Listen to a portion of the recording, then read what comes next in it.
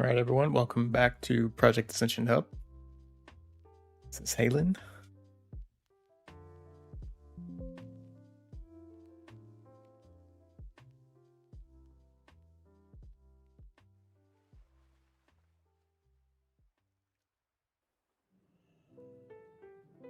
Again, welcome back, everyone, to Conquest of Azeroth. We're still leveling the Cultist, and today I wanted to do something a little bit different. I'm going to try out the Godblade spec, kind of like what we did yesterday with the Corruption spec. We're gonna kind of go through it together and learn the ins and outs of playing it. I have already kind of gone through and put some talent points in. And looks like I get another level since then. So where are we going to put this in our, probably the tentacle duration one? Oh no, Gaze of Cthulhu Eldritch Command one, because that's something we'd actually use on the spec, I think. Oh, wait, I'm still on the wrong spec. One moment.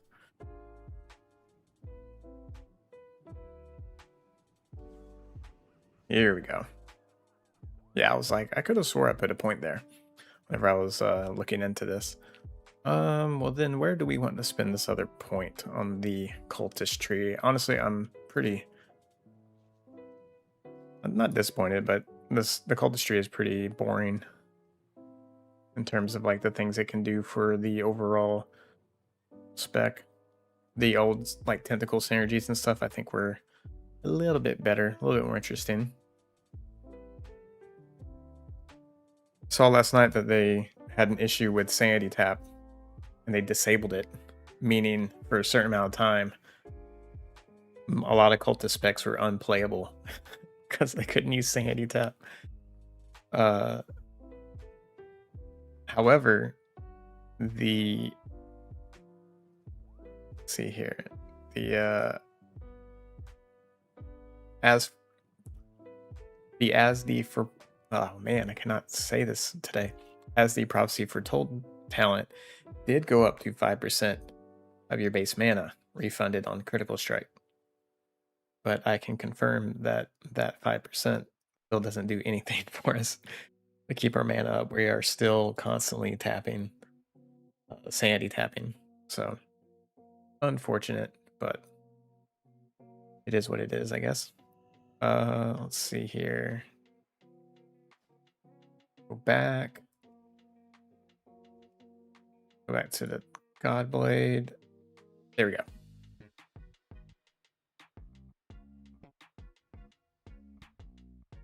I guess the mana cost of presences, in case you want to be swapping those. Take the movement speed one, I guess. Like, none of these are really that. I guess we'll do Sermon of Dread if we want to be a helpful DPSer.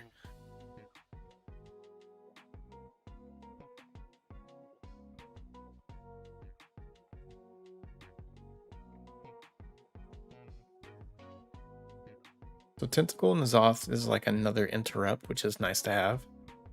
We could also just take critical strikes of Tentacles, which I think is something we'll be using. Oh, Insanity.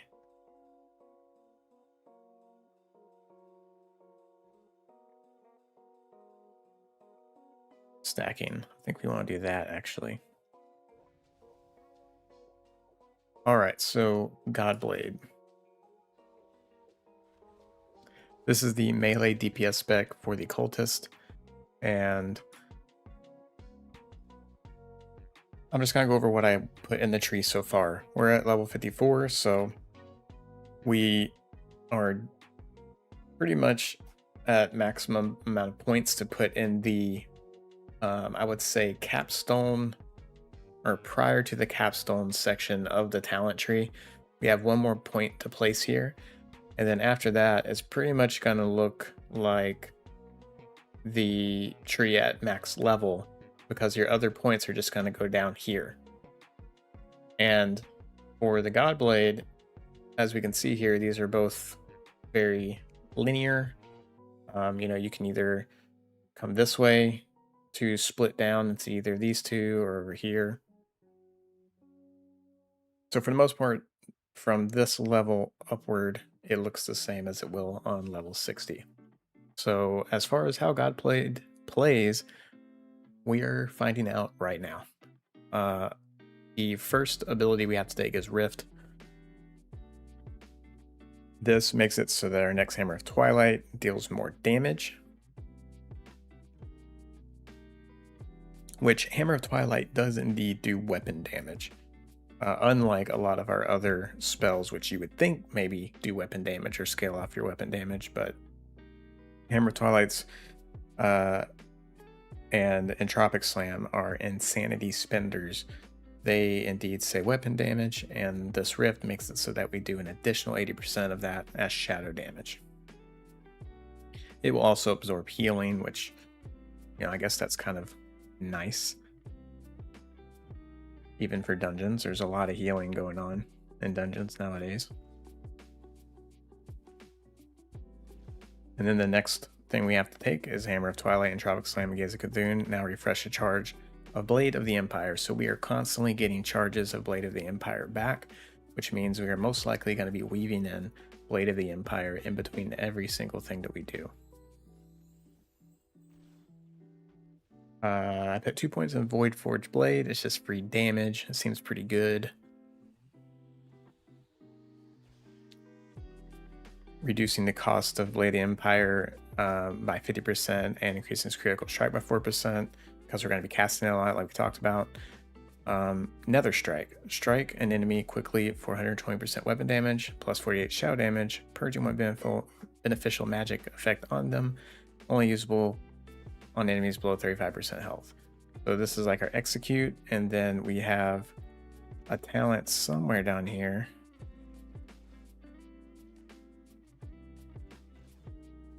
Let's just search for Nether Strike.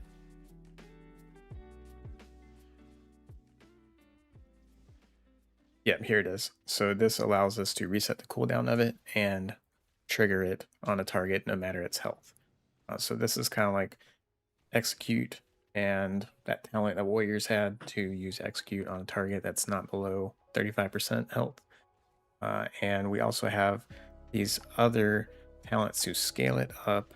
This one I just took. For every stack of insanity, we increase the critical damage of another strike by 1%. Is it always critical strike? No. But we also have this, that we increase the critical strike chance by 10% if we're above 60 insanity.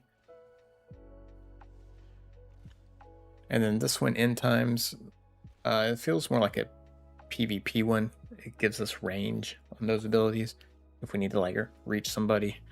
I don't think we really need this in PvE right now. But yeah, that's it there. So this Nether Strike is going to be like a hard hitting ability that we can use that procs every now and then. Otherwise, I think the name of the game is going to be kind of like Corruption, where we stay above 60 insanity. I don't think we want to be hitting 100 insanity. So here's our passives. Oh yeah, Gaze of Cthulhu is also going to be in our rotation. It gains more damage and healing here.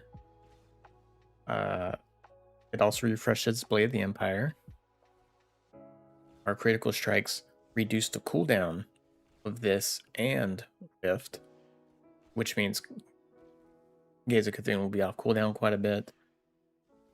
We took Abyssal Cleave. It hits more targets. And it has increased critical strike chance. So I pretty much took all the talents with Gaze of Cthulhu because it's a cleaving ability. It hits more than one target. And we're doing dungeons. That is highly desirable. Our level 20 passive, while above 40 insanity, our melee attacks abilities trigger Shadow of the Void, which gives us back mana and increases our shadow damage. Very nice. critical strikes with the Hammer of Twilight now refund 20 insanity, which means that's half of its cost. That's really cool. Level 40 passive increases your shadow spell damage by 50% of your strength and your spell hit chance by 5% of your strength. And then Blessing of N'Zoth, our attack power gets increased by 100% of our intellect. So as far as gear goes, I really think we could probably use the same gear set for almost everything, except for, tank, because we want some tanking stats. And okay, when I say almost everything, I guess what I mean is Heretic and Godblade could probably use the same gear set. Besides the set bonuses for said gear. Because this intellect, we definitely want strength intellect. We want crit, which is the same thing we want Heretic. So yeah, I think pretty much the same stuff. And I am slowly but surely transitioning all my gear from like the spell power gear to strength gear. Let's see. I started making. Let's go ahead and save this. Equip this. I started making different gear sets. I also saved up like 10 dungeon spoils so far. Let's see, is this better? Yeah, this is better. 30 attack power, 5 strength. Let's equip that I crafted. I think this weapon is better. Let's see. Don't think that fireball is going to make that big of a difference. Okay, no. This weapon that I have for Heretic is still way better. And this should be better. This breastplate. Just more strength. Yeah, 266. All right, let's open up some caches. See if we can get anything good.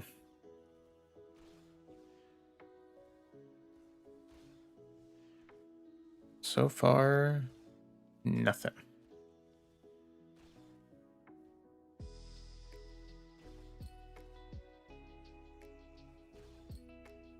Oh, that's a good one. All right, that's a very good upgrade. On the neck piece.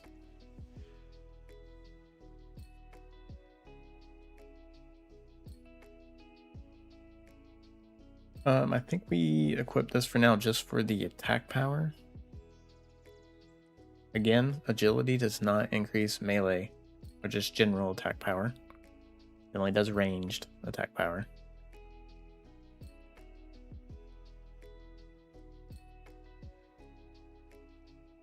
Alright. We'll keep this for the tank set. We'll move this on here. It stays in our Heretic. And then we'll sell the rest. Go ahead and save the stuff we have on right now. Also, just do some crafting. Got a thorium belt. Yeah, most things are switched over to strength. Our gloves could be replaced. Strength and attack power.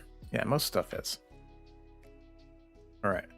So, let's go over to our abilities. Make sure we have everything learned. Okay. Let's come in here to Godblade. We have Rift on our bars. We have that.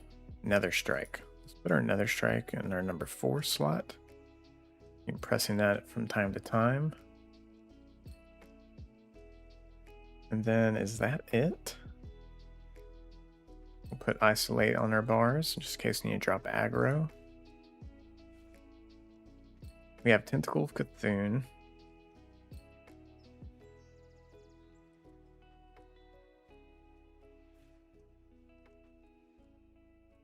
We'll put Sermon of Dread down here. Oh, we already have it. All right, cool.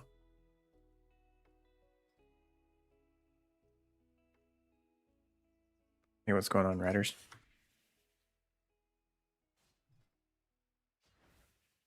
I guess I'll go over these other ones really quick. This one's cool. Shadow Strikes, which synergizes with Void Forged Edge. We have a 30% chance for our next auto attack to hit twice. That's on Blade of the Empire. So like I said, we really want to be weaving in Blade of the Empire. Double duration of Shadow of the Void. Shadow of the Void is the mana and shadow damage buff. Duration of presence from the Zoth and presence of Isharj. The Zoth is the tentacle one, which I think we might turn on. I think we might be doing that one. We'll have to do some testing on damage.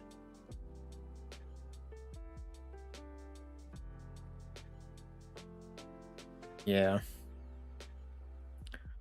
Some places really struggled this year. Not bad. Chill morning.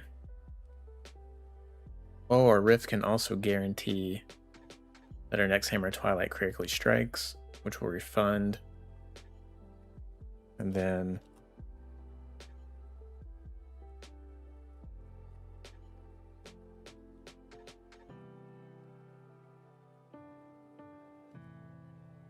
Touch of the Void seems like a good one too that we could potentially take later. Yeah, there's actually some pretty good talents here that are like real decisions. If we are a single target in a raid, we definitely wouldn't be taking Abyssal Cleave. Maybe even this duration one is kind of overblown because presences, they proc pretty easily. And then we'd reallocate those points into things like Void Forge Edge and get this like melee haste and stuff, which seems cool.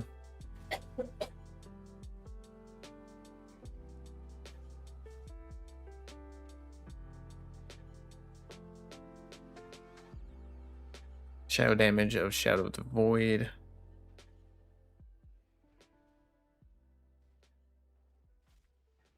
So it takes it up to 20% bonus damage.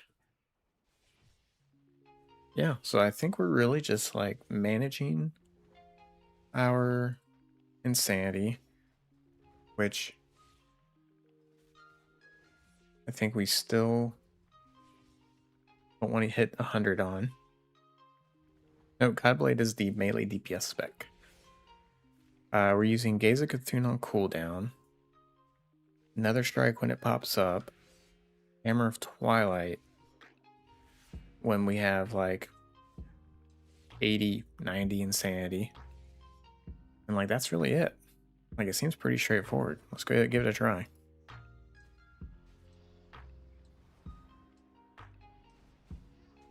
Rift. Get the automatic crit on Hammer.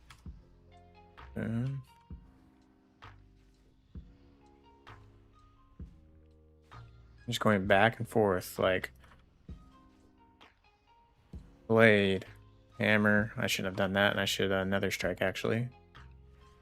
Oh, Nether Strike hits hard. Blade, Hammer, Nether Strike, Blade, Gaze, Hammer. I could have done another Blade in between that.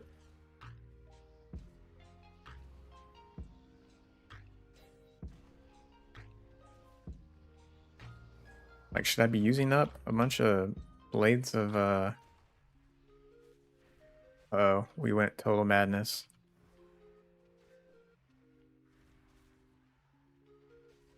See a lot of crits.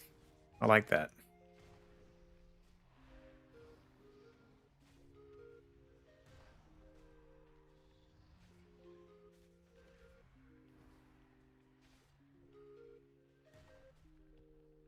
I thought the Nether Strike was supposed to reset its cooldown whenever that proc too.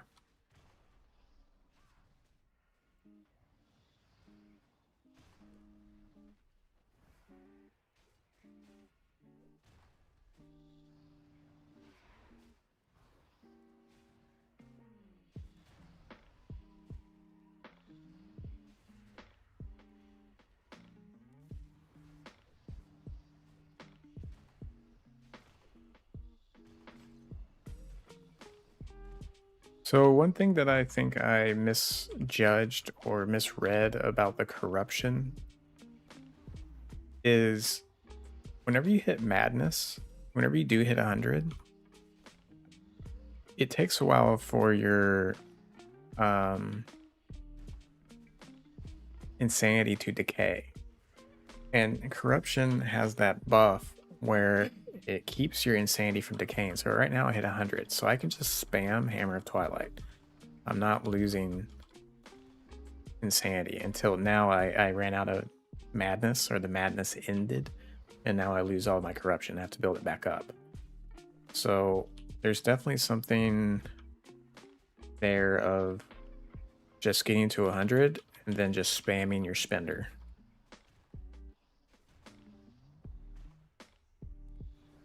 So I think that buff that corruption gets could potentially allow you just to sit there with 100 corruption. And the downside of it is that you take 50% more damage, which is a lot. I wonder if the play here on the single target is just to get to 100 and spam your spender. And then just build it up. Like I'm using up all my Way of the Empire charges. Now I'm up at 100. I'll just spam this.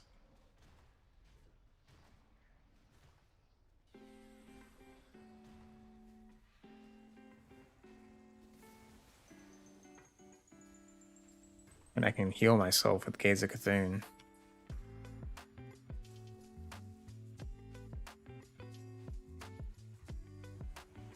I should probably bind Rift a Hammer of Twilight.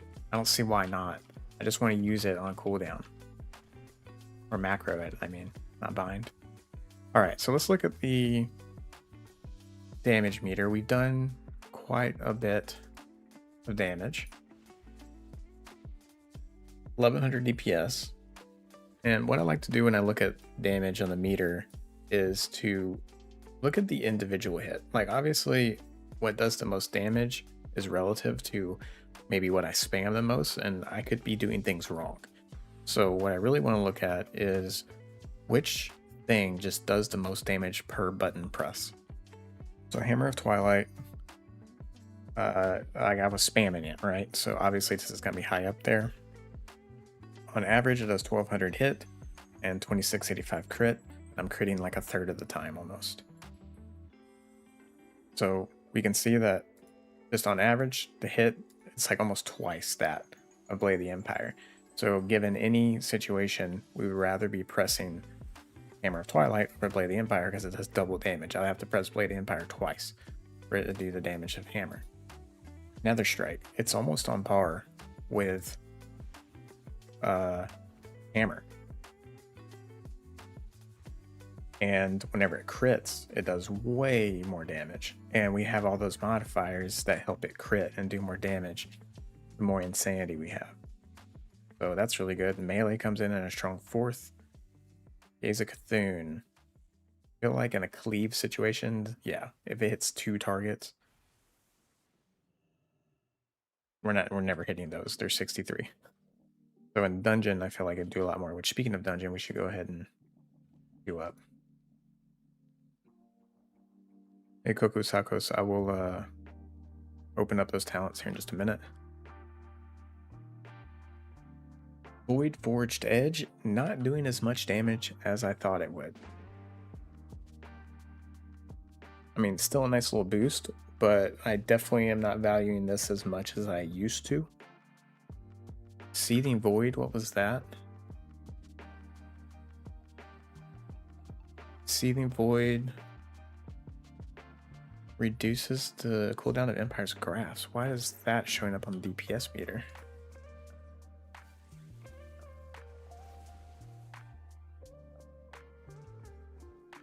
Weird. I wonder if the hits are like categorized differently or something. And that's the trinket. Interesting.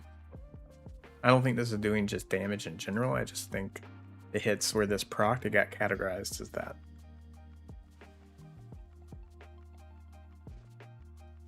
Alright, let's see if we can... Yeah, I'll go ahead and show you those talents though.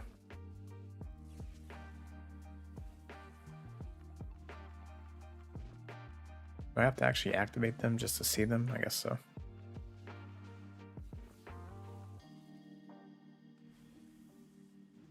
No macro, but this build or this spec, it seems like it's very, it could be macroable. I think it's very possible because it's just like Cthulhu, Blade, Blade, Cthulhu, Blade, Nether Strike or something. I mean, you have two buttons, Hammer and Nether Strike, that you'd want to use otherwise. Whoever was asking for the Heretic talents, this is what I'm rolling with right now. I will say I'm kind of not really crazy about Dark Confusion right now. Doing dungeons, it's nice. And obviously it's like 100% effective heal because it only heals whenever someone takes damage, so that's nice. But I've been actually finding situations where I use Dark Veil, where you teleport to your tank, and this 50% faster channeling, so you teleport in 2.5 seconds versus 5 seconds, seems useful in some situations. Even Dark Reservoir probably is more useful than Dark Confusion right now, even though it's a cool spell, and I will definitely be using it in raids. But yeah, whoever asked for the talents, there it is. Make sure you take a screenshot. If not, you can check out the video. It's on the channel. But I don't go that far down the tree because I didn't have that many points yet. All right, back to Godblade. We are queued up, waiting on dungeon. Let's put stuff back on our bars.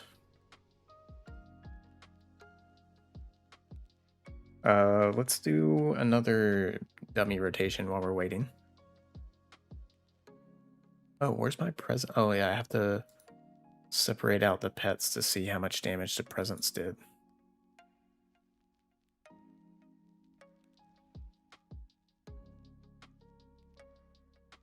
Which ones are the back tentacles? I'm gonna guess the Eldritch ones are the back tentacles because they have melee.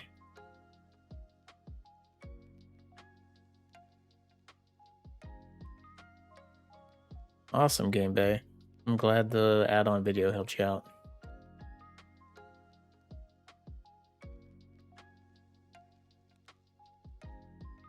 Am I missing anything else?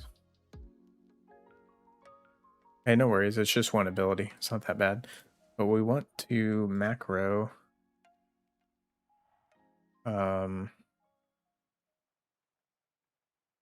Just copy this one.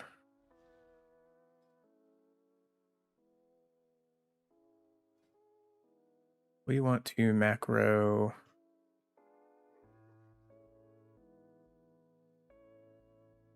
Let's see, this is Hammer. To Hammer of Twilight.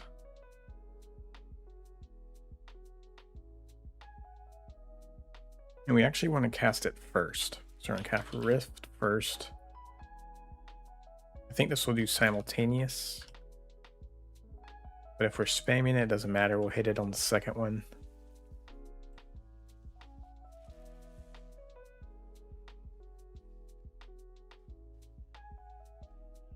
All right, let's try that out.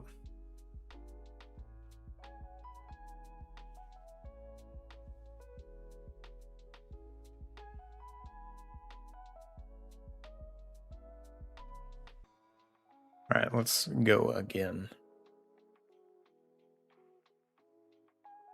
This time, let's try the haste one. Oh, never mind.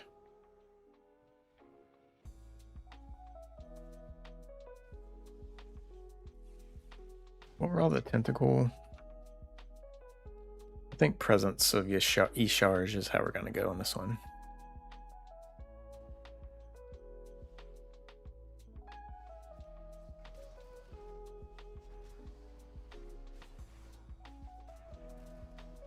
So this time, boom. I'm just gonna, I did it too early. I was about to say, I'm gonna spam the AoE ability.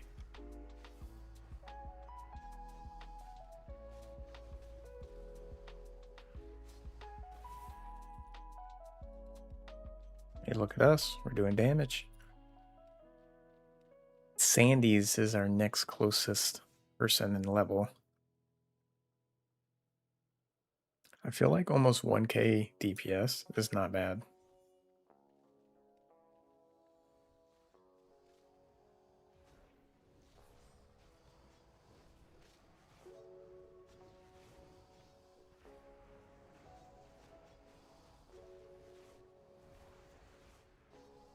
Takes a while to build up the Oh man, they really passed me up there. Okay, I need to get better, apparently. I don't think in a dungeon situation it's worth building up to 100. It's pretty good burst though.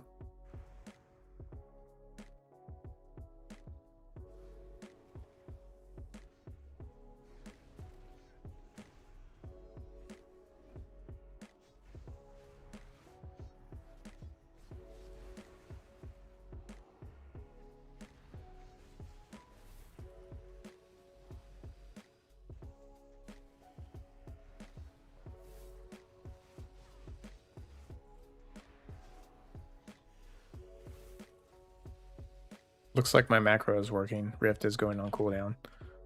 Why? Oh, Rift is active and I didn't use it. Whoops.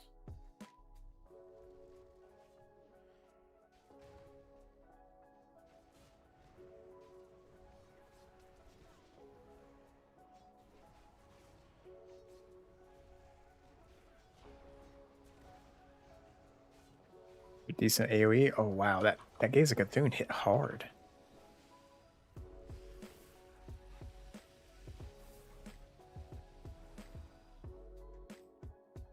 $1.5k DPS so far.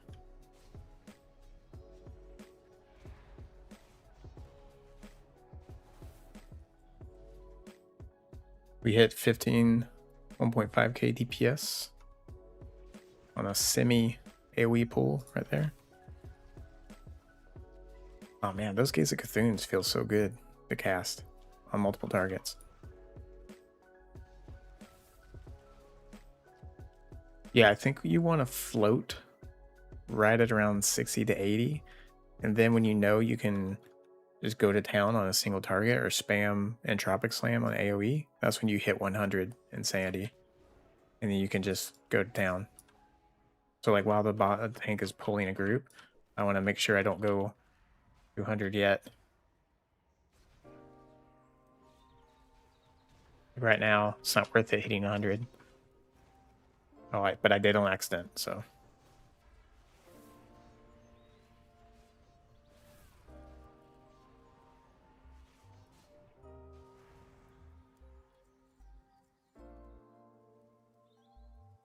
Okay, so we're sitting around like 1.2, 1.4k DPS right now.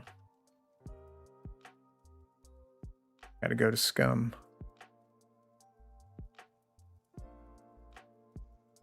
Over here, over here.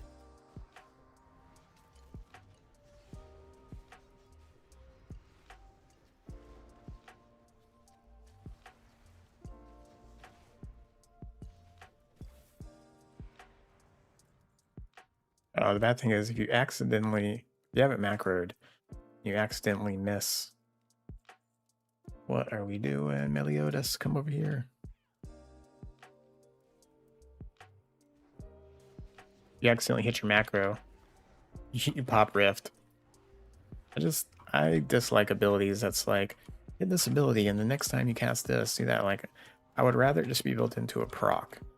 Like, let me play normal, and if some criteria is met, then give me the bonus to like crit with something or, you know, do something like that.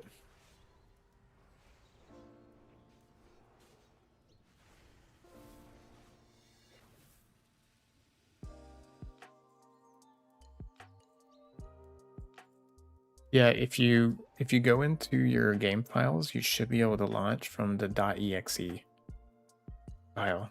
That's usually the workaround.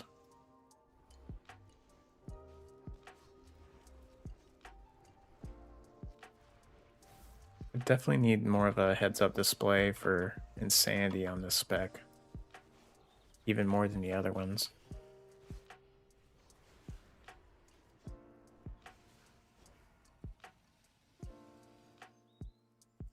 That's why I don't use that tentacle right there.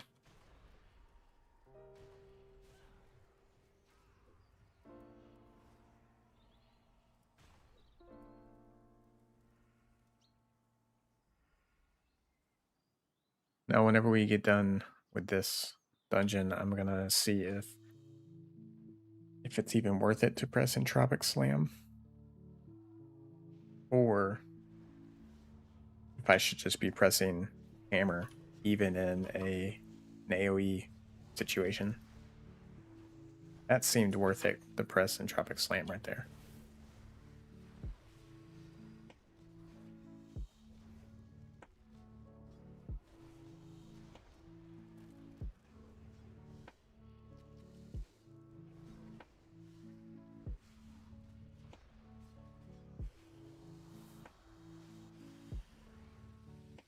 $1.7K on that pull.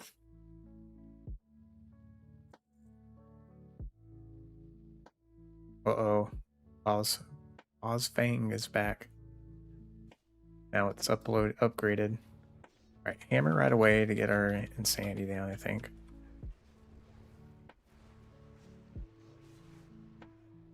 Slep in his trail. That's not good.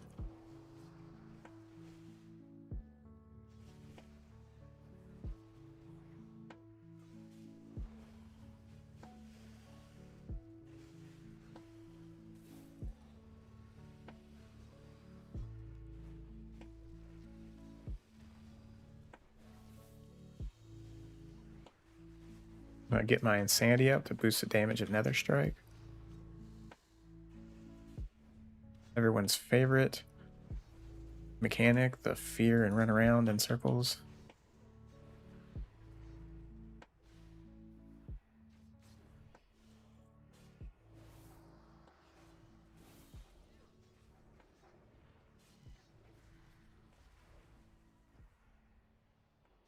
Don't know why this boss is moving so much. I mean, I know why, because the person who has aggro is moving a lot.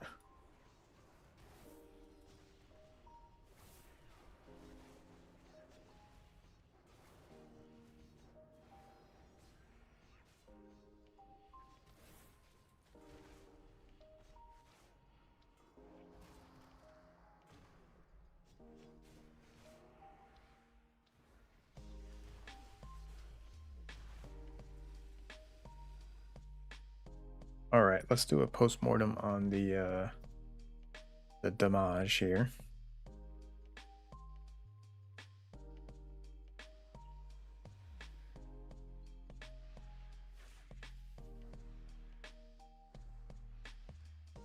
All right, so Entropic Slam, on average, it did 1,000 damage per hit on the enemies.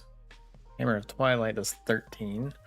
So yeah, as long as we have a couple enemies, I think it kind of works out that way on every spec that would want to cast Entropic Slam. As long as you have 2 targets, it's on average going to do more damage. However, to make it worth the cost of insanity, it's probably best to press it on 3 targets.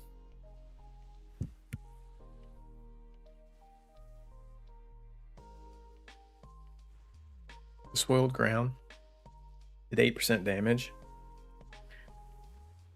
It's really hard to quantify how much the haste would have done,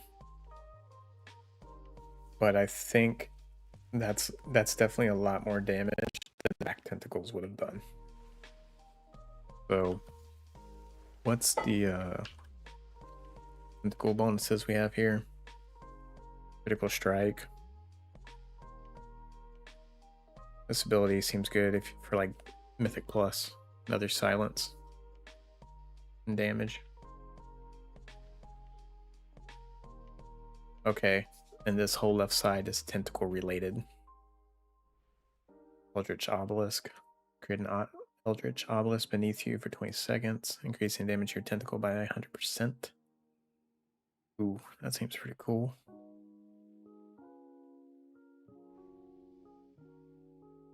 Effectiveness. So increases it by 125%. That's neat. Does seem like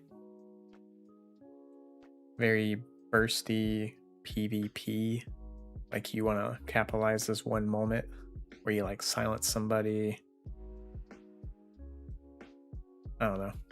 This seems like something you'd want to use in a PvP environment and not something that's going to be like your nice PvE rotation and like a lot of damage. Shadow of the Void, critical damage.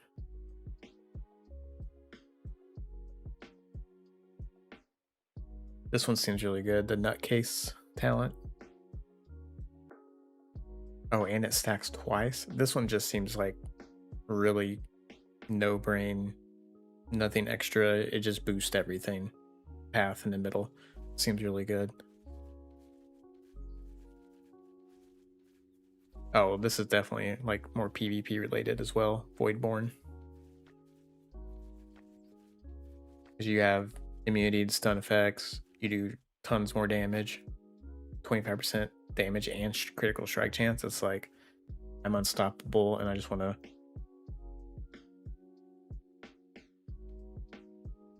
chase somebody down and obliterate them. Research still down. What's research? Oh, let's queue up again.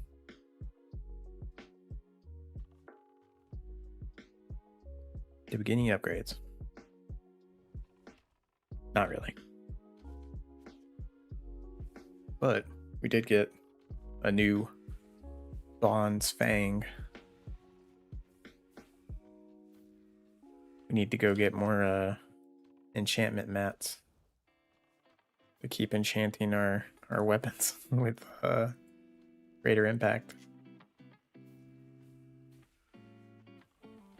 It's like such a marginal upgrade, but I want to do it anyways. Like the weapon itself, I mean.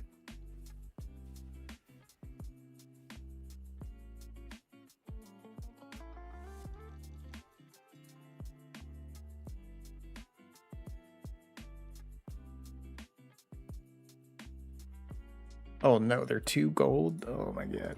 We're doing it.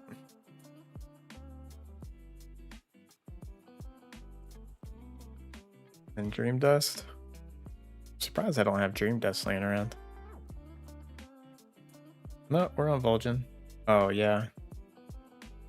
Rexar on fire. Oh, okay. Well, Rexar hasn't had many issues at all, I don't think, so. I recall earlier this week that something was going on in Vol'jin, but Rexar was protected.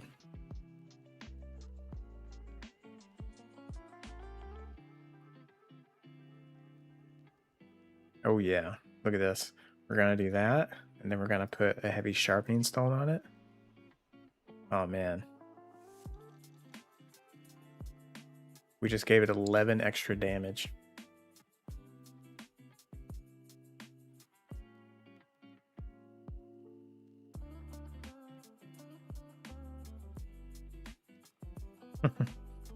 So is Rexar...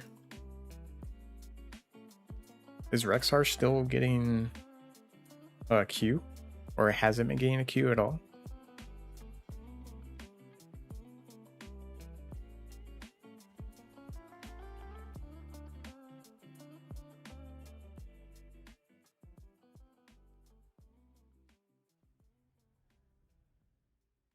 Alright, what I was going to do before I went to that dungeon is compare like Presence of Cthulhu and not in Yogg-Saron on like single target.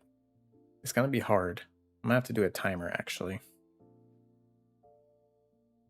I'm going to have to do a timer so that I'm getting like similar amounts of, or the same window of auto attack time.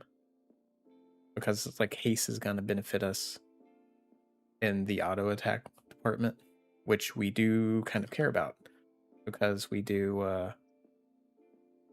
passive like shadow damage thanks to things like shadow strikes. Avoid forge edge. Oh yeah, Gaze of Cthulhu. What was our Gaze of Cthulhu damage? Wow, it was number 1.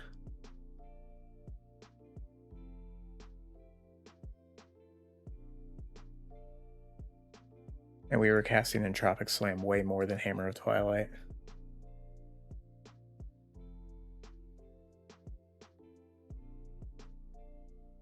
Well, Bob plays WoW. Stick around because we are playing it now. We're in queue. There was a queue before I started stream as well. Took me a minute to get in. It was only like 2,600.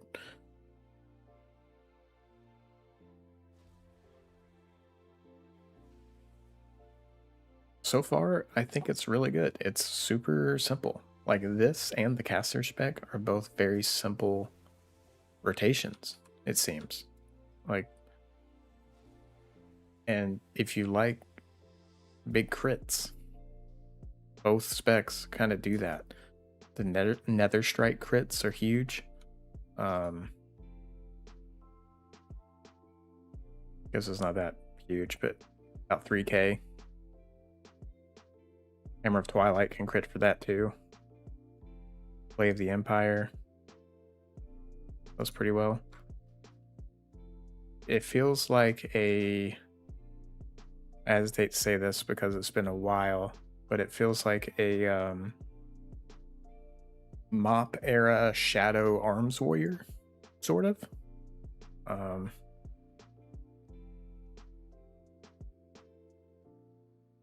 That was a long time ago, so I might be misremembering something.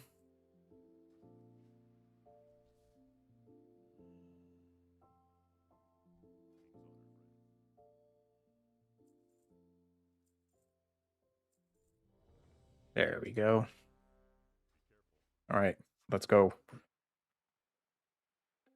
Oh man, is this the Rexar refugee waiting room?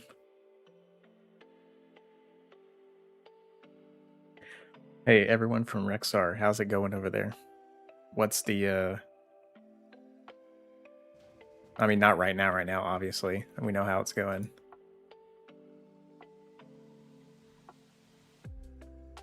But like, what's the population been like? Everything going good?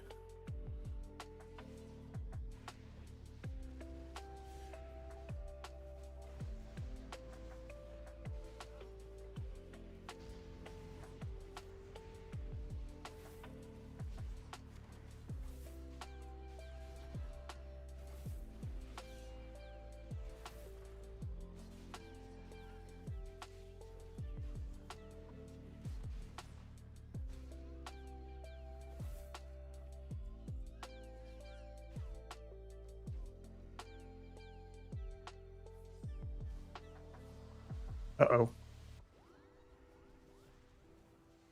So you gather them up. We'll hit 100, and then we'll spam Entropic Slam. And I'll zoom in until I can eventually get through the environment.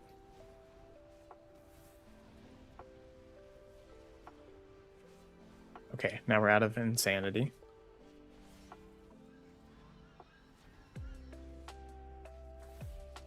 I will say, though, no mana issues. That is nice.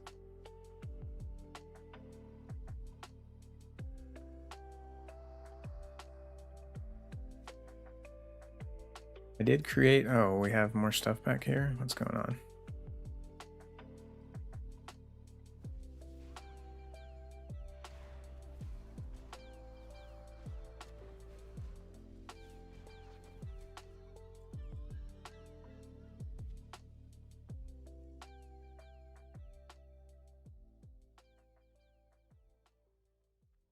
Do create a character on Rexar, though, even if you're not playing on it, and go get your your chest. You also get a chest over there. And then, you know, inevitably when they combine, the whole ascension doesn't get shut down first. You know, you'll have that. Right? I'm not crazy. I got one on my other character. I'm almost certain of it.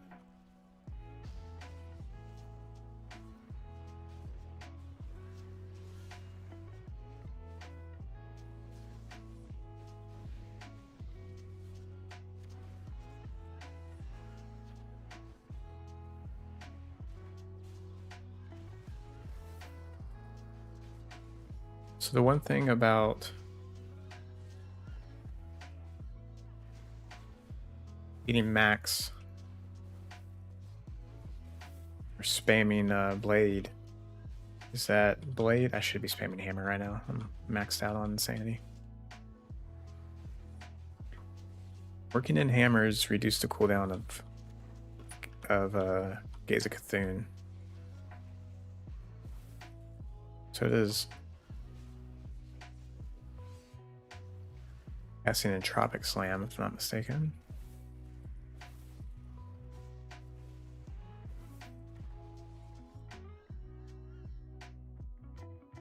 It's actually a pretty good. Anyone need this?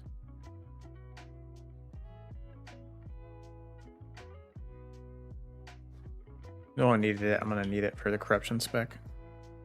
Pretty decent numbers, pretty decent stats.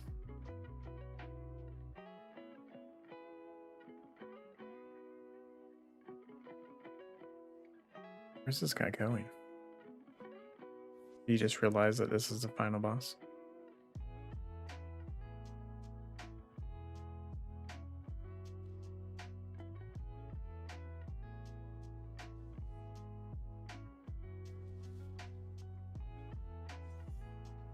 I'm not sure about those specs, but I know a lot of people are being night enjoyers right now.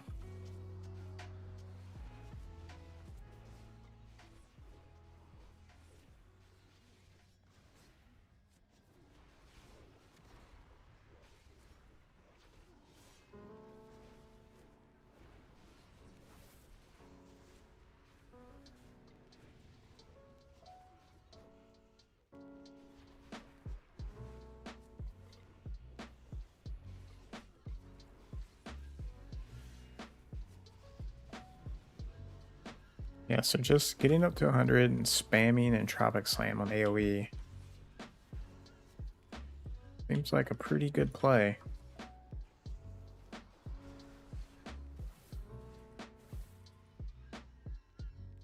And 2k DPS on that pull, and I have to imagine on single target you almost did the same thing. Just go up to 100 insanity, spam Hammer of Twilight. Once you're done, you're gonna have full Blade of the Empires because you get them back.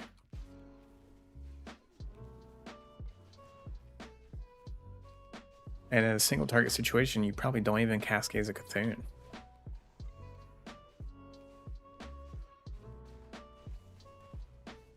Dude, Guardians have been the easiest tank to heal for me. I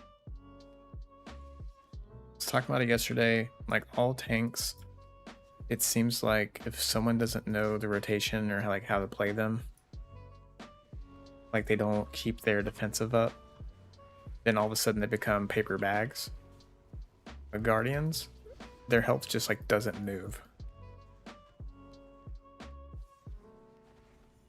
whenever they're being played correctly.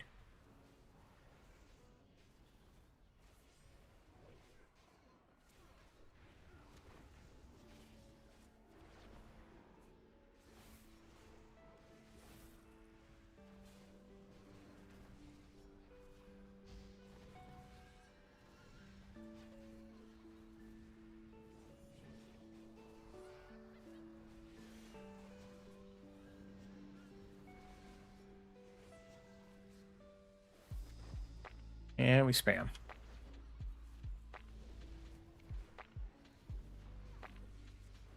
Spam Entropic Slam, reset Gaze of Cthulhu, cast Gaze of Cthulhu. Build up Insanity, hit 100, repeat. So at least part of our rotation is casting Gaze of Cthulhu, which heals us from taking 50% extra damage. Is it worth the cast? Ooh, I think it's worth to cast another strike if it goes off while you have 100. Because you get that extra crit damage. Oh man, that's got to be so fun. Single target like in a raid. Just spamming hammer. And getting those nether strike procs and having 100 insanity. Nice little line of sight spot we got here.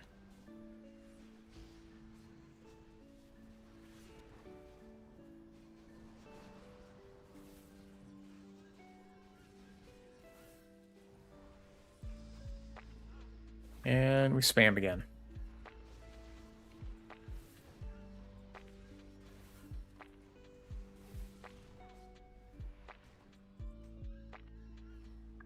Okay, I think I figured it out.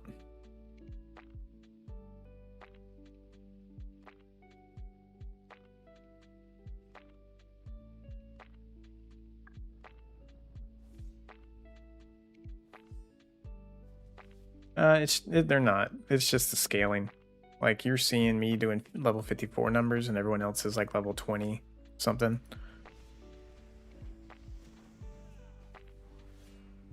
So don't give them too much flack.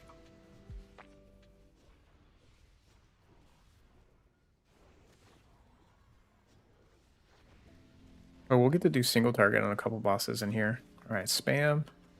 Here's a Cthulhu reset. Spam. Bam. Another strike. Here's a Cthulhu. Another strike. Another strike. Doesn't do anything because I didn't have hardly any insanity.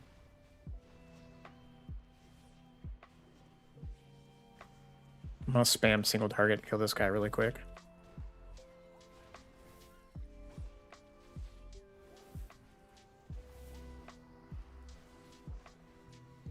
I feel like sometimes I'm pressing Nether Strike and no numbers pop up.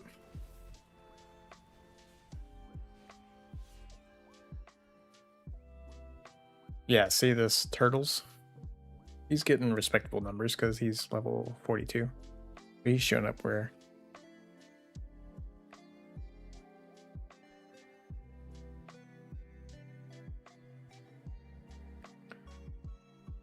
Rexar's up. Go, go, go.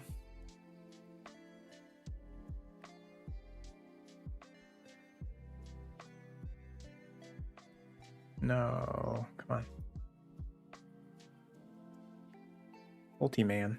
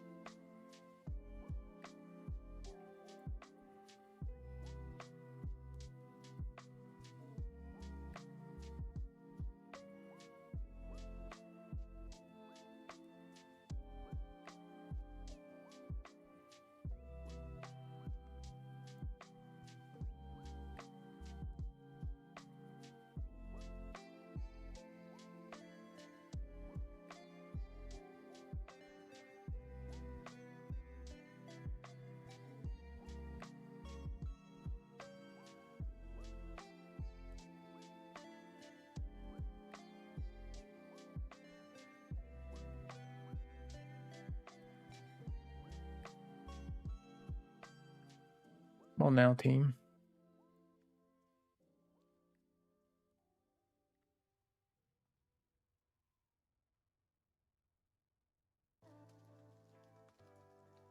Got one of those full clear Andy tanks.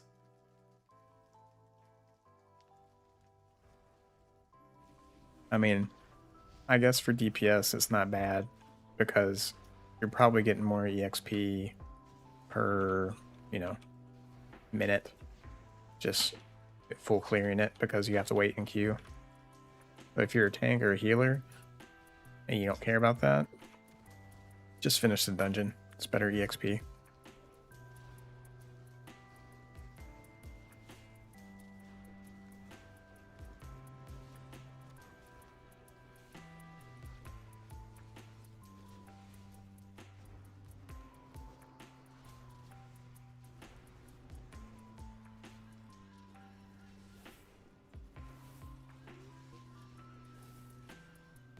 All right, perfect.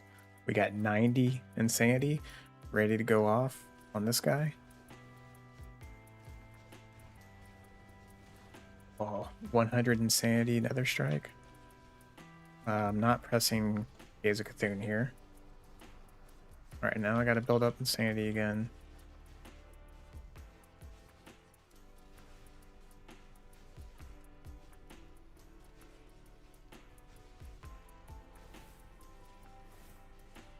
Should have pressed Nether Strike there. I missed it a couple times, I think. But that was almost a 1k single target. That's pretty decent for level 54, I think, and pretty suboptimal gear.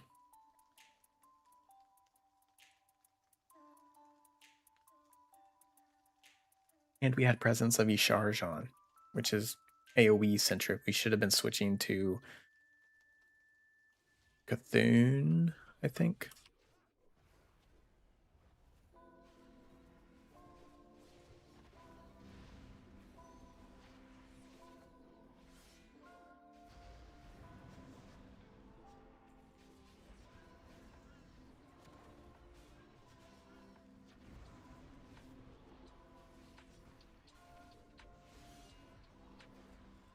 By the way, on single target, in order to keep our blade charges up, we should be casting Gaze of Cthulhu, because otherwise you're going to be stuck waiting on the cooldown and have to use a hammer, which loses insanity. So if you're trying to get up to that 100 insanity, should be casting that.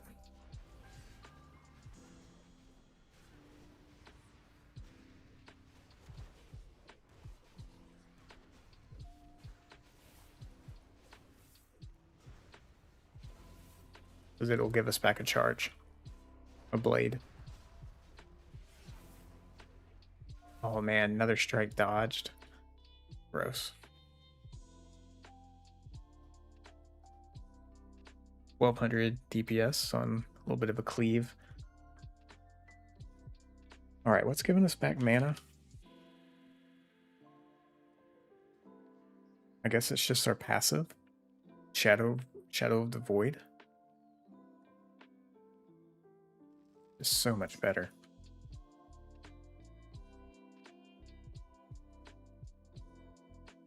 I just don't think that mana management should be like a mini game that healers have to play. I mean, I know it's like, what else are they gonna do, but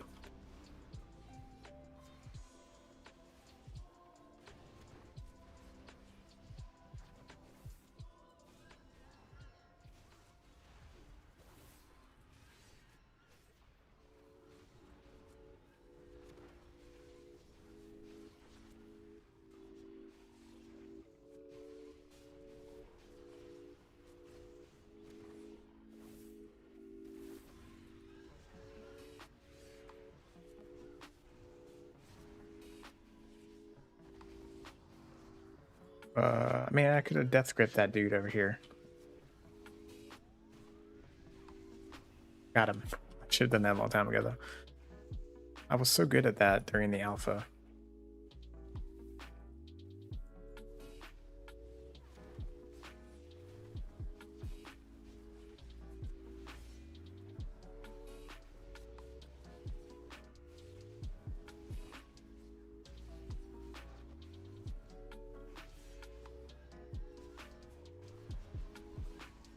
We'll save the stacks if we get up here to this boss.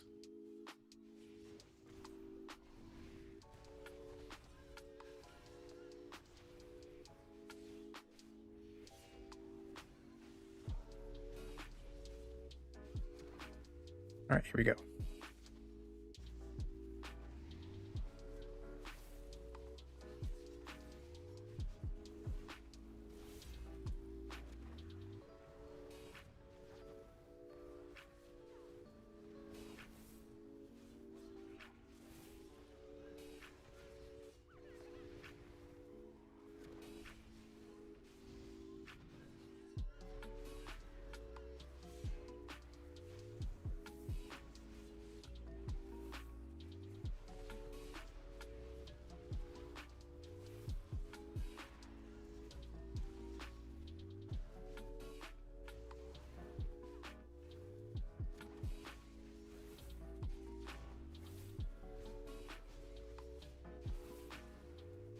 Oh, should have pushed up to 100 there.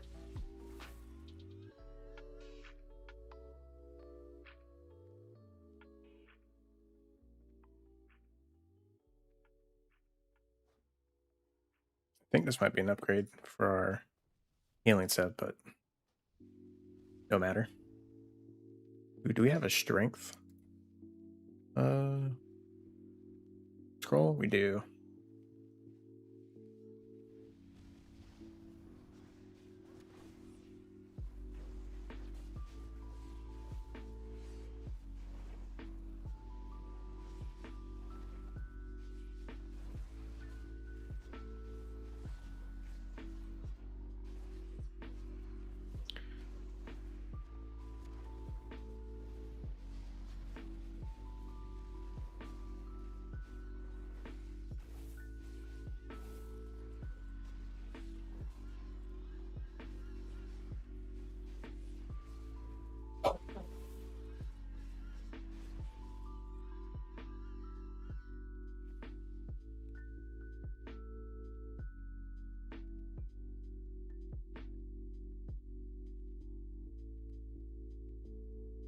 Is it worth to run all cloth pieces in dungeon if that's all I have in time?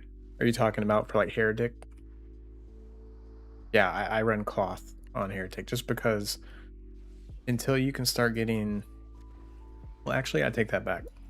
I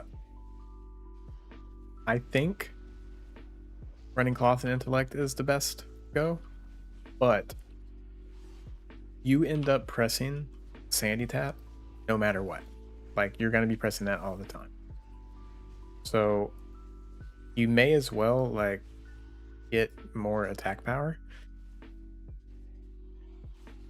So if you get just strength attack power gear, I think that's also fine because our most effective healing comes from the Blade of the Empire heal. The name's escaping me right now. Can't remember what it was called, but that's like the smart heal. It heals the lowest health person, so it's always going to hit that. And then our Black Blood also scales more from attack power than it does from spell power. So the damage component of that Blade of the Empire heal and the Black Blood scaling, we all get just better bonuses from attack power. So technically, we are better healers when we do more attack power. Now at max level, when we can do both intellect and strength on gear, I think that would be a different story because we get those bonuses from stacking intellect with the spell crit. We get like 3 times our spell crit and attack power. So if we're able to get strength, intellect, crit, and attack power on gear, then that's what we'll do.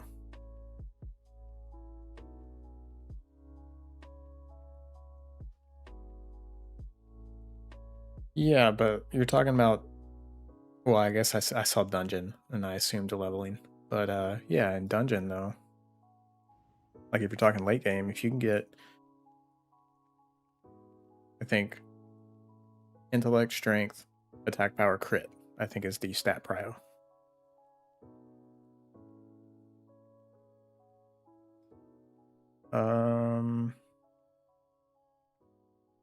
One strength equals 1 int?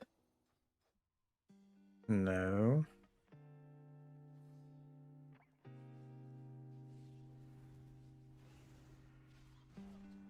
Can you clarify that a little bit, what you're trying to say? We don't get strength turns into int. That's what you're, at least I have not seen that unless it's on the tank. If it's the tank, I think they have some conversion. That's nice.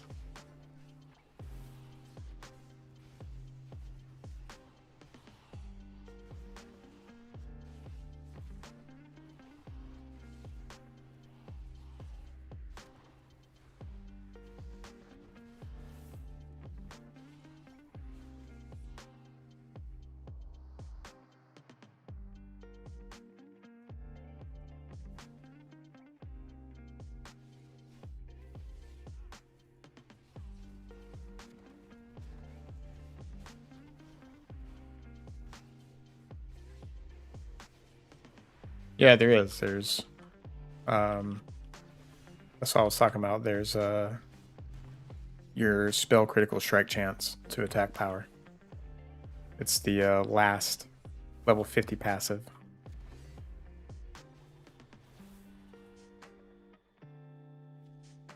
But if there's another one you're talking about, let me know. If I've missed it, then it would be a pretty big one that I missed.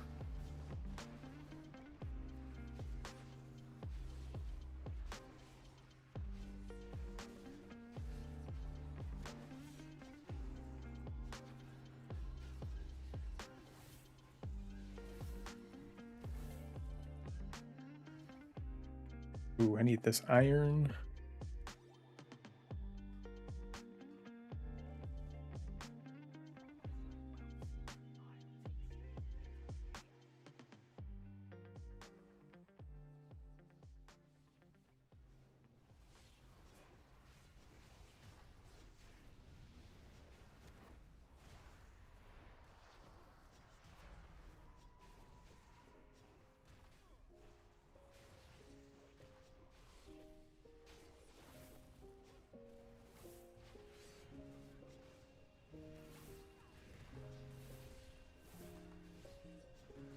Ooh, that was a big nether strike there at the end. Nice.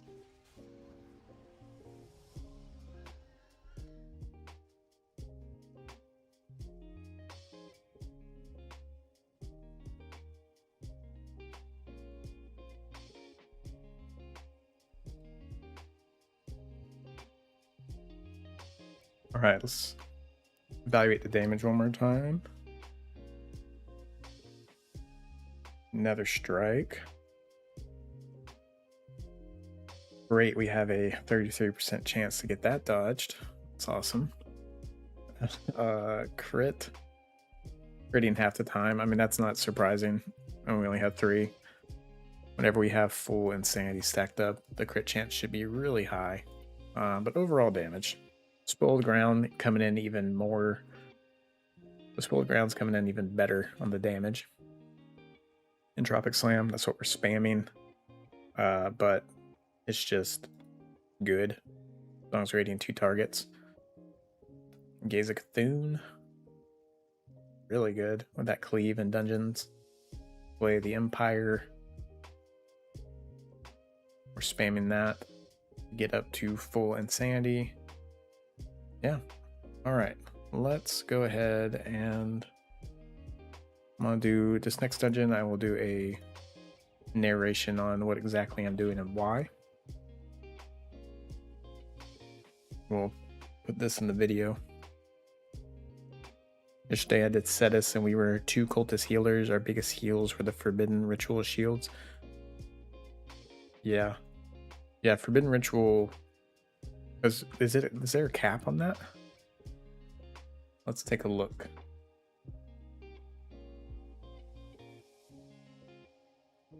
Alright, if y'all are not using this, it should be, because it's the most up-to-date. It's Ascension.gg, blah blah blah blah blah, COA builder. It should be in the Discord. Where's Ritual? It's over here, I think. Red is Forbidden Ritual. Yeah, it's a shield on all party members.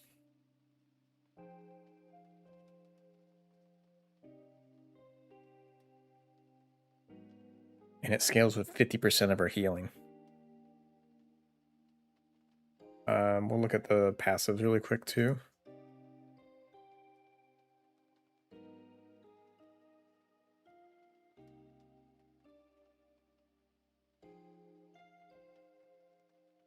Yeah, so the Blessing of Yogg-Saron.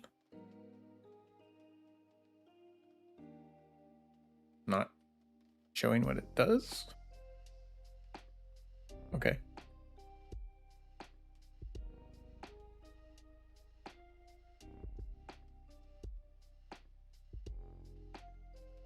I need to fix this thing. It's kind of janky. Savage, did you go with, are you in Academy? I know they did a couple runs yesterday, at least one.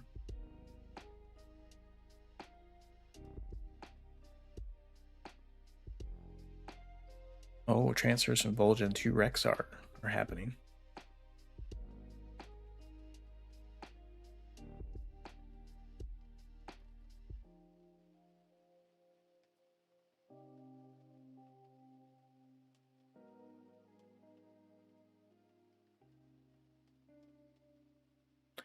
I guess the tooltips just don't even work. As a pug. Gotcha. What is going on? This one has tooltip. These do not. It's because it's not connected. Alright, well. In the normal world, this works.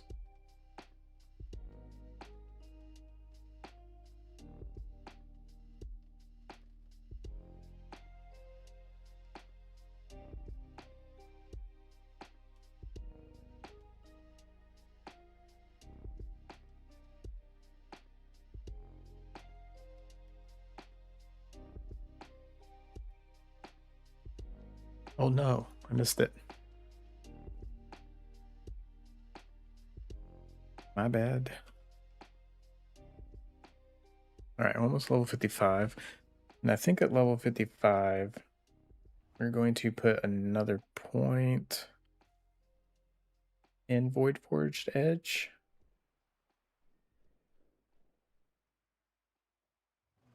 Oh, or Hysterical Momentum. I think Touch the Void is definitely good to use in single target because our spell damage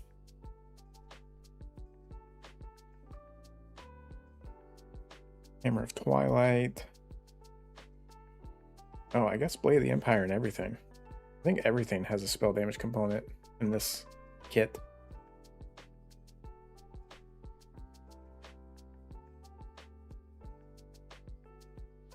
Probably Knight of Zoroth.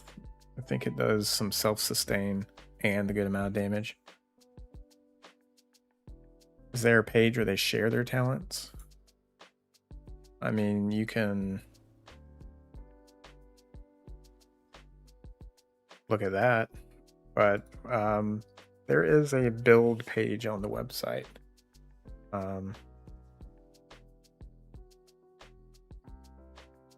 So if we go to, well, I guess it's the database. Whoops. Go to guides. People have been making guides on here for a while. Mine's the only cultist guide, and it's been there for a long time. Did I miss it again? No, I didn't.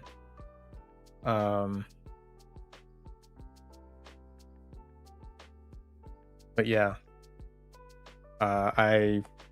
eventually I will redo this guide and update it.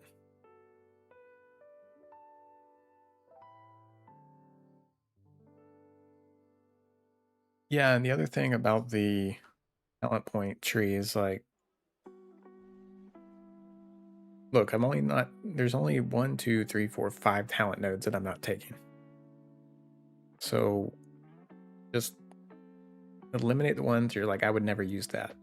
Or do what I have been doing with the damage recaps. You know, I do a dungeon, I come in here, I look at my overall data, and I'm like, all right, what's doing the most damage? But also look at the individual hits. Like Entropic Slam is AoE, right? It costs a lot of insanity to cast. It only does 895 on average per hit, as opposed to Hammer of Twilight. It does about 50% more damage. But if I'm always casting this on groups of 3, 4 or more ads, then it's doing a lot more damage, so I would much rather be pressing that. Same thing with Gaze of Cthulhu. Like, I could easily just not press this button, but there's so few counts on here, and it's my number 2 damage dealer. Like, Blade of the Empire is cast this many times. That's actually a lot. Press that button 233 times. Nepal, what are you asking to copy paste? The link to my guide, my old guide?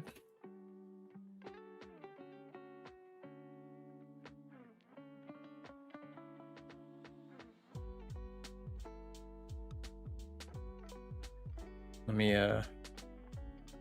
don't have my own stream up, so let me pull that up, I guess. And I will post it for you.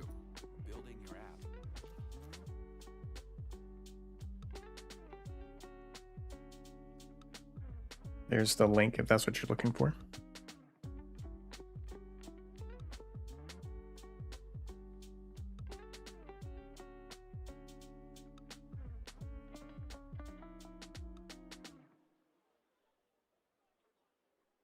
Just posted the link there. Yeah, no problem. If you haven't already given that thumbs up a click, would appreciate it. Can I tell you the tip for cultists no one knows about? What's that? Press sanity tap on heretic. We need to go get some thick leather.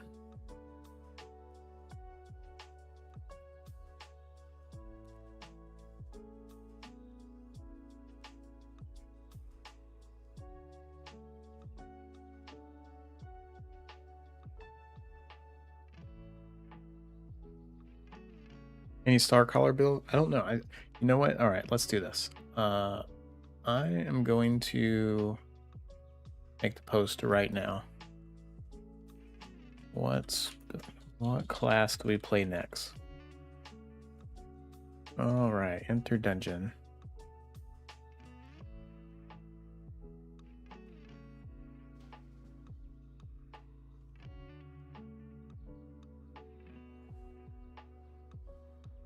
Yeah, it's not a bad idea. I had to get a. Well, Ryan, since you seem to play the class and you think about these things, is the play normally just to get to 100 insanity and then spam one of your insanity spenders while you're capped? Is that normally the play?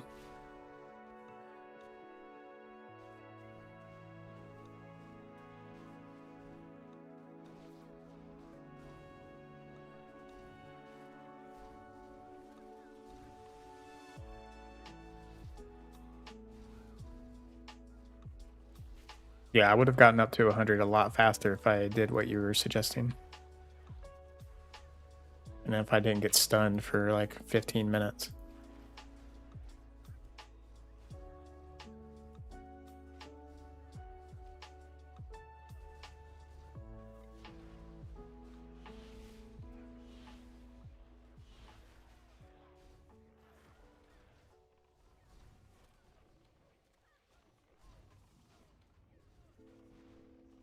If you have a healer. I mean, you're assuming that I play PvP or something, it sounds like.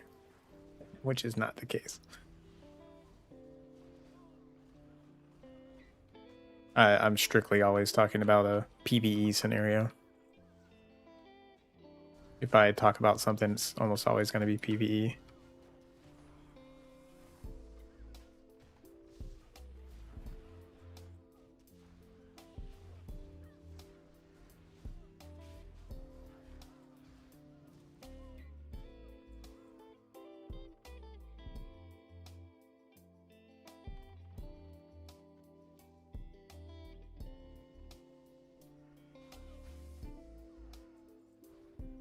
Yeah, I'm really trying to make sure I'm always hitting Nether Strike whenever I'm at like high insanity to get that insane crit chance and damage.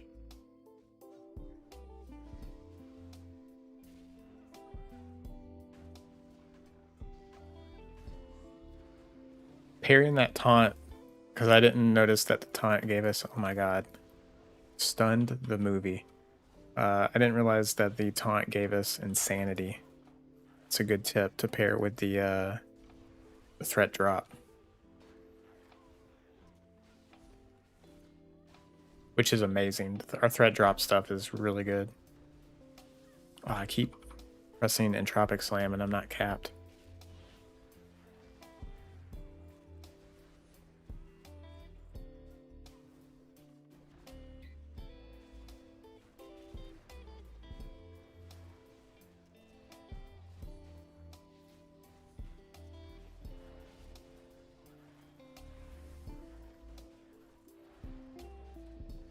I just accidentally hit Entropic Slam and lost all my insanity before I didn't lose track. I'm actually really liking Godblade.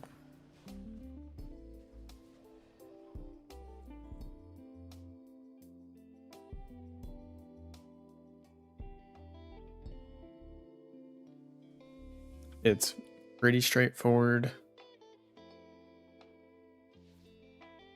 I think if you like an arms warrior, you would like Godblade. Oh my goodness, the stun and fear is getting really annoying right now in these dungeons.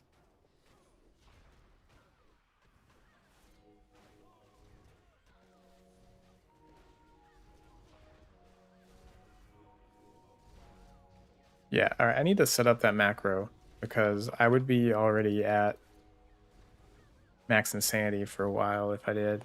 But like right here, ooh, 3,500 is still pretty good. But I think if I have like more than 3 targets, I'm not pressing another strike right now. I'd rather just press an Entropic Slam. There's like 4 targets or more. Right now it's not a bad idea.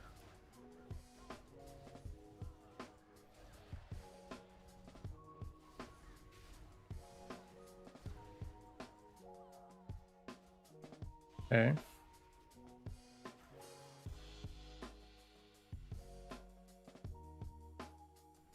Tentacle healing at my level with the talents that I have, it is not that great. I don't think I've gone full like specking and setting myself up to do as much tentacle healing as possible because when leveling dungeons, I don't like to drop the damage tentacle because it will inevitably aggro something. And I just don't want to deal with that.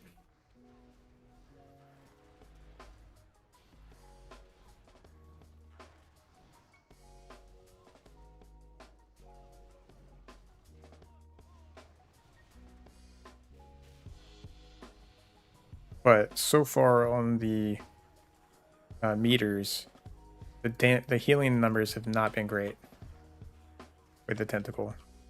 Not like alpha healing numbers.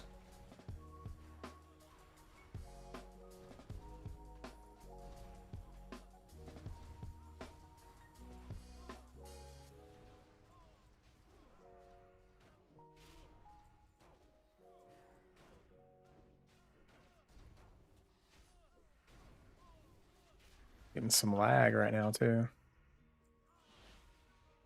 Okay. Took a minute. I'll have that one. All right, cool.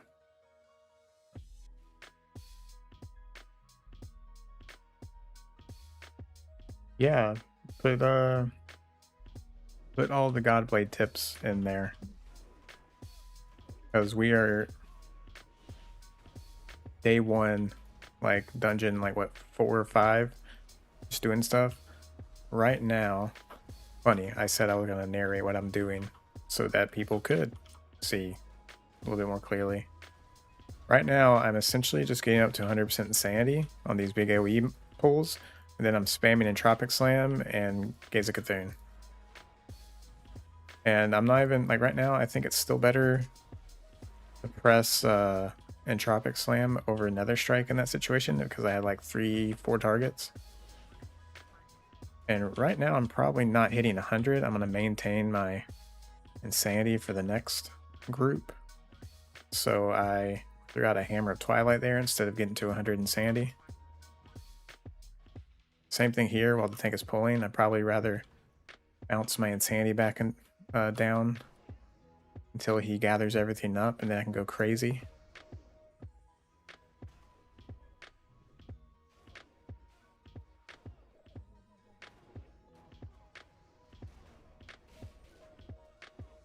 And now we go crazy. Where's the tank? Where's the tank? Bro, where is he at? Okay.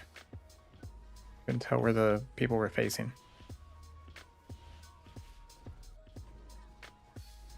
Keeps moving around, I think. Oh, we have a teleporting tank situation. I think they're lagging.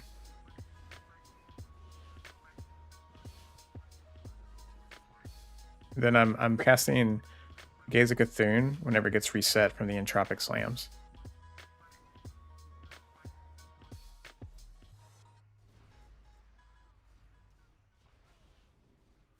Because I am spec'd into like 2 extra targets and damage crit on Gaze of Cthulhu. And then now I will cast Hammer.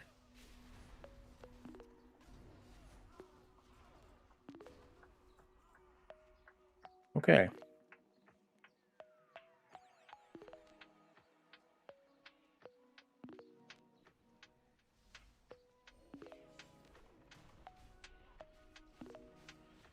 Then on single target, I was doing the same thing essentially, getting up to 100 and then just like going to town, but with Hammer instead.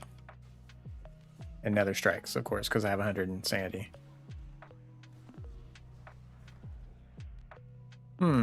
That hasn't killed me in previous encounters, but apparently in this one it will.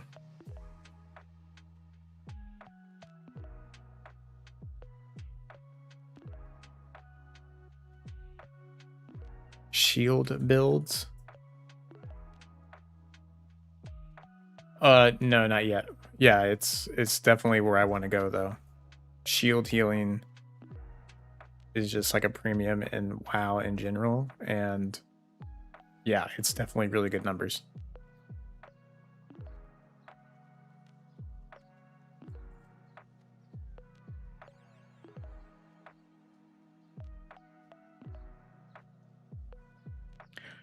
Cultist unite.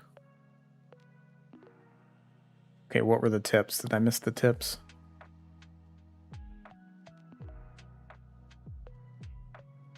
$3.2 kV. Wow.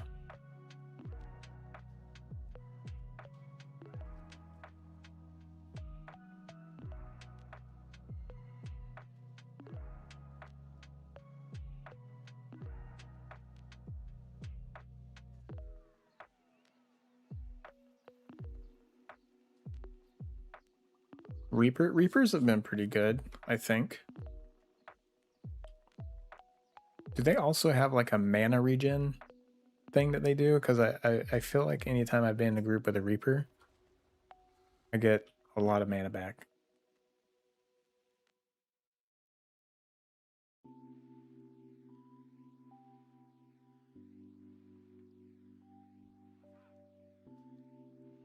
I want to go up here to Mud Sprocket. I want to go kill some of these dragons for some leather while we're... Any chance to copy your UI? Yeah, I have a video for it. I will post the profiles sometime later, but it's really easy to set up. There's nothing special. You just download the add-ons and move around where you want. I like change the width of like the target and the party box a little bit, and that's it. It's the second to last video on the channel. Dom Reaper, really good too. Largest health pool and survivability. Yeah.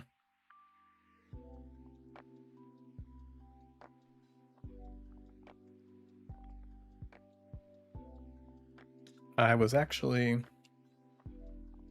making a post before that went off. Someone makes me never lose mana. I think it's Sun Clerics. Yeah. I think Stormbringer, maybe Sun Clerics have noticed. And I feel like Reaper, whenever I'm in a group with them, I like never lose mana. Oh, and if Rangers are using that, I don't know if they still have horns, but if Rangers are using the resource horn.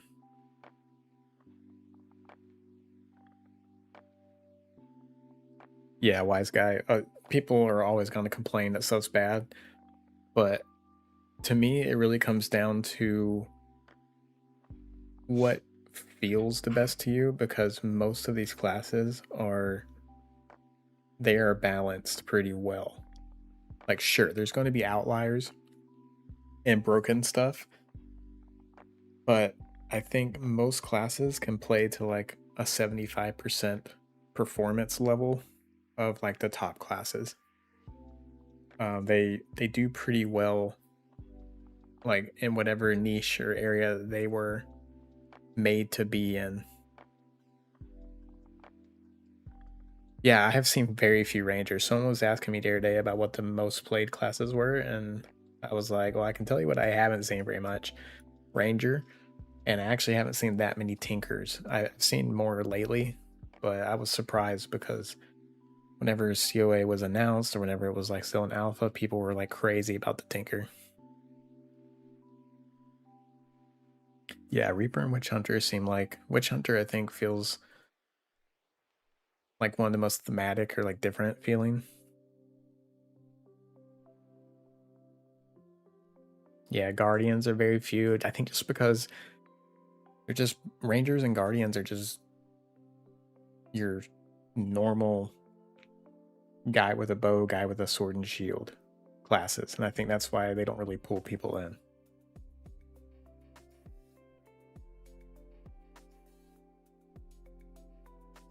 Cox, Venomancer, Cultist, Templar.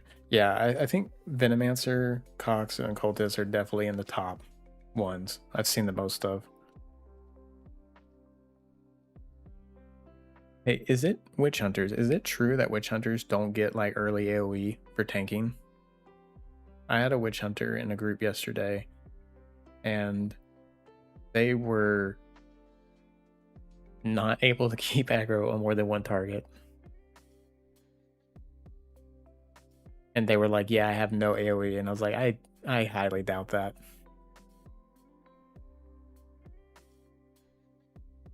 Yeah, this person was like level 18, I think.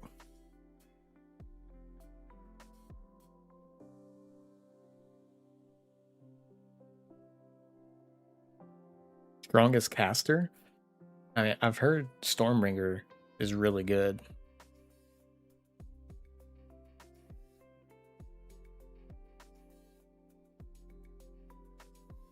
Pulsing Shadow that does low AoE damage.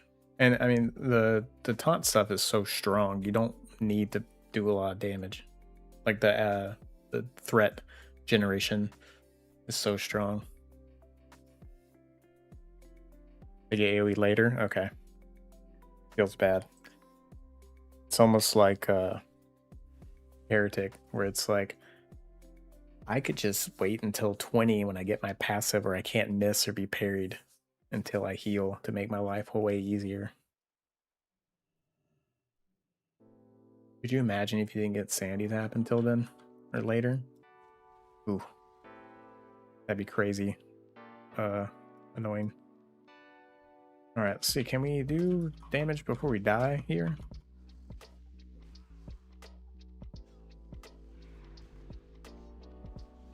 Nope, we're just dying again. Okay. Oh, these are elites. Well, that's not a good farming target. Enter dungeon quickly. I forgot those were elites, that's why.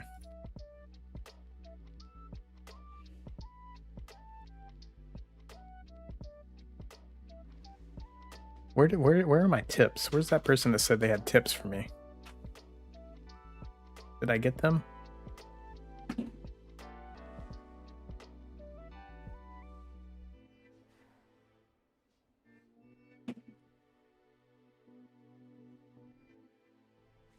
All right, so this is how I'm playing it. Coming in here, I'm putting this on cooldown, and by this I mean Gaze of Cthulhu.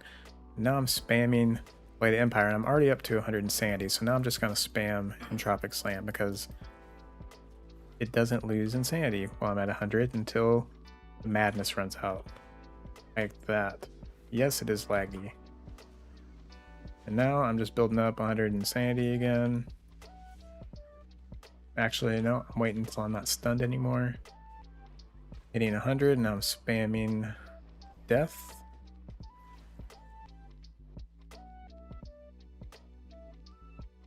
Venomancer healer. I haven't seen many of those. Probably because I've been playing healer. So, therefore...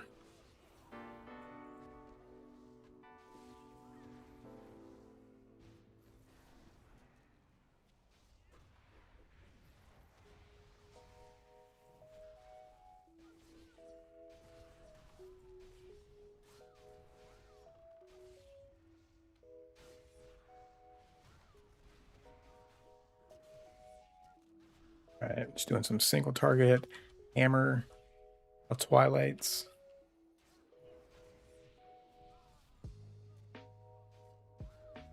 Alright, well that was kind of a scuff pull.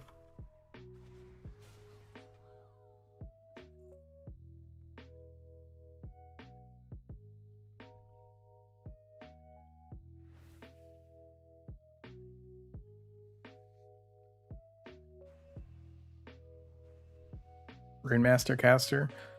No, I do not. I am interested in the Runemaster though.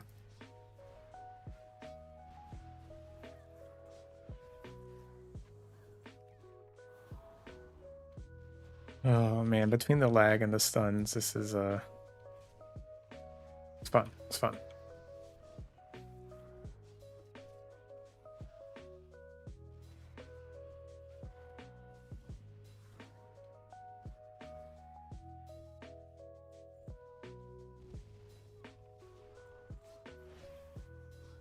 Don't know why I casted that. Yeah.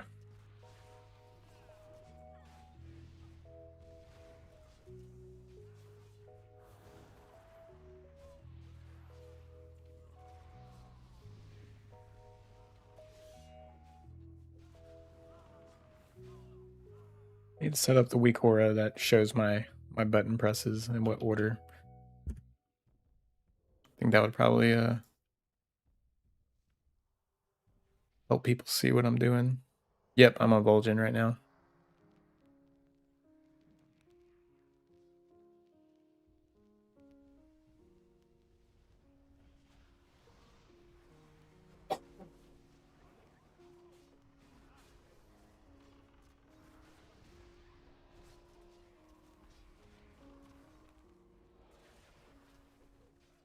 Alright, now I just spam hammer until we get a another strike proc, hopefully. Oh, we did. It just didn't light up. Or his health got low enough and I wasn't paying attention. I want to get the insanity up before I cast another strike. So I can get a hopefully a good crit. I did not. Okay.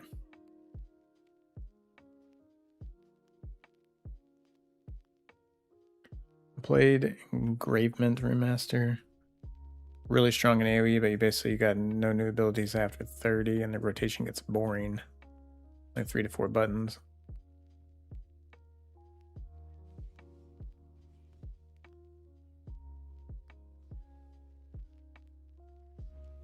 I mean, the thing about Conquest of Azeroth, or just Ascension in general, is that it plays more like a an ARPG, and that you're going to be spamming content like this. You'll get the hang of it again.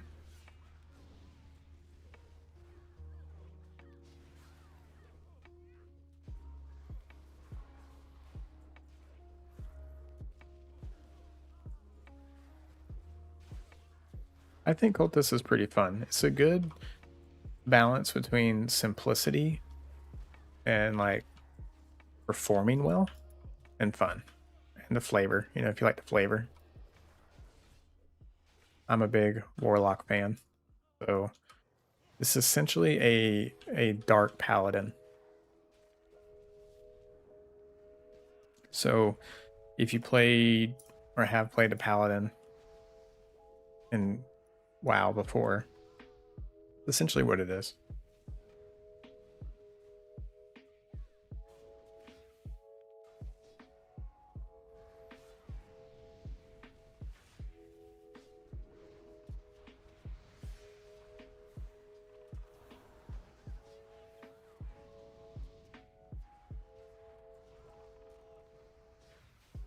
Could have fit another strike in there at the end, since there was only like 2 targets.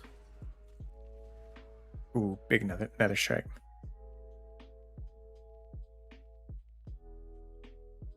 I hate to say it, but I'm not a big PvPer. But those in chat, what are your favorite PvP specs right now? Knight of Azeroth apparently is pretty good, which they're like a melee DPS tank, and they have a lot of sustain, like self-sustain. So that to me reads, probably pretty decent in PvP.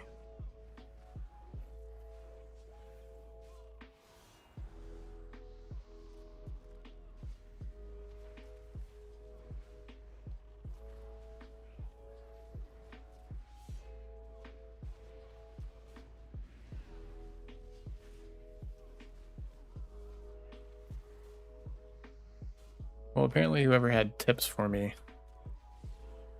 maybe I was already doing it.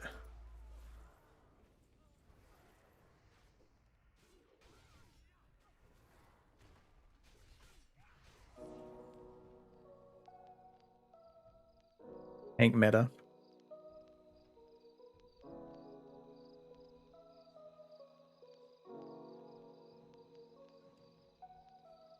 Dragon Knight from Elder Scrolls.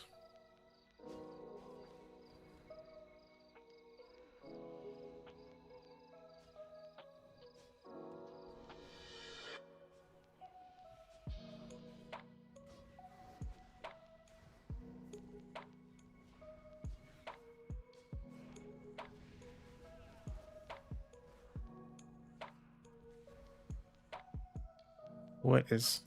Okay, we're going back here. Got it.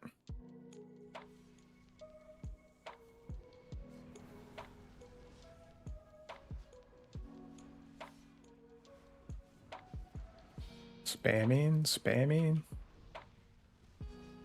Like, even if I'm not playing this optimally, I feel like this is still pretty good DPS. And these corpse explosions, though.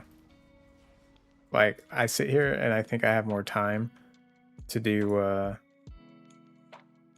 AoE stuff. So I didn't press Nether Strike, which is my single target, like, execute ability. But then all the corpse explosions go off and everything's down. So Necro is another one of those classes, whoever's talking about how people are just saying that like everything's bad. Necro is definitely one of those classes where everyone's like, it's bad. But every Necro that I've had in the group with me in dungeons, like, they perform pretty well. This Necro is only level 40. Guess we'll look at the guess we should combine the numbers, huh?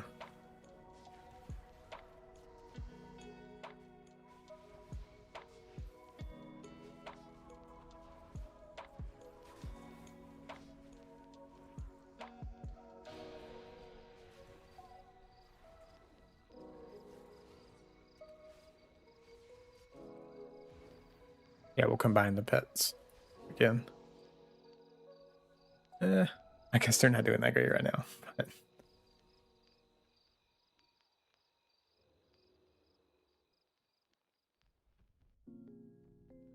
Yes, Cultist healing is really good, and I'm getting reports that the healing spells, the shielding and like raids, is like super duper good, which I definitely thought would be the case. But even then, just like your Black Blood, the raid healing essentially is awesome.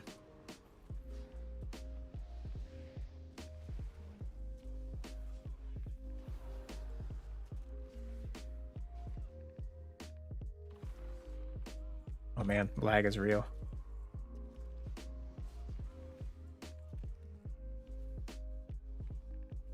Is that our tank? Yeah, our tank is doing work. The Fellsworn tank. Those have been like hit and miss in my groups. Sometimes they're amazing, sometimes it's just complete garbage. Oh, he's already in here. All right, don't die to the thing this time. That's our goal.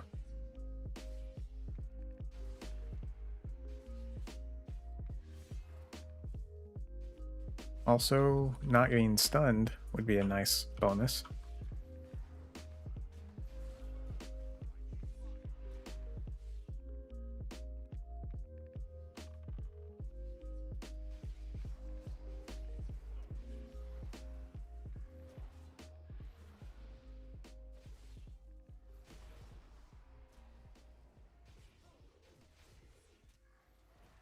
Another strike at the last second.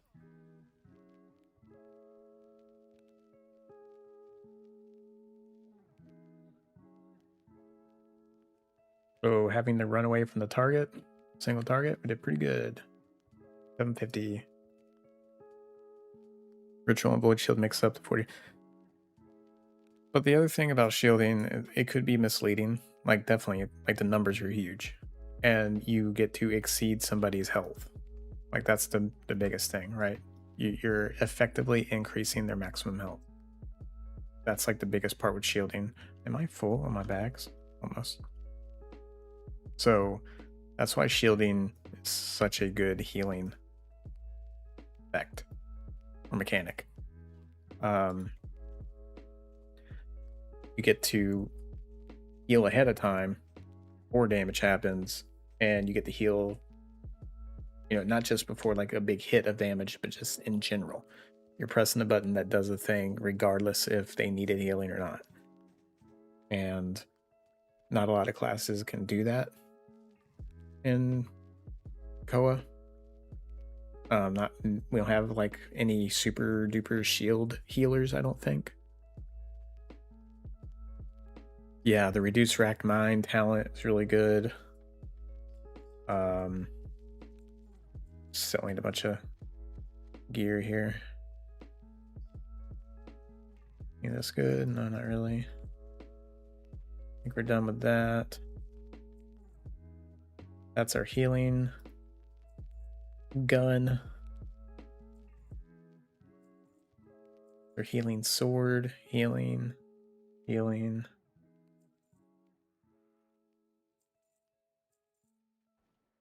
Actually, I think we're getting to that point where it's just 100% strength.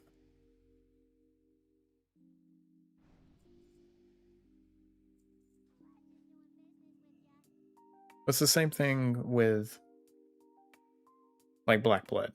I just had somebody comment on the video like, brother, you're missing out on the Black Blood talent.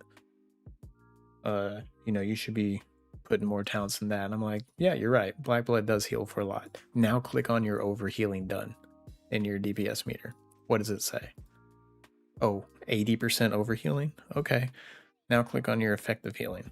How much is that? Oh, like 11% effective healing? Well, I guess it would be like 20 if overhealing was 80. And who's taking like 80-90% of your damage in leveling dungeons? Your tank. All right, how much? Now look at Black Blood done on your tank. How much of it healing? It's like 10%. As opposed to smart heals, who always target your lowest health member.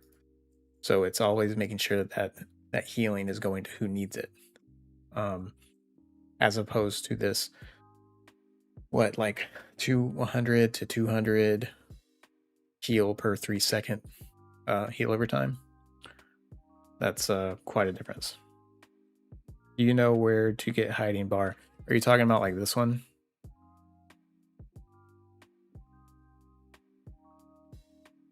I'm actually gonna... I had it up here on accident for a while. Behind my character. That's where I hide it.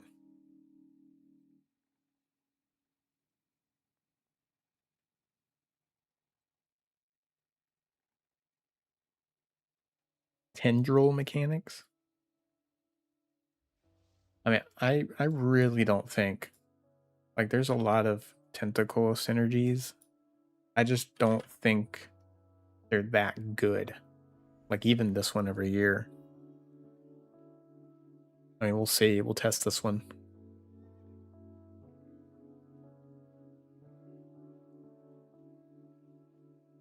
Like they're not. If there were more effects that were like did something on your damage of tentacles, or you could spawn more tentacles. Like I was a huge Eldritch Command fan during the alpha, but that's whenever the Heretic had the ability to reset Gaze of Cthulhu, kind of like what we can do on Godblade.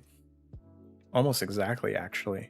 Blade of the Empire reduces the cooldown of Gaze of Cthulhu by like 3 seconds, or not Blade. Our spenders.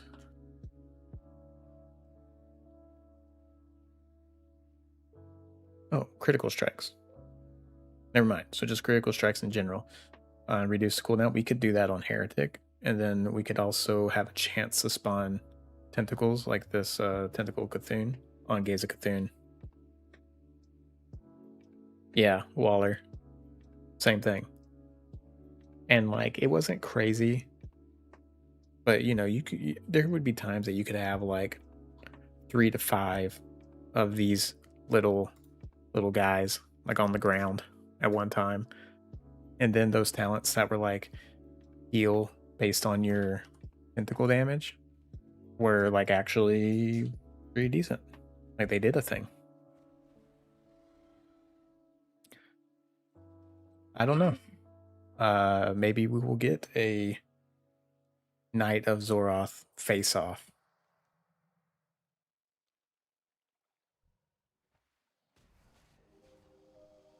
And we'll see who does better DPS.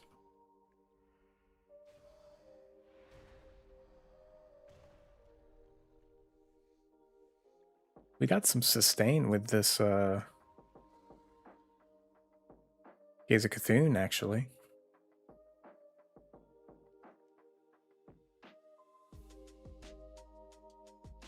Are these elites? Yeah, these are elites. I think there's another cave up here. There's like another spawn of dragons. I'm trying to get some thick leather. These are elites too.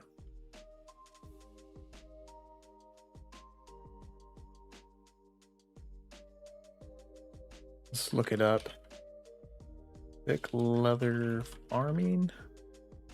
Classic. I could have swore. Yeah, it's like right over here somewhere.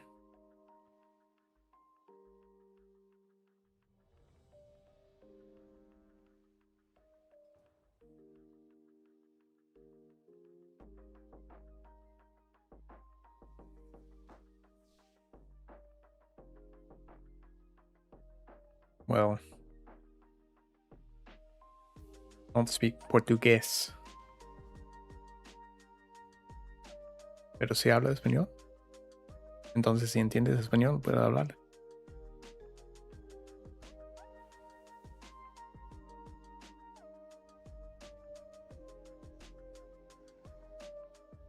Oh, charging paladins. Let's see, do we have the face off in here? Forgot what color. Knight of. Ooh, we got Chronomancer is another. Well, maybe because I've been playing healer so much, but I have not been seeing very much Chronomancer. And I really thought I would see a lot of those.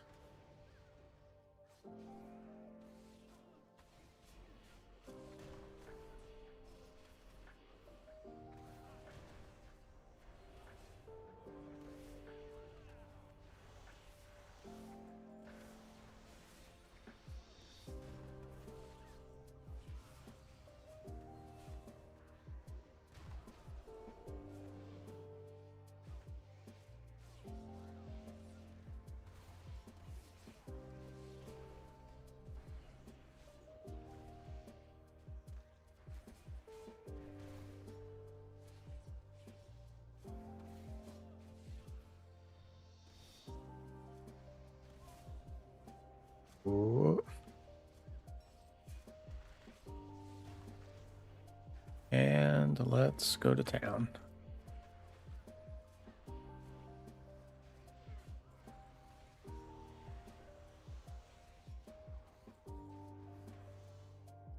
Not bad. A 2k DPS there. Oh man, I'm almost getting beat though.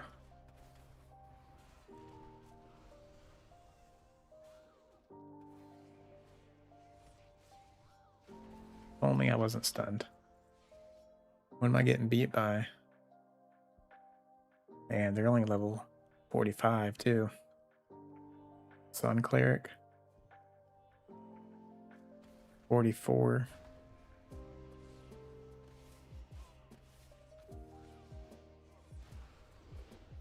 Ah, I just spent all my insanity.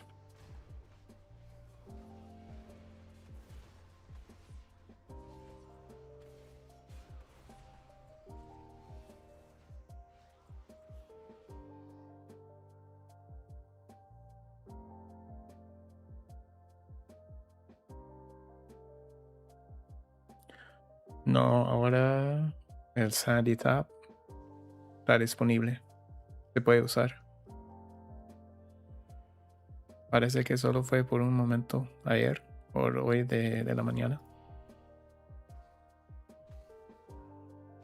It's asking if Sandy Tap was available. It is available as of right now. I think they just disabled it for a little bit earlier. And unfortunately, the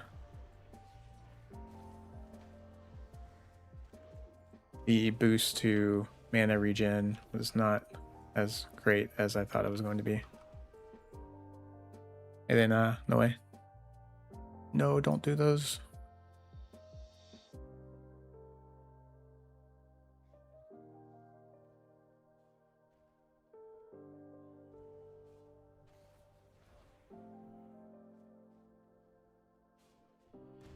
The tentacles can heal. They're just search tentacle in the talent tree. And there should be a talent that allows you to heal for an amount done by damage your tentacles. But like I was saying earlier, I do not believe it's that great. We just cannot put out like that much damage. Even when you're running like Presence of N'Zoth, it's like, excuse me, I think it was like 3-4% extra healing. Just wasn't that much. I mean, albeit they are smart heals, so not to undermine what I was just saying about smart healing. They are smart heals, but I think there's talents that deserve the points and buttons that you could be pressing instead that are well worth it than trying to manage the tentacles and get mediocre healing numbers out of that.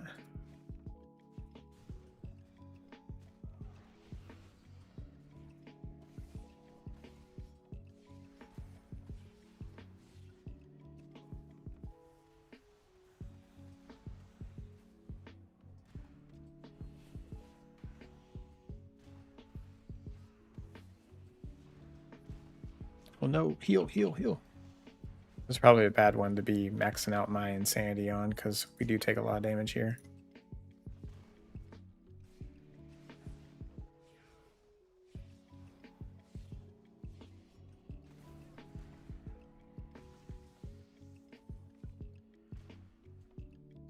Oh yeah, I think the Cultist is amazing for raid healing.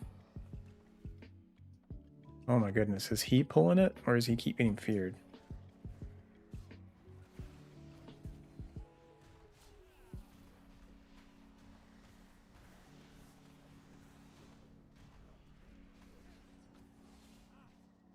$3,700 Nether Strike there.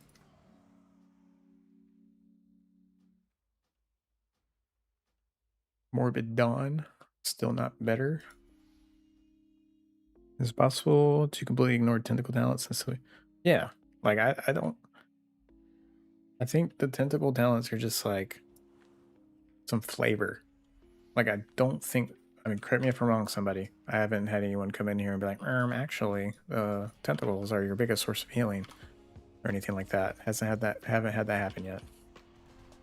But what little I haven't gone off like to explicitly test it, only tentacles, but I did have the talents put in, and I turned on Presence in Azeroth, and like I said, the numbers were just very underwhelming.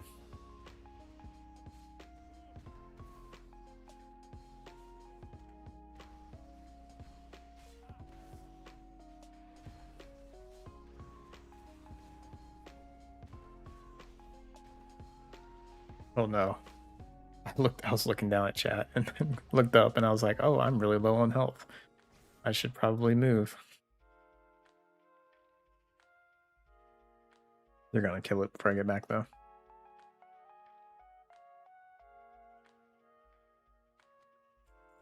Yay.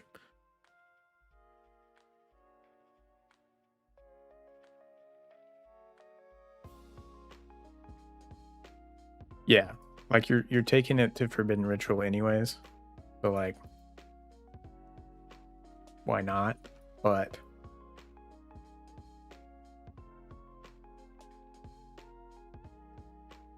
okay, I am not gonna be killing those elites reliably. So I'm just gonna do these Procolists over here, I guess. 3Q. Oh, we have a new talent point. It's a Cultist talent point. No, it's a Godblade one. Awesome. Okay. Where do we want to go? I think we do another Void Forged Edge. We were top DPS, by the way, even from dying. The Void Forged Edge, it does not do that much damage. So I actually think we take a point out of this.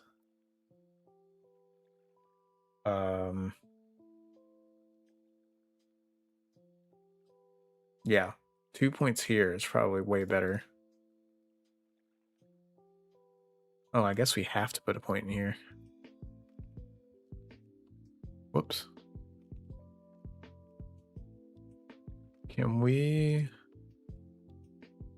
Let's reset our right tree. Come down this way.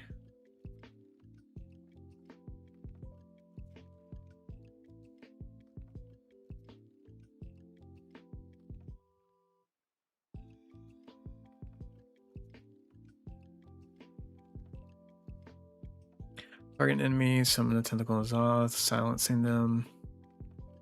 I mean, I guess having extra silence is nice, but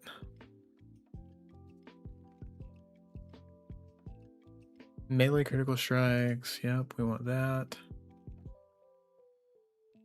Rift, guaranteed critical strike, which is not as great as I thought it was going to be.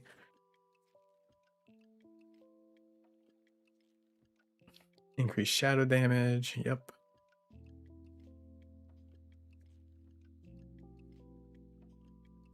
Increased critical strike chance. Okay, so critical damage, I think we want 25%. All we have to do is have more than 25 insanity. And this is better. I feel like this choice right here is not that great. I like to see tentacles being a more viable options. Yeah, me too. Yeah. The AI on them is not good. So I'm taking points out of Void Forge Edge. I just don't think it's that good. Maybe once we get better weapons and the weapon just does a lot more damage. Now the choices are... Oh, we definitely need that node. Okay. I mean, we could do without this one. Because this is mainly like, we're mainly nether striking on single target fights and for dungeons. But again, speaking of tentacles, it's just not that great. All right. So yeah, I think that's a better version of what we were doing before.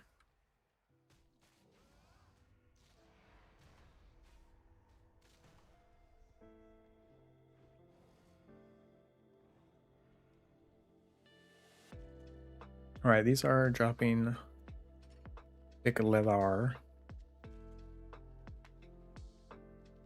I mean, I think it depends on how well they insulate themselves. Like if they move it, they keep the servers where they are, and they keep the ties to the right people,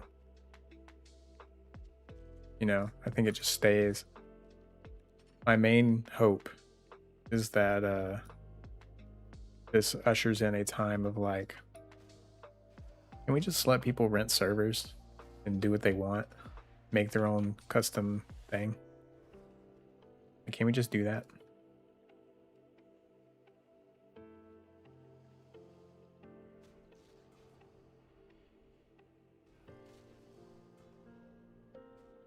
Man, the lag is real right now.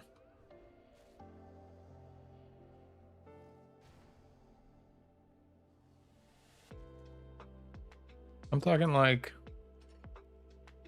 no, I'm talking like Blizzard infrastructure, you know?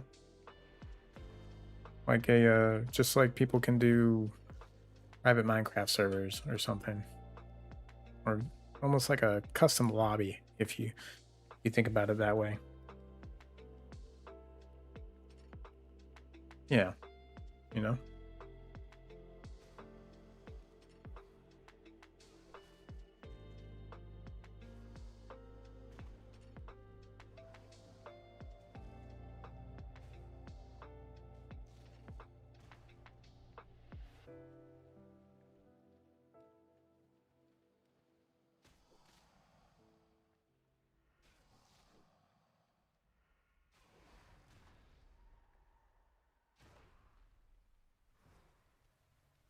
Is there still a queue? Are people still waiting in queue right now?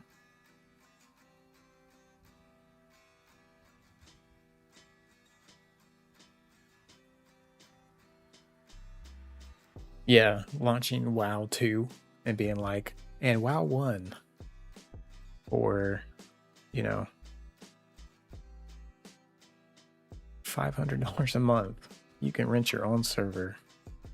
And I don't know, whatever the back end, you know, stuff looks like.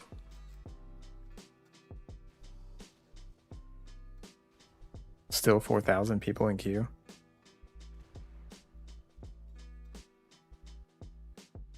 Well, my frames are up or holding, but the lag is definitely real right now. Vol'jin?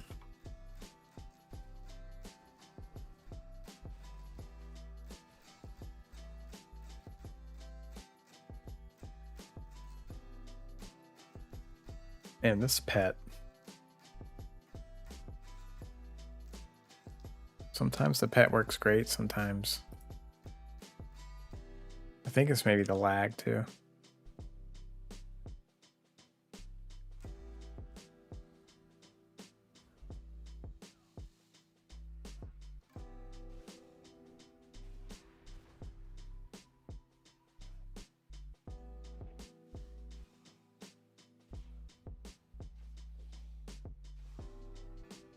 No, I get it. Yeah, it's like, it's their IP, you know. Totally get that. At the end of the day, it's you know, their decision. Not saying they should. It's what I want, personally. But like the world, it's become such a sandbox with like custom servers and everything that I feel like there's an opportunity there for collaboration. And yeah, it challenges your like everyone would still need a sub. Like, imagine to access an official Ascension server, you still had to pay a sub to Blizzard. You know?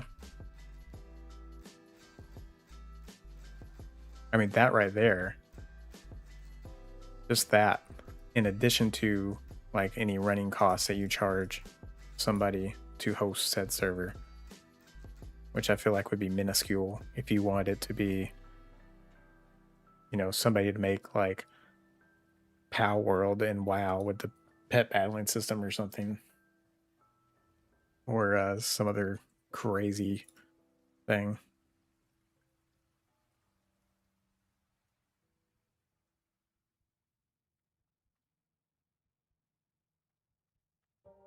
But yeah, they want to have soul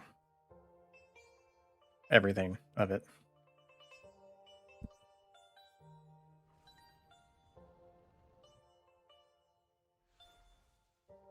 All right, let's not die to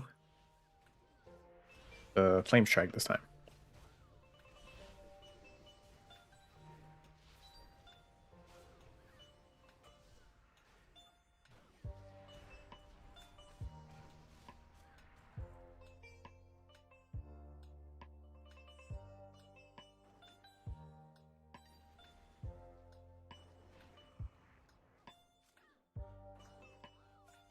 What's going on here?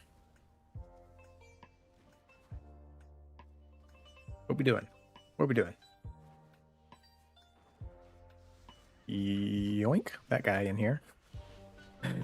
Oh, I wish I could do that as a healer.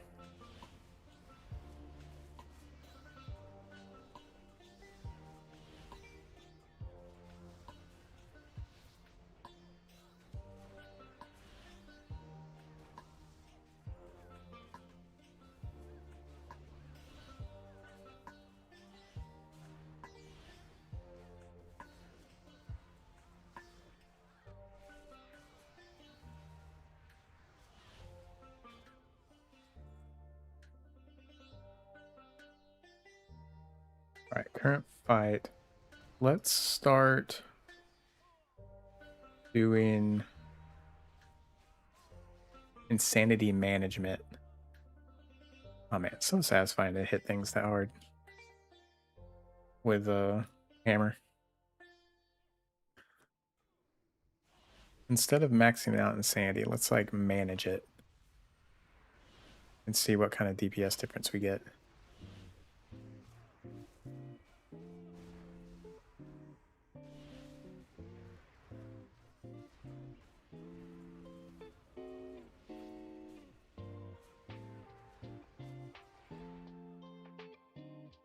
$1,100 on that one for 3 targets.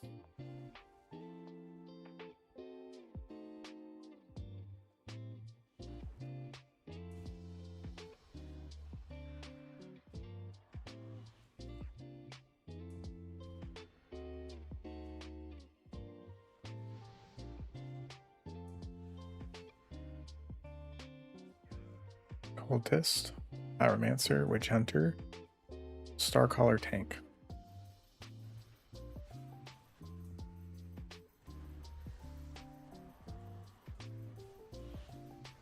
I think it's just funner to max out Insanity and spam Spender.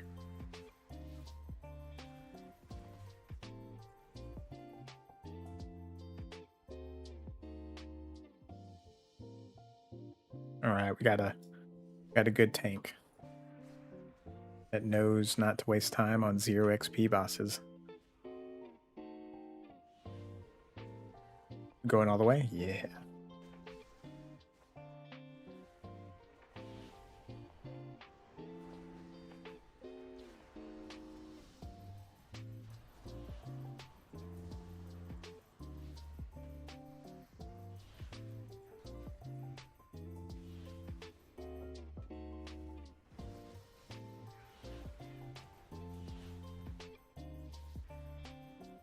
All right, nice.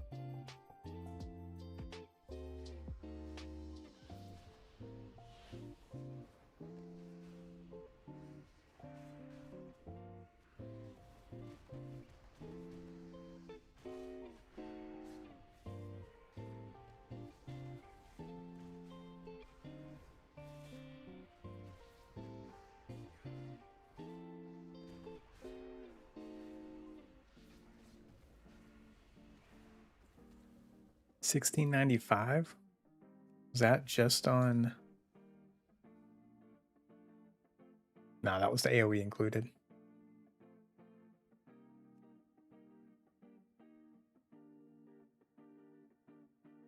Not bad.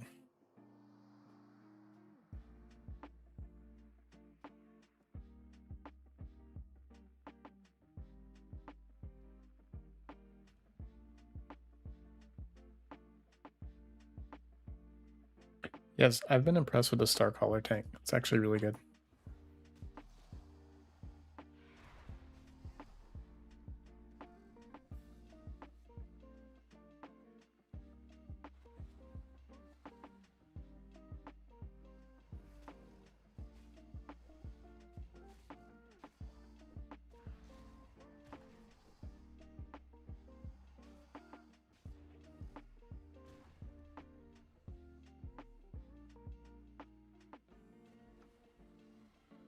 I don't know if it's because I've been playing so much Heretic, but dare I say, the DPS classes are way more fun than healing. And don't get me wrong, healing's really fun too, but if all you have to heal is a tank, it's kind of, it can get kind of boring. I had like a whole raid of 20 people, or even just like 10 people. I just had tons of black blood ticks going off on people that are like standing in fires. That seems like way more satisfying. I'm gonna say the stat priority for Heretic is going to be strength, intellect on your gear, and then attack power, crit on the tertiary stats. I feel like that's the best. I think there's really only one part of our heal kit that scales better off of spell power, off of healing. Everything else either just straight up scales better off of attack power, or like attack power, because we can get more of it, it just is better.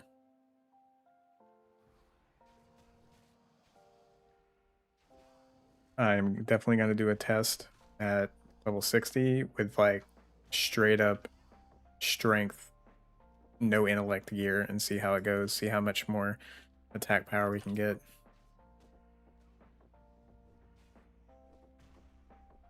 Godblade should just be strength, just straight up strength DPS gear. Like my mana has been fine. The Shadow of the Void, it is maximum mana, so maybe sprinkling a little bit of intellect in there would be a bad idea. But I think it's just strength, attack power, and crit. We do have some crit dependencies. Not really dependencies, but like we like to have crit.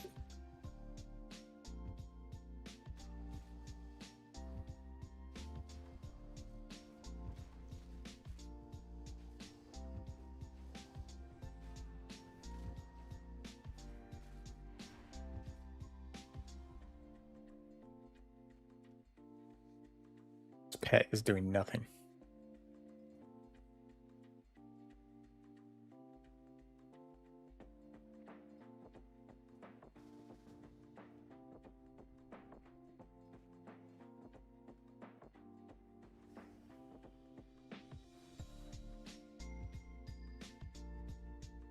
And the only reason I think we still want to keep some intellect on the Heretic is because the mana pool, I think is still important. And the amount of strength I think we sacrifice by getting some intellect gear over straight strength attack power should be offset by the passives that we get.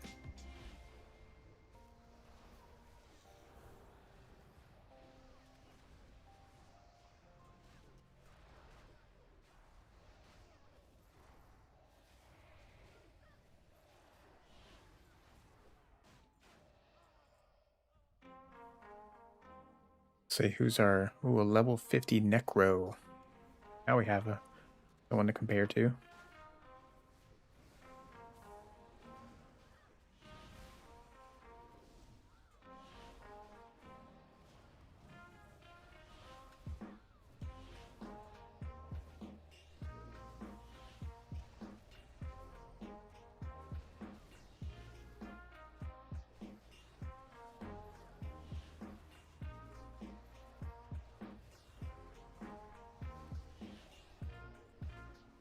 Boom. What do you not like about Blood Mage? Are you talking about the doesn't Blood Mage have a support spec?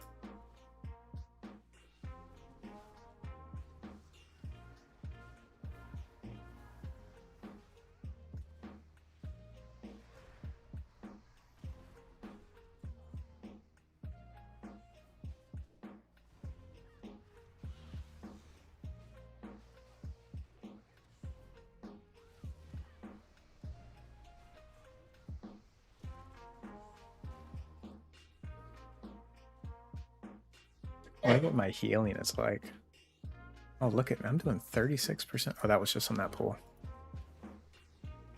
How much is my incidental Gaze of Cthulhu healing doing, though?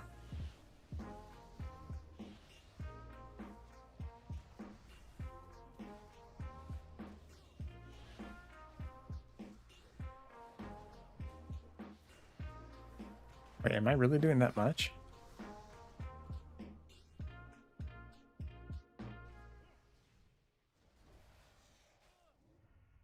What?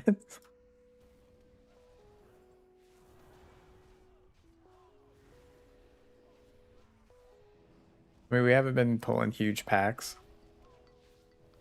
where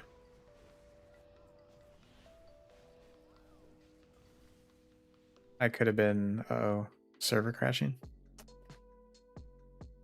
I think it is no DPS and I gotta cast everything. I've heard Fellsworn is just kind of complicated. Or has a slightly higher skill curve.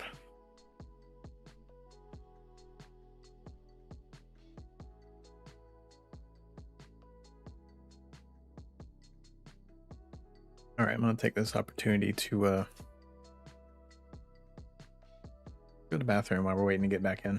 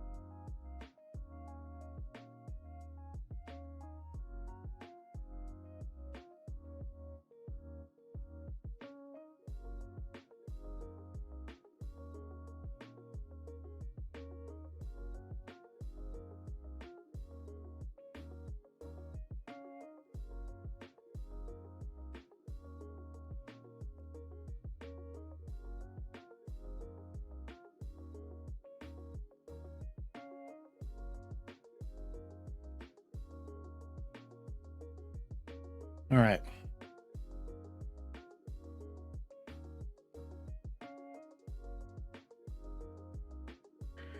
Let's see.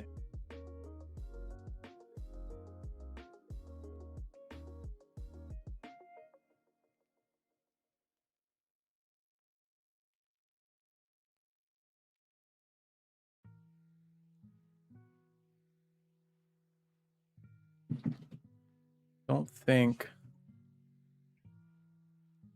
there's any guides whatsoever on their Venomancer. And people are just not making guides. They have Conquest of Azeroth in its name.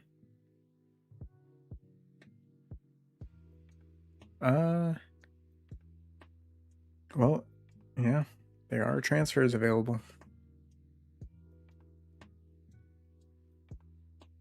I mean, this is the first time I've been kicked off of Vulcan, and queue hasn't been more than like 5 to 10 minutes for a long time. I guess it all depends on, you know, when you have to get on. Speaking of, we need to reset our resting buff.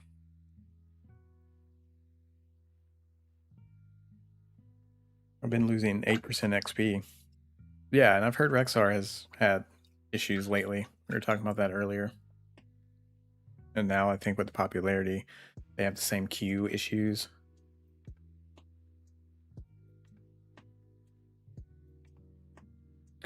I think Reapers and Stormbringers are good.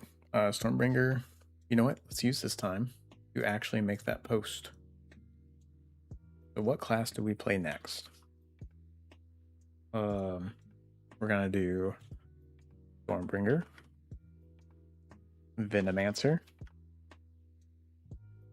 Necro,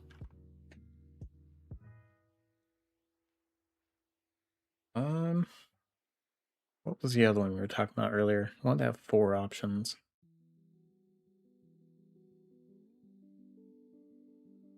Everyone that's like waiting right now in the in chat right now, throw out what are the things that you feel like you see the least and they're the most interesting sounding? I guess Chronomancer was the other one. And moving away from Sun Cleric. I've looked at it. I'm personally not like that interested in it.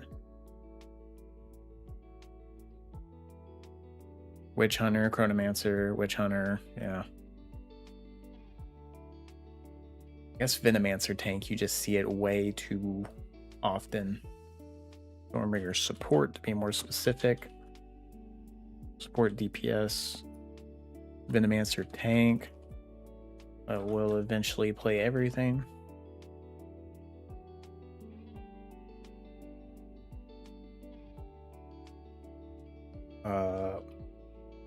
Necro Chrono. Eventually all specs. I did play Primalist early on. I played Primalist first, I think, in the alpha. But I realized that the Heretic Cultist did more of what I wanted the Primalist healer to do. So like what I expected the Primalist to do, actually the Heretic did.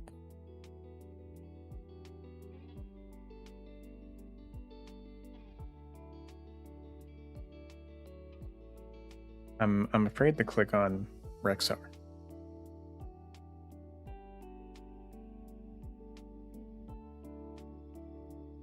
Oh, we back.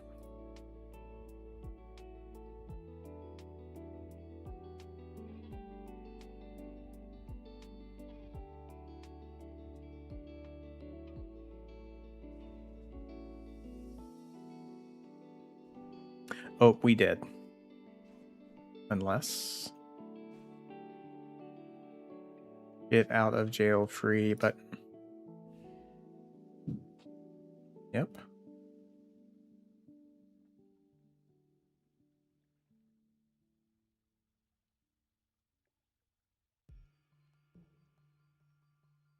Someone told me Necro has a debuff in BGs where they lose 50% spell damage and pet damage. Yeah, pets are kind of broken in PvP.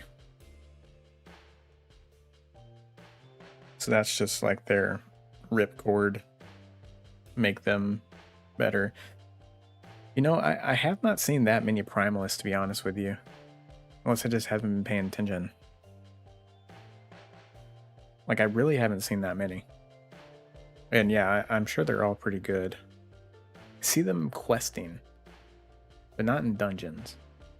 Again, maybe because I'm healing, and one of the big classes is the heal.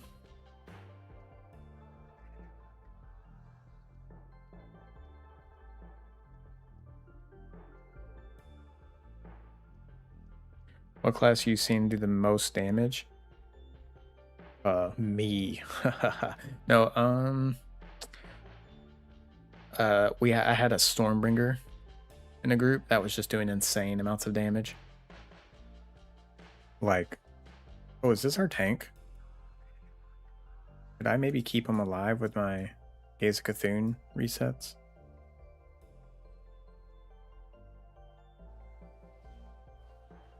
I'm here, bud. We got this.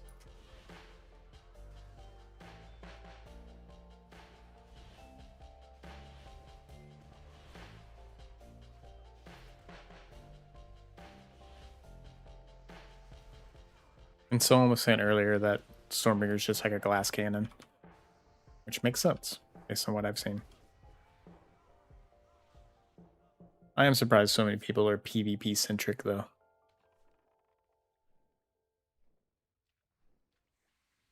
Yeah, healer Q has been pretty good. Alright, tank, DPS, and healer, we are fine.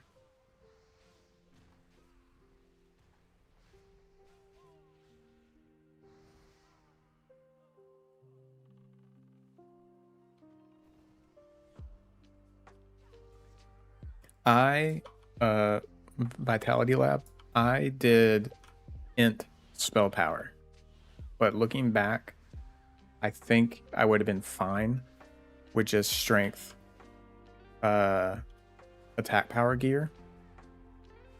Because you're gonna be capping for mana no matter what, even if your mana pool is great. So do like a mix and match. If you get overall more stats with like a spell power intellect gear, then just put that on. But if you get a piece that has like an insane amount of strength, by all means use it. And if you get a piece of gear that has intellect strength, then you're set. Use that. That's BIS, you know. But there's just not that many pieces like that. But if you are not having mana issues, and by mana issues I mean if you're able to, you know, cast and heal abilities, and you just have to throw in a sandy tap here and there, and by here and there it's probably like maybe once every 45 seconds or so. That's pretty common for me so far. Then you're fine, because the healing aspect of our kit actually scales better with attack power.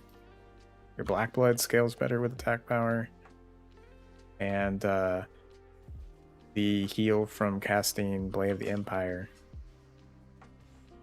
which is called something blade or blade something, I think, on the left side of the tree of the heretic, that scales off of damage and is a smart heal. So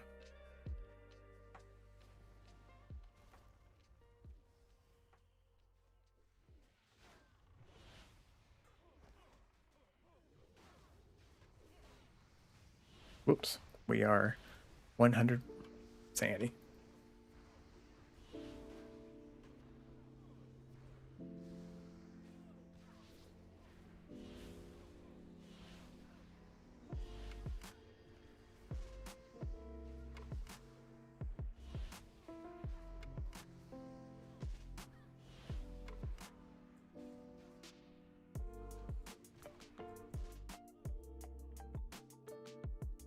Yeah, like I'm actually doing a good amount of healing just from casting my Gaze of Cthulhu.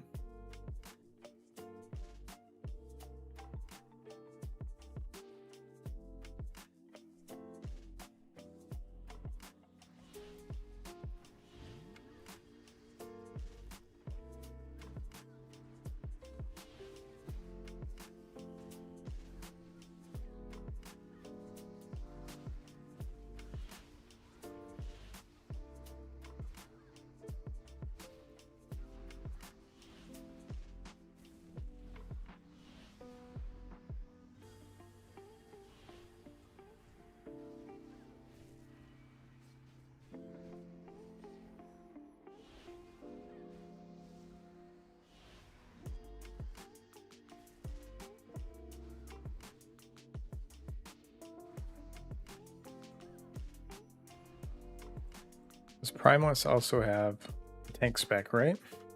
Is it a legit tank spec? Or is it just a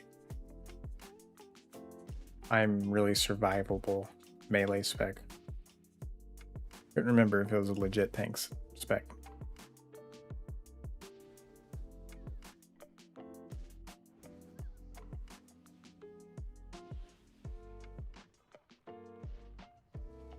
Yes, come to me.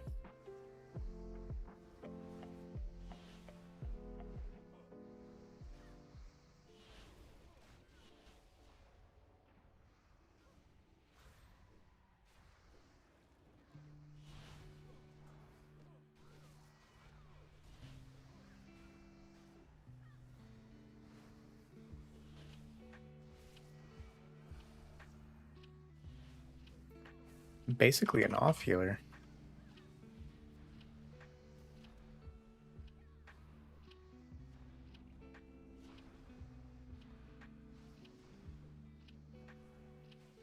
Kind of wish we had the we could generate insanity off of Gaza like corruption can.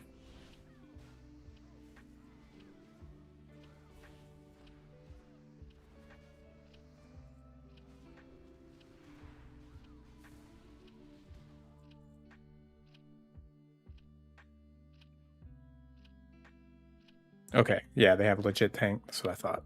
Okay, yeah, so they're another Trinity class. You can heal DPS and the other DPS, the caster, right? Just trying to be like a weird elementally caster, elemental shaman-ish.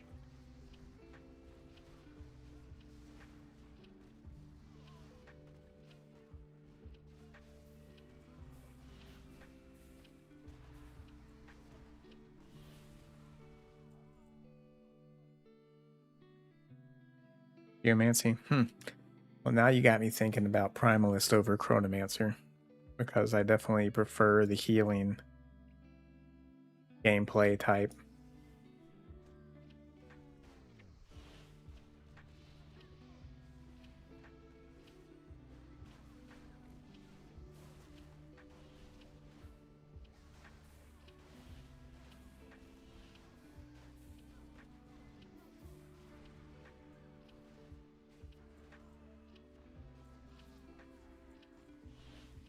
Flint Rock Shoulders. No, not better. I don't have that.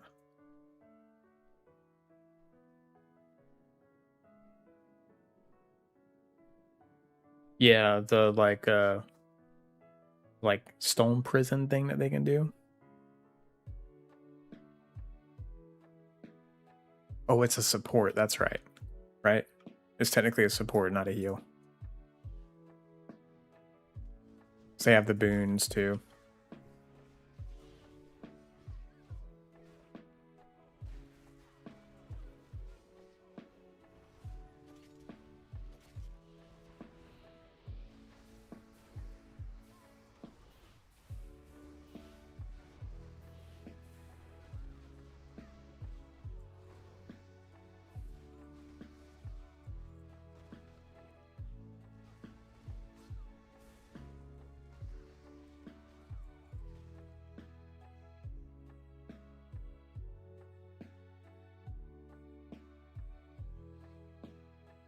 This good? Or hit.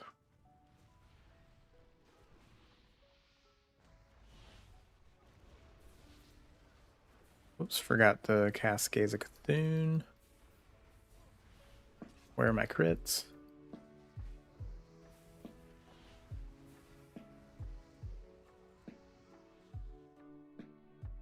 Yeah, I really don't think you need intellect at all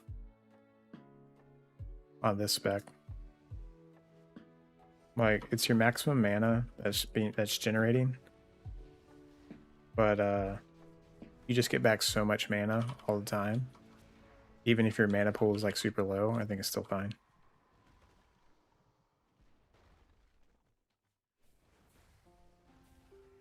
That's sad. We lost all of our insanity.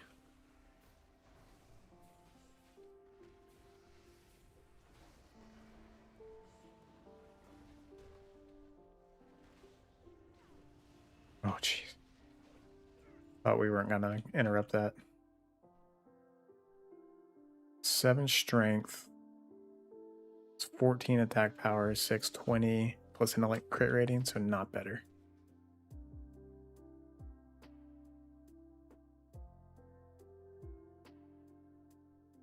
What do you mean, like, not sure what to think about it? Like, that they're a good thing? Because in the alpha, the ranger support was a straight up raid healer. Like, they could heal a whole raid by themselves. As long as they didn't get their rotation messed up.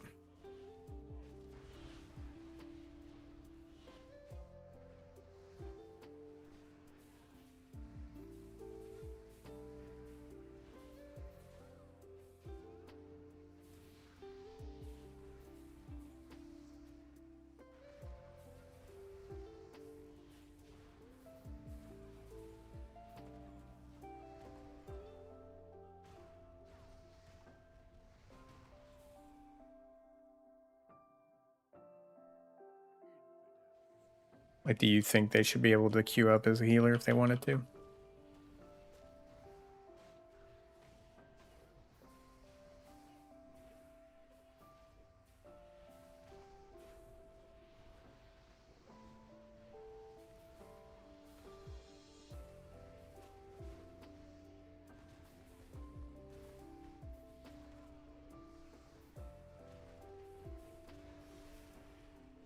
Oh yeah, I cut through absorb effects. Ignoring absorption effects. Okay, this is the immunity though.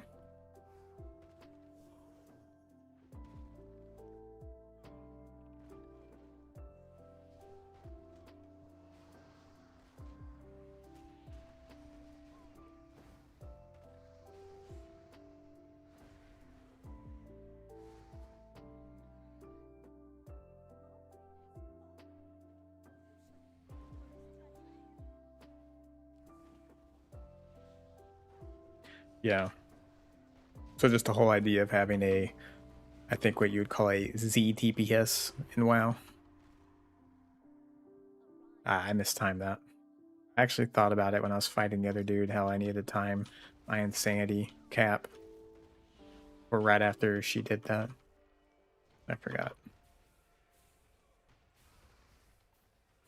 Yeah. Yeah, making them so that they're valuable, but not too OP or completely worthless.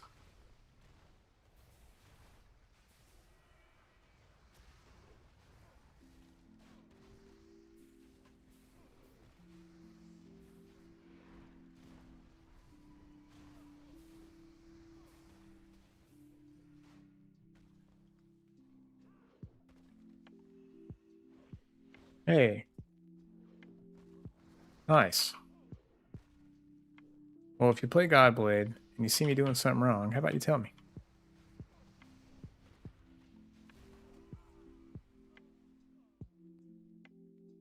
I had some pretty good ideas come through today.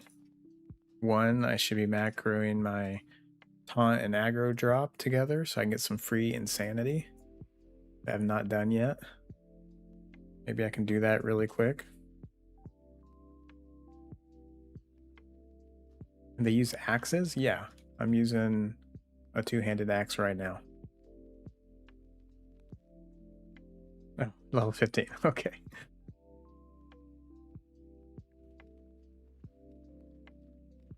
Oh, you know what? I said we need to go get our buff.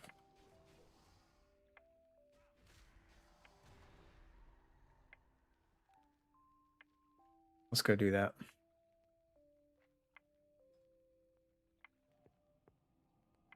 If you didn't know, yes, they work. Yeah, the crits are huge and what a really fun aspect of this class. If you didn't know, Booty Bay is the superior Black Mouse School, I think.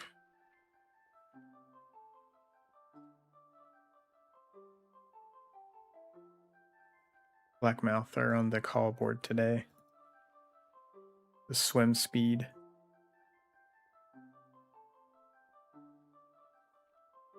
There it is. Holy cow, I was like, where is my fishing?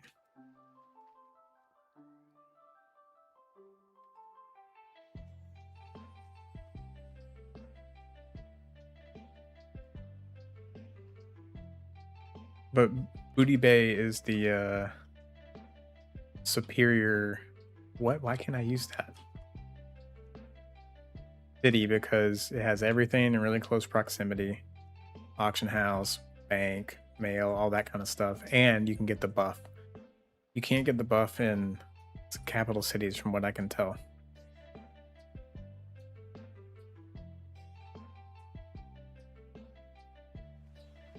What professions do I take?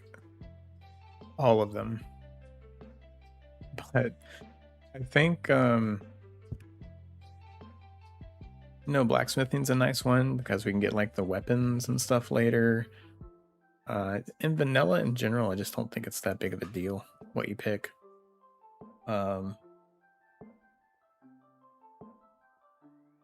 The easiest combo that should also make some good money later on is like enchanting, leatherworking, or tailoring enchanting if you have like a cloth class. 1 second. We are getting rested buff.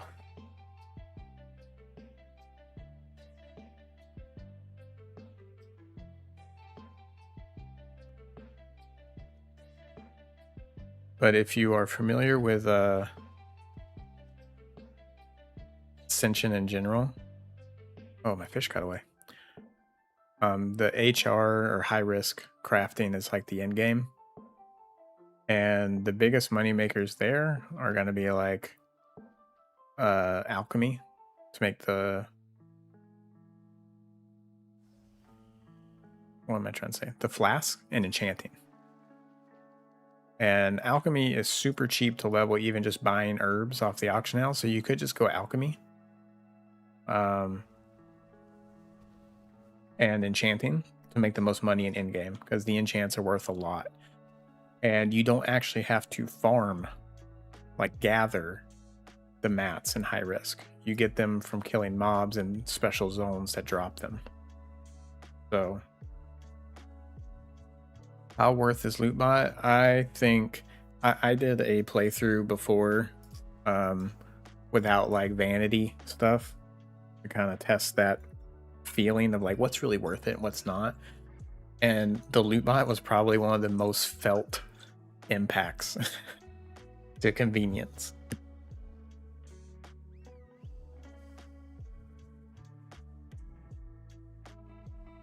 Yeah, you can get all professions. Oh, we don't have the buff yet.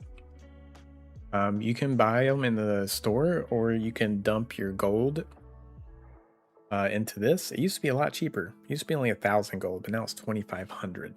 They might adjust that on the server because I feel like that's pretty high.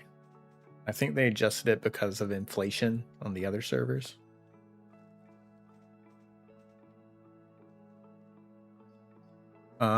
The other one would be if you make a lot of alts, the Fell Enchanted War Chest. Because what it does when you deliver it and you open it up, it gives you 4 22 slot bags. So this essentially makes it so that you always have 22 slot bags on all your characters. So it used to be like the single best thing that you should buy, like the most worth, especially because we were having like classless seasons, and you know, every season you're going to be making more characters. You want to have like that 22 slot bag.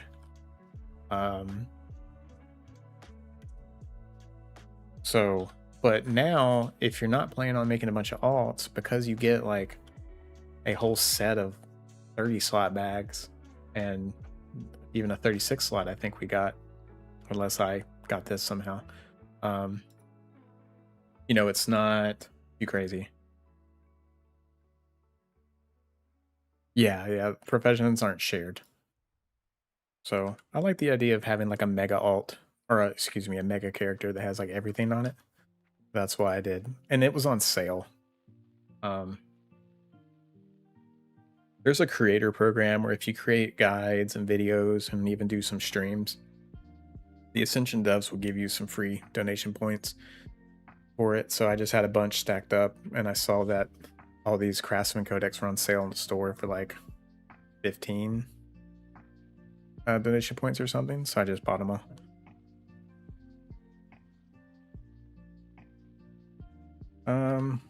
What else though? What else do I feel like is worth it?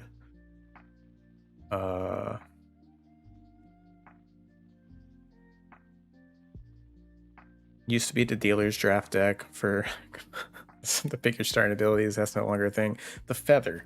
I guess we get that too. I'm trying to think of things that aren't in the bundle.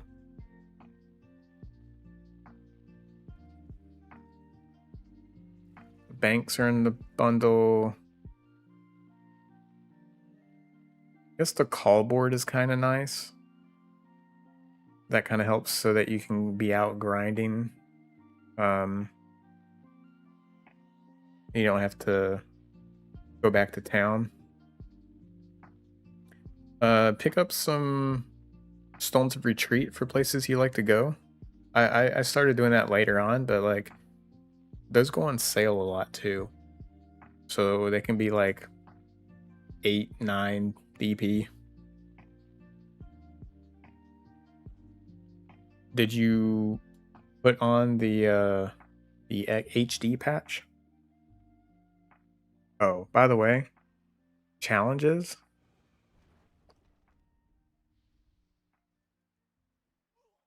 Actually, I forgot that I had this. I should probably deliver it.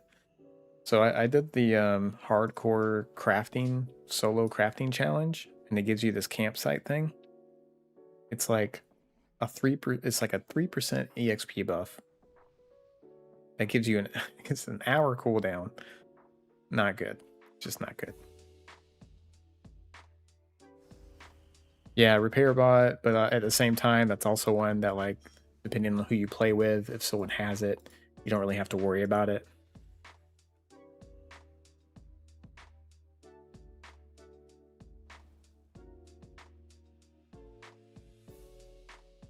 If you do like crafting, the thermal anvil is nice to have. Because it's the forge and anvil is still one of the most like annoying crafting tables to have to go to. Yeah. I mean, those are all my convenient ones. I don't have that many, I guess. And most of these now just come in that initial bundle. So I did buy the and the bank pet. The bank pet's definitely a nice one to have. The treasure keeper. I bought 2 heirloom sets. The cloth and the leather one. I did the leather one because I might be doing Venomancer, and then the cloth one for, I guess, like Necro Stormbringer Venomancer.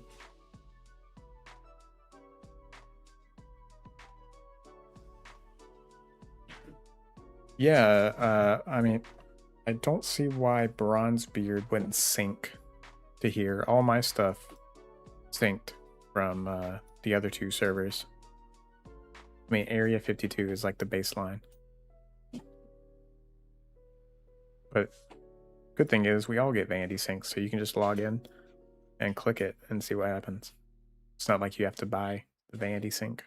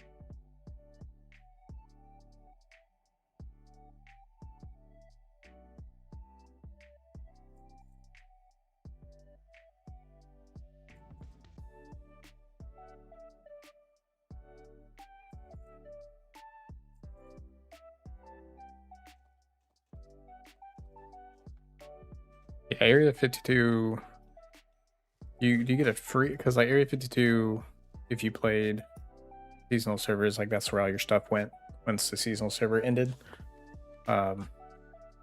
So I don't know if you're a Bronzebeard player.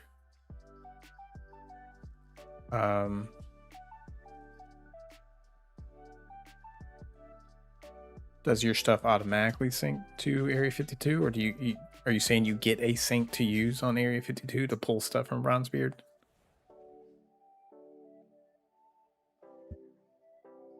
I haven't played Area 52 in a very long time, so I don't know how they handle that. To like, if you can on command just pull things from like the current seasonal server or Bronzebeard.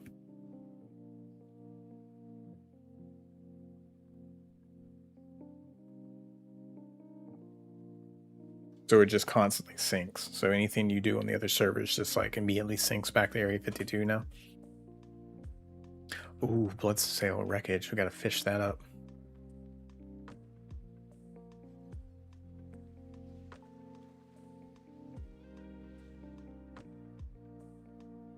We got 3 more minutes left. And then we can go put the campsite down.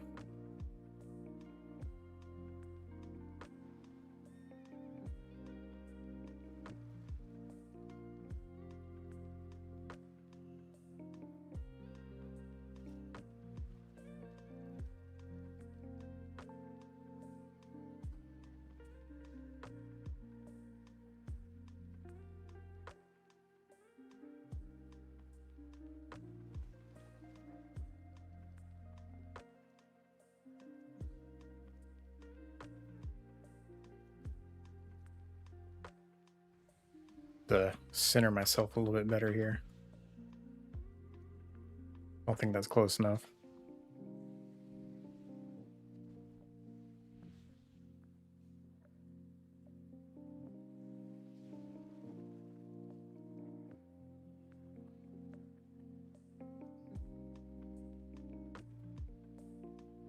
Yep, you gotta sit in the town for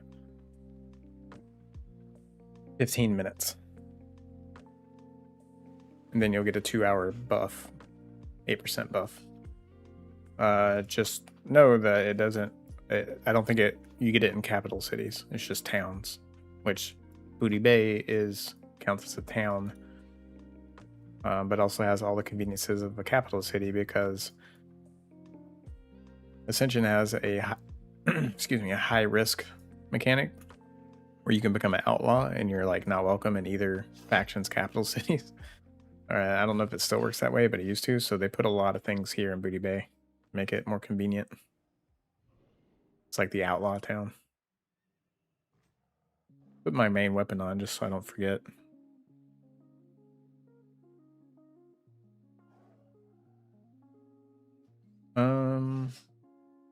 Yeah, I can try to do that really quick.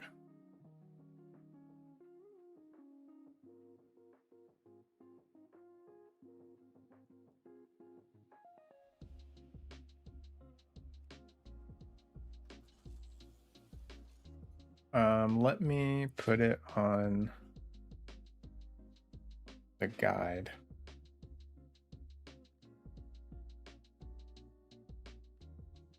Weak auras. Submit weak aura. Oh, Sandy Tap is working.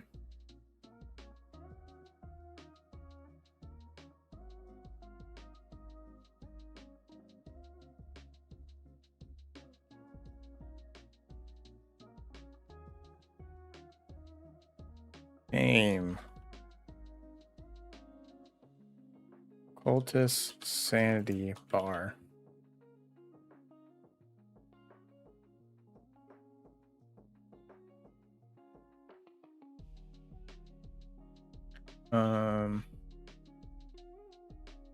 Category Conquest of Azeroth. Just in case you want to customize, you want a more custom, insanity bar.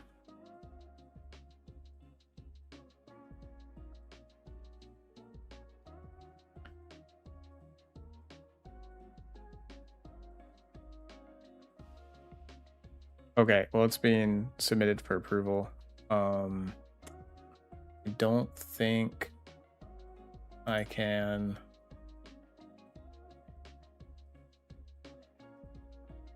I don't think I can post it in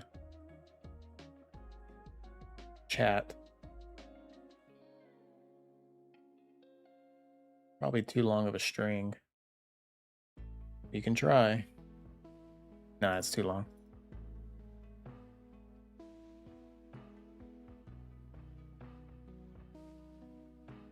I can share in game.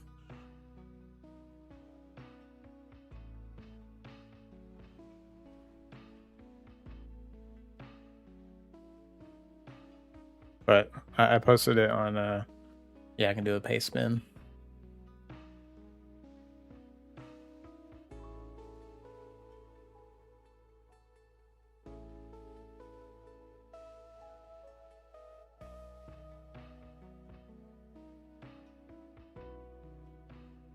Which I don't have anything out for.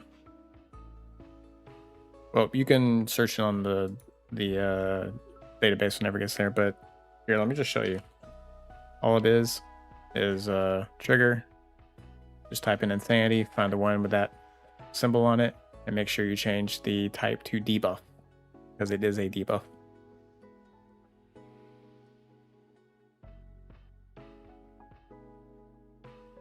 That's the main thing. All right, we have our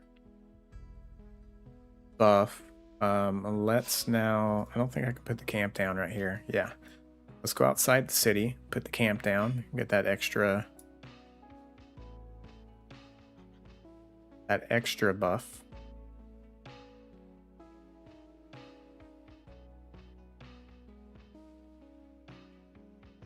I thought this campsite thing was going to be way better than it was.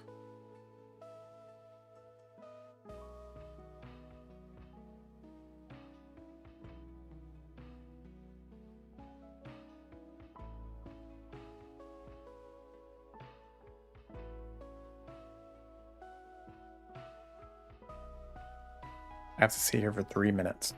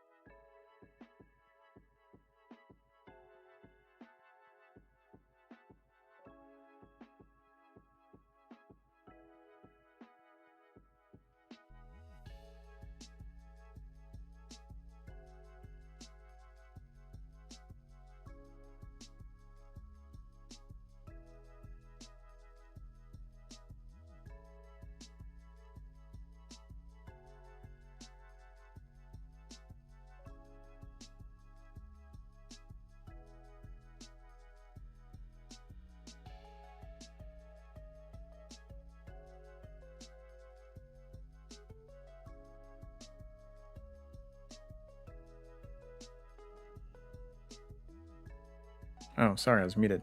I haven't played Azeroth. I think it's OP.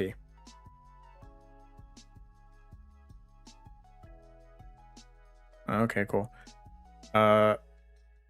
Main rotation is cast a Malevolence to put Black Blood on everybody. And cast Blade of the Empire. It's really all you have to do. And then maximize your DPS, or whenever you need to pump out some healing on your tank, whenever you have the insanity to spend.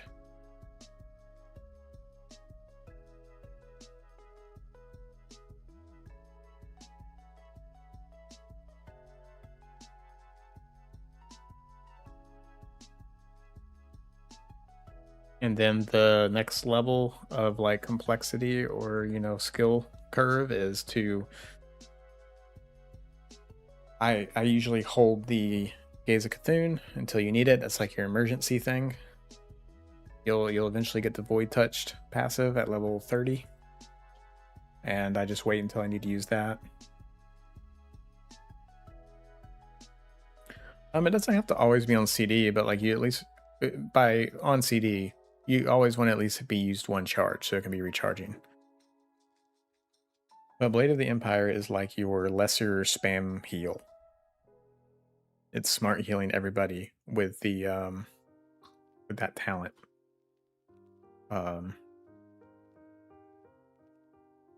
Blade of Yogg-Saron. This is way more impactful than Shadow Pennant early on. Shadow Pennant's still nice, but Blade of Yogg-Saron is usually your like number 2 heal.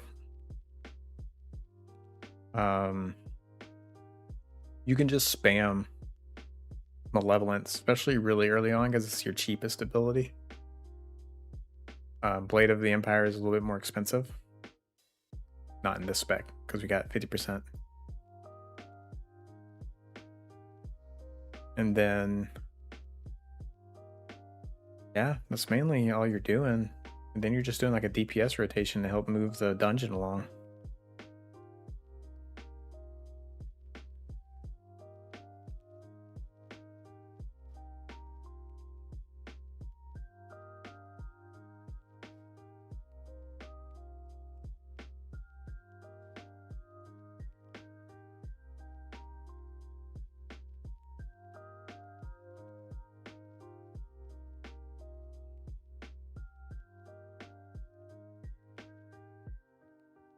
All right, it had to have been 3 minutes by now. I wonder if we're just not getting it.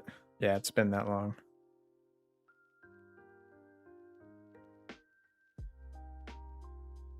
I wonder if we're just like overriding whatever we get from this because of we have well rested on.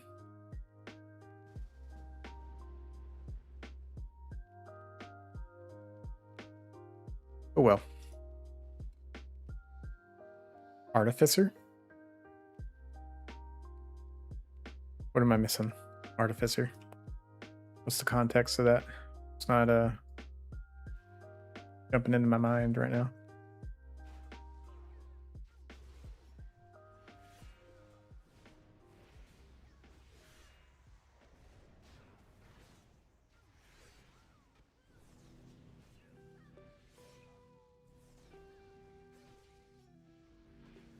Oh, Chronospec? I'm not sure.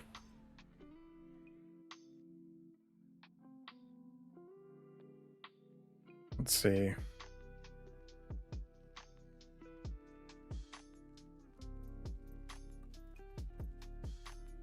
I can pull up the trees a little bit later. Whoa. Guy's taking a lot of damage. Let's stun everyone. Once I'm not stunned.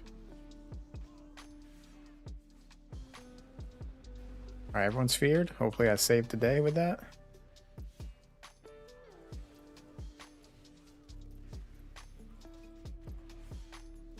Man, 3k crits back to back.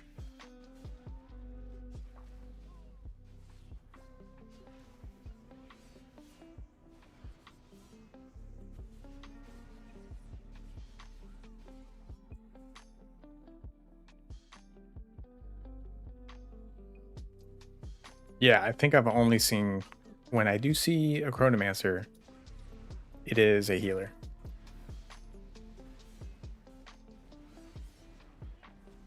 I'm seeing it way less than I thought it would be, though.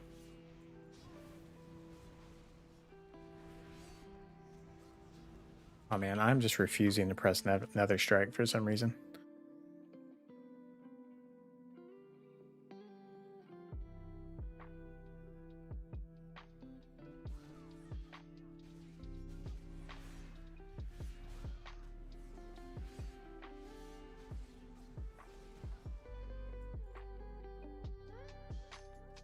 This rift effect is really cool.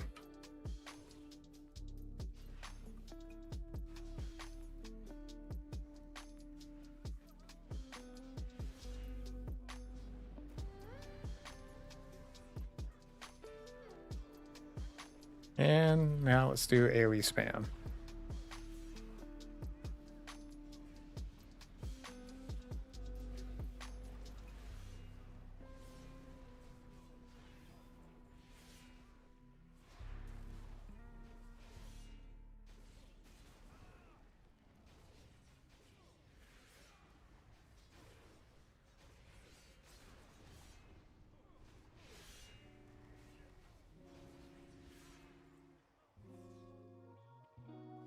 Whoa, new tabard.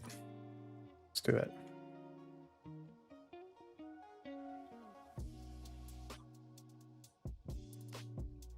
One of my good guild friends played a lot of Chrono in the alpha.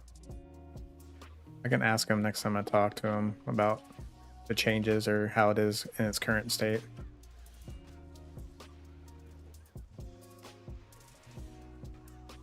Why am I in front of them?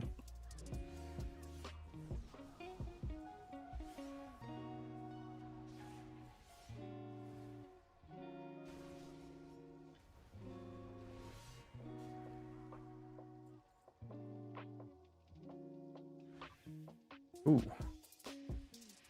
Level 58 Fellsworn in here. Can I keep up with them in DPS?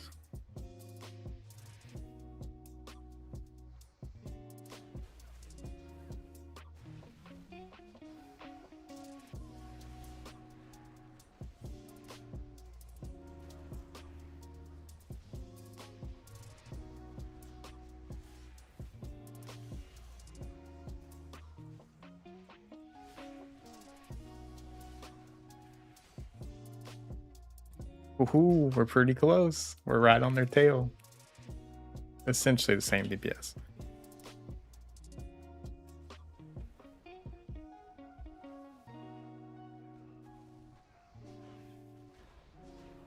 Cutting through absorption effects is so cool, though.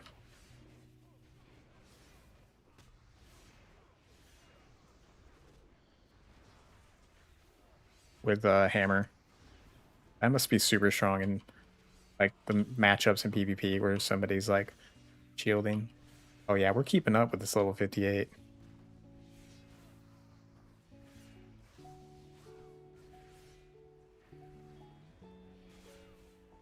Ooh, attack power? Not better than our crafted whirling steel axes.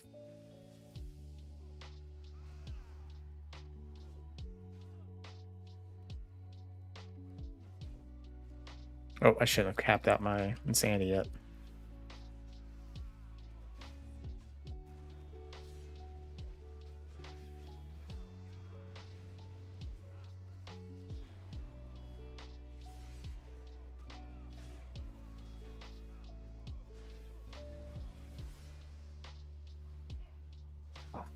I was actually trying to get that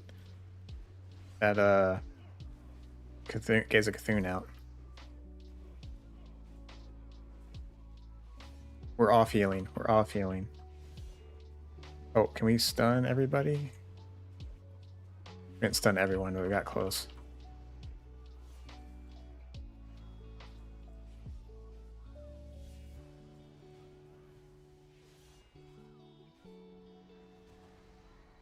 Nice.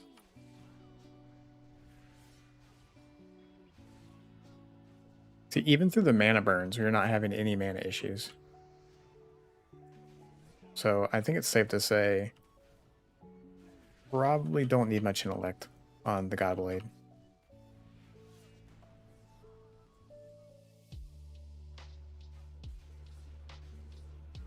Whoa, we got Yasuo in here. It fell sword.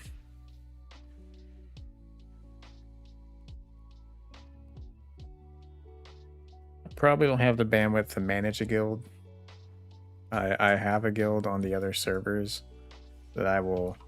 They're just waiting until there's more content, and I'll join them. But there's like, oh shoot. Distracted.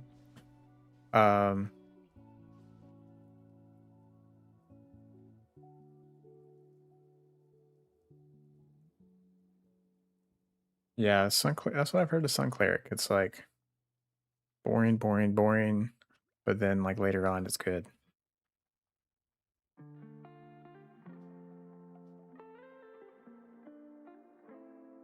How much oh, I was on overall data. How much healing did we do there? Not bad. We healed the group some.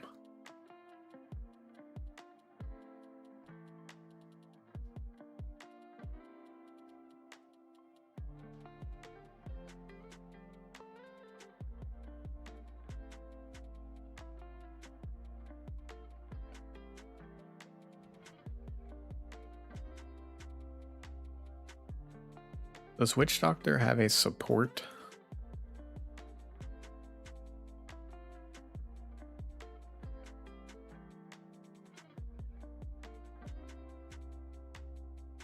Let's get the builder back up. The Chronomancer, Artificer. Move this over here so we don't miss the thing.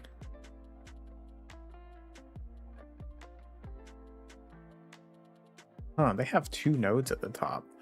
Why don't more classes have this? All the ones that I've played only has 1. It's like, thanks, but kind of boring. Oh, this Artificer's a wanding subclass? That's cool.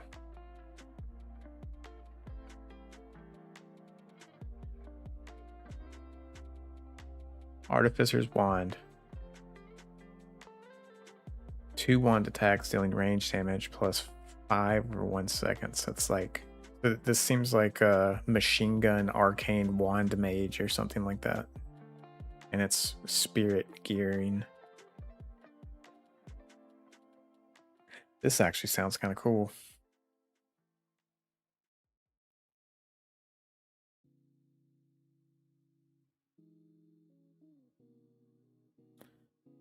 Machine gun wand.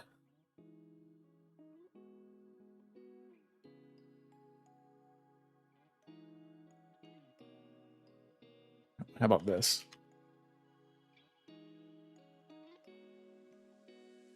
There you go. Even though you can't hear that.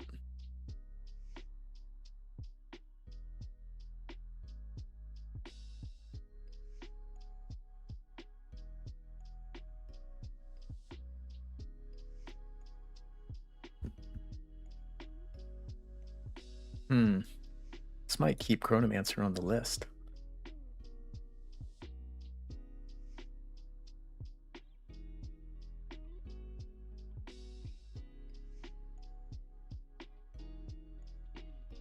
I think I want to keep. All right.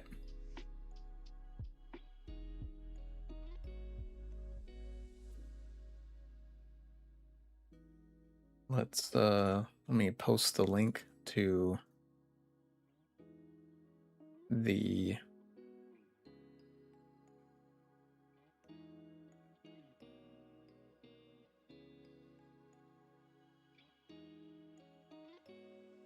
where is it?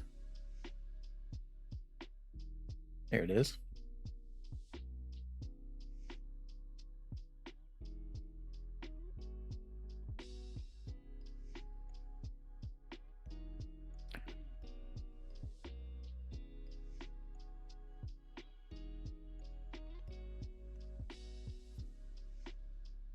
All right, go fill out that survey. What do we play after we're done with Cultist?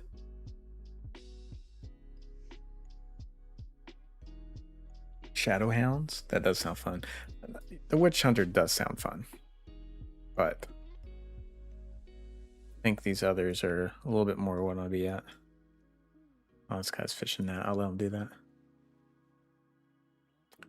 I think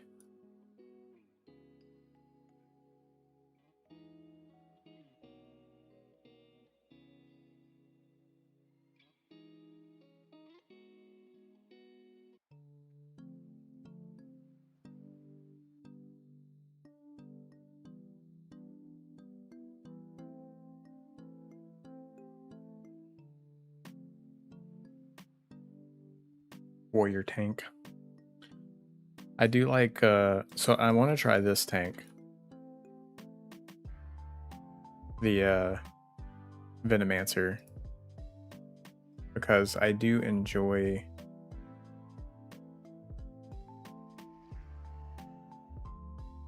like bear tanks.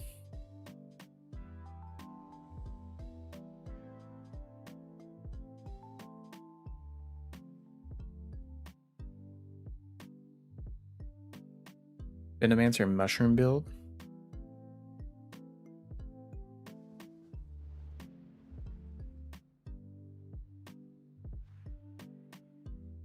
Oh, already underway. What's the mushroom build? Is that a DPS? Or is that a like a thing that they can do with their specs, like summon mushrooms? Speaking of,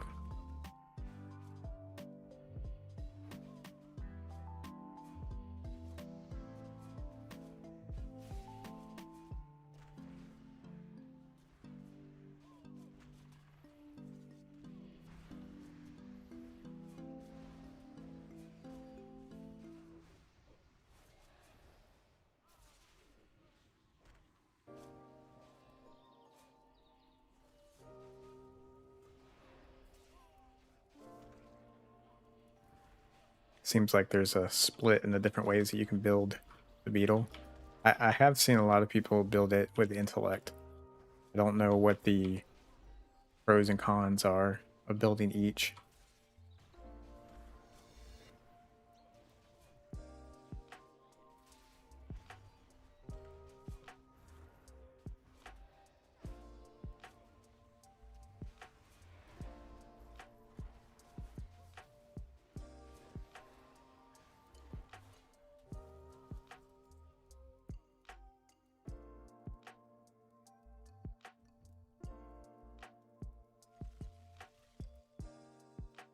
I mean, the 5k queue, it sucks, but Ascension does a good job. Like, if you get kicked, it's gonna keep you in.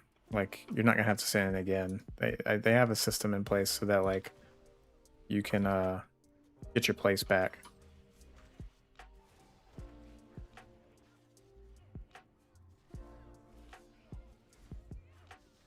Gonna have to fear everyone as soon as I get out of this. Okay. I love that utility. I love getting stunned.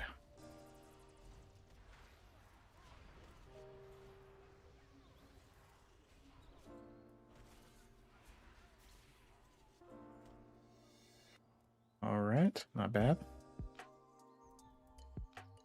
I mean, we were talking about Rexar earlier. Seems to be doing pretty good.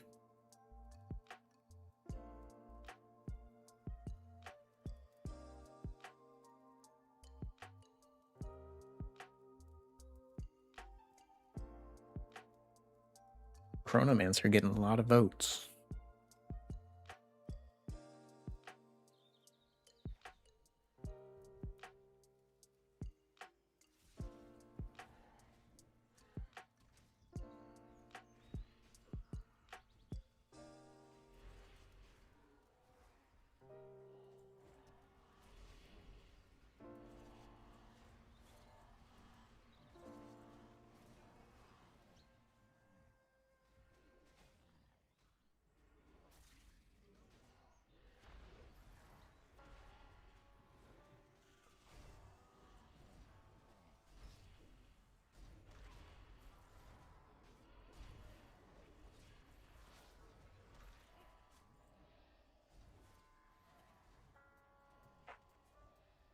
Let me go.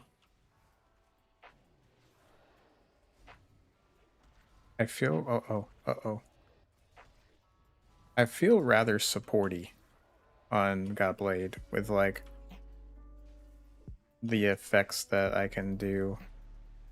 I mean, the same ones. We have Mass Nightmare. We can do Sermon to lower attack power of everybody. We have some interrupts. We have Death Grip. And my case of Cthulhu heals. Obviously, it's not a sport. And I'm being a little facetious with saying I'm a sport, but you know, that's nice. We can do things other than just do damage. Hooded Venomancer. Chrono, I don't think has a tank spec, but that would be kind of cool if we had like I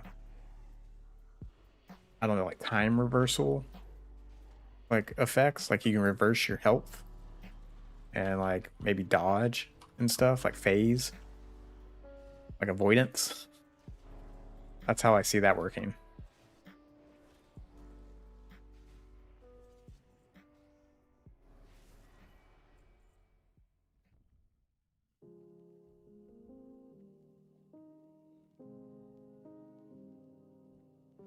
Top DPS classes. I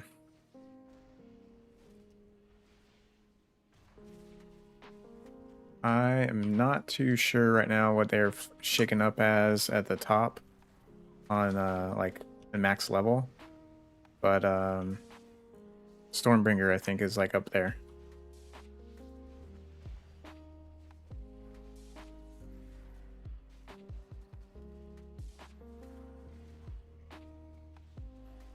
Heal.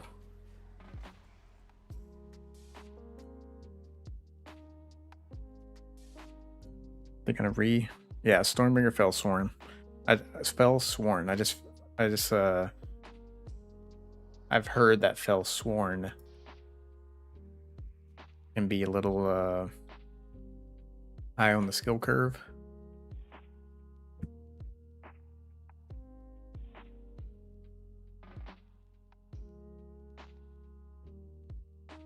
Yeah, there is no legit oh man, they did requeue? Oh, I'm dumb.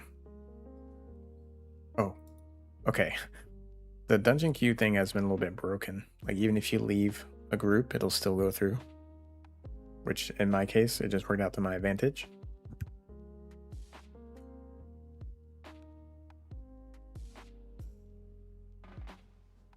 Okay, yes. Whew.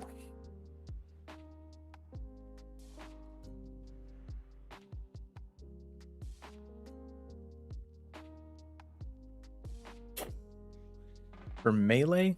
Yeah, I don't know. Good question.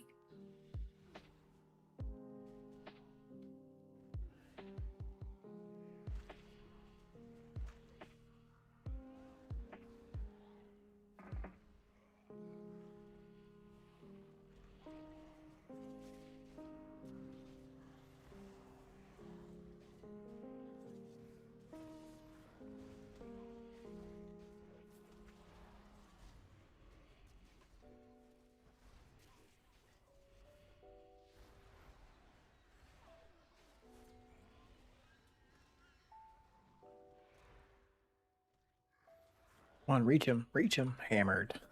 I mean, I hate having to press Rift manually. So like I kind of wasted it right there, but all right, let's go Giga DPS spam.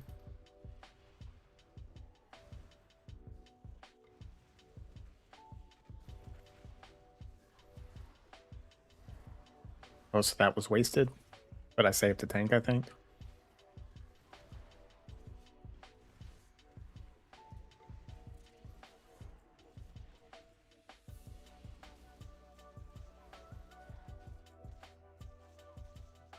$2K DPS, level 53 Star Caller. Mana on the Sun Cleric. I mean, as much as I complain about having to press Sandy Tap on Heretic Cultist, at least it's like run and gun, right? Like I never have to stop. I guess that's the trade-off, right? Level 30 Primalist, but I'm just not feeling that class. It doesn't resonate with me. What subclass are you playing? Or Spec? Citizen?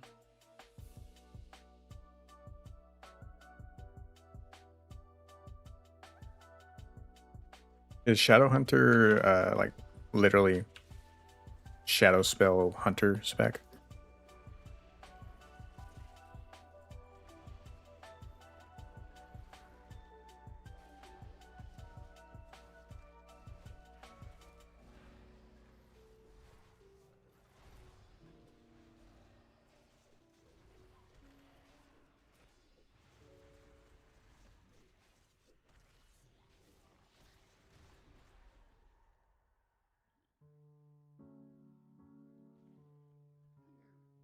Oh, that seems OP.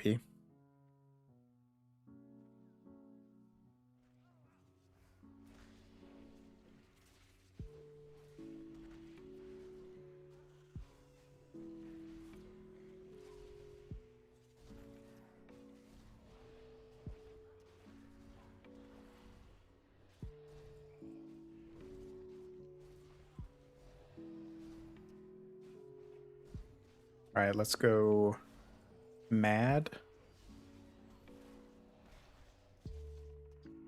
And hopefully get to just bump DPS here.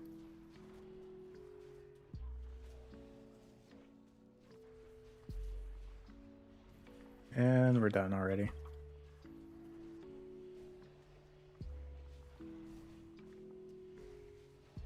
And we're mad again.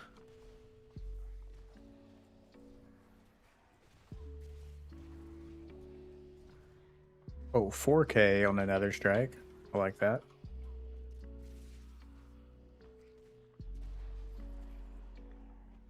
Big damage. We're at a 2K right now.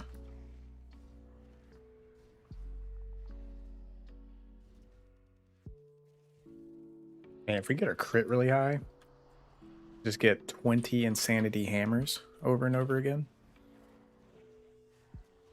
I'm like, why can't I see my insanity? Because I haven't rolled.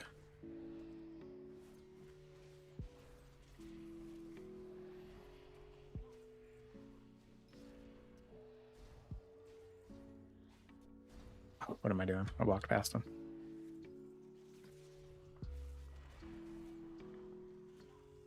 Yeah, building a lot of crit on the Cultist, both the Heretic and the Godblade, just seems like it would be. It would just make things like the engine of things run really well.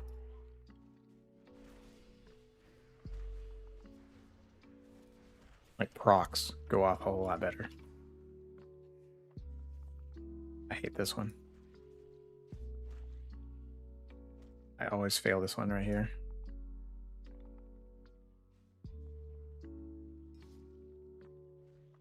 Is the key not to jump?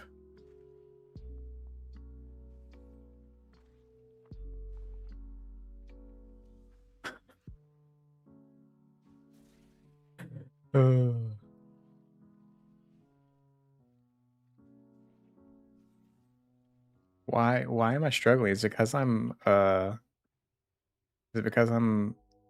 this race and it's like extra tall and I'm hitting the vine? I think so. That's what we'll say.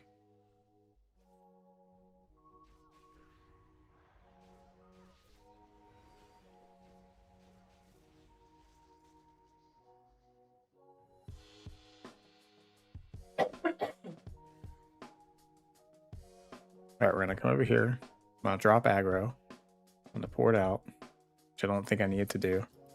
Then pour it back in.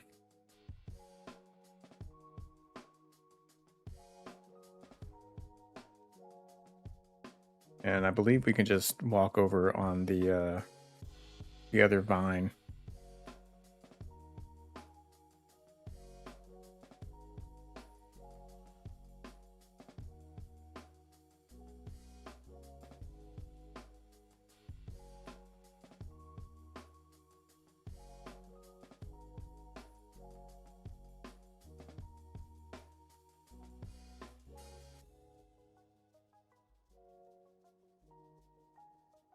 Isn't there another little jump that we can do? I guess it's further over.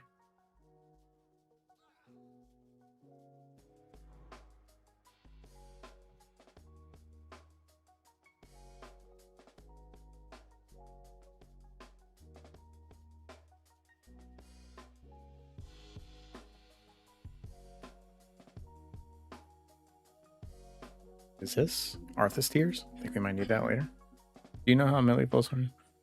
Yeah, just scroll up a little bit in the comments. A lot of people like in Fellsworn in dungeons. Are you saying constantly pull 4 mobs as in that's too few? Or are you saying you would prefer it be less procs?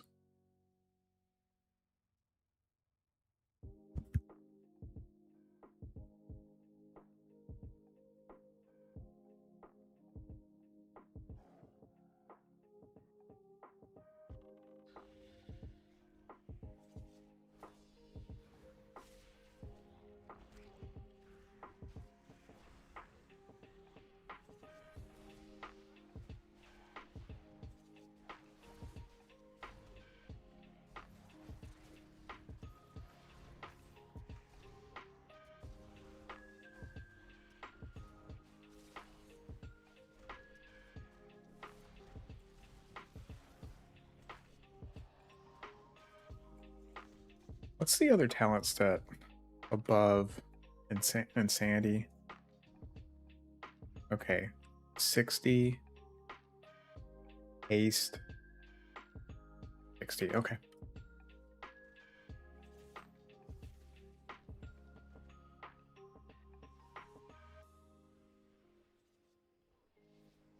I didn't see what that dude did.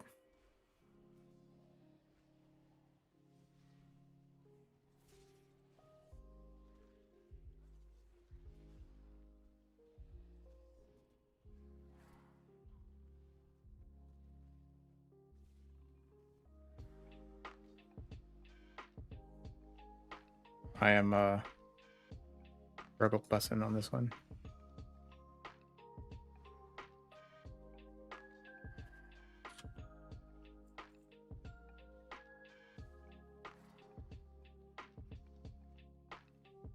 More left side. I mean, if I come over here,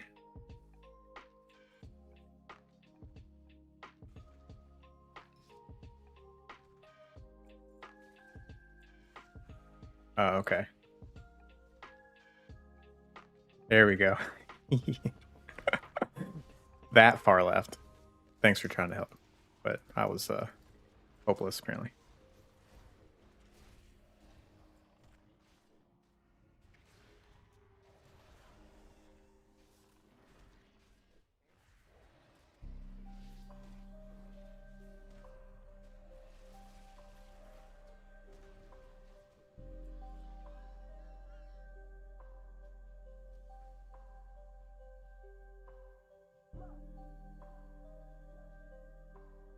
What's happening with the Blizzard thing? You talking about them going after Ascension?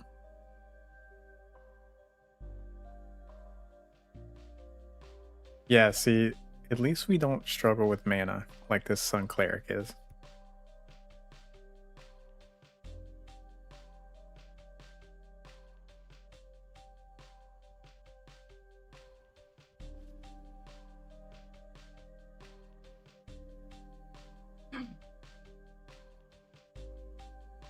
Oh man.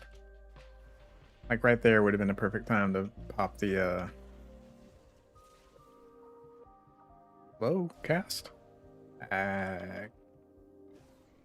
Taunt while I was walking up to get free insanity.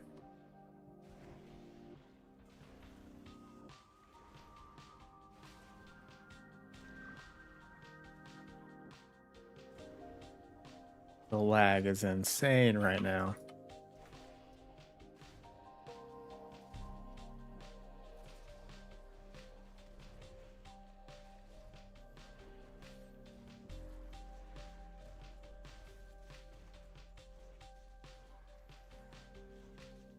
$2,600 DPS on that pull. That was nice. Tank did some work too.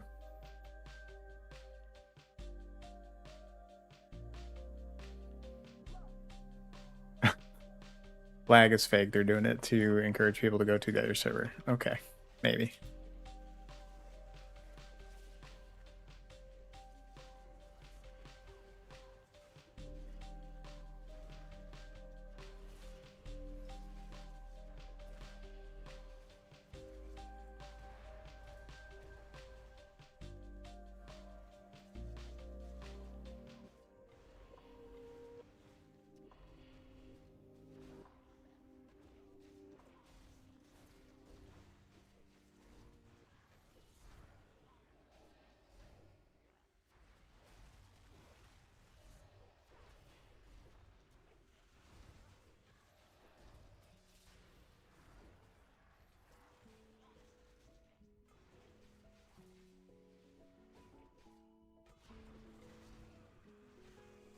Oh, oh, oh, don't die.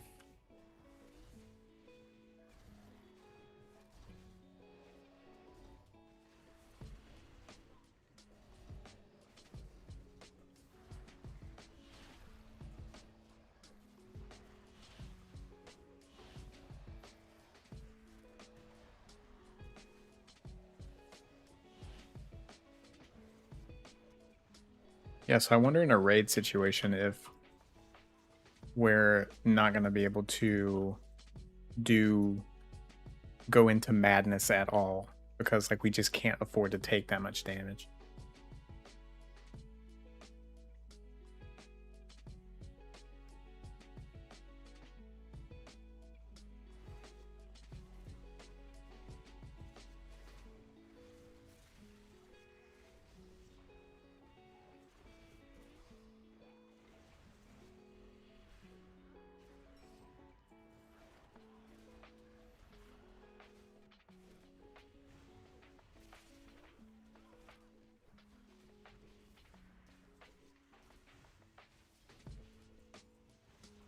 Oop, shouldn't have went 100 there.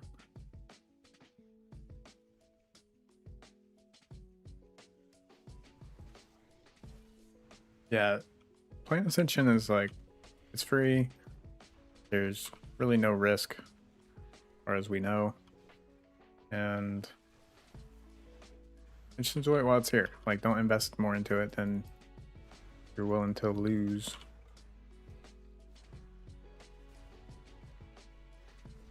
Go play a class, get really good at it. Make a guide on the database because no one's making Conquest of Azeroth guides right now. Submit it to the creators forum or a Discord. Get you a handful of donation points, like 50 probably, for a really well-made guide. And then go, you know, buy a couple things that you want.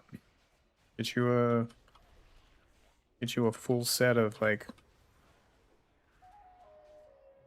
what was I trying to say? The heirlooms on sale or something.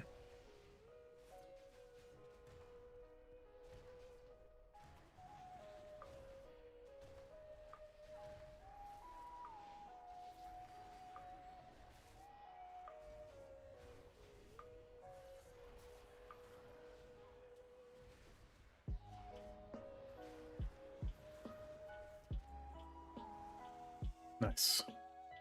1137, mostly a single target fight.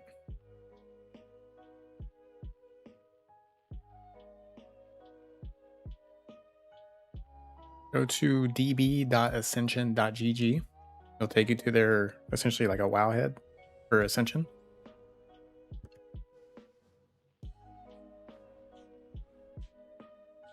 Then go to guides, make a guide. It's essentially the same markdown as guides on regular wowhead, so you can find guides on that online on how to do the markdown stuff.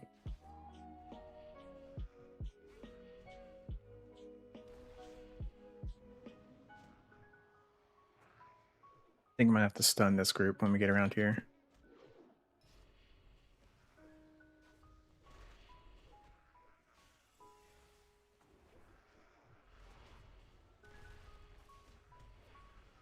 Oh, numbers. That was fun. Nice 2600 DPS there.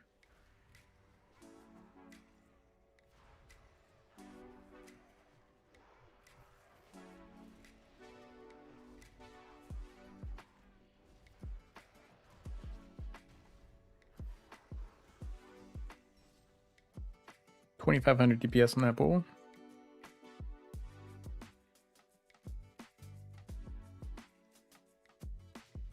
You could also go make a character on another server, one like Area 52. I guess it's the only other one right now. And you can do like the daily cardboard quests, super easy. Should be a little bit easier to get to a max level. And you could go start buying heirlooms over there. Like if you just log in like once a week and do all the daily quests, you can get like a whole set of heirlooms in like a week probably.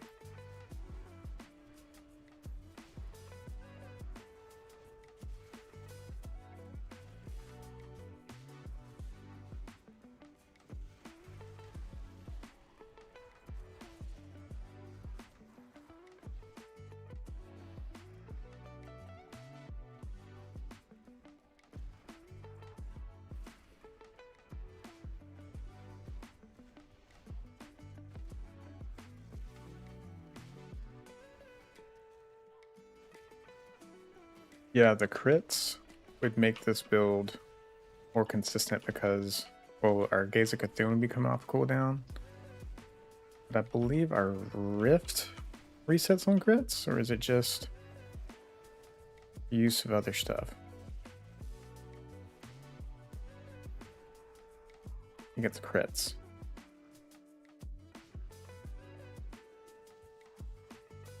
Oh yeah, the wiki's not, but like you can still make a guide there. People can still use that.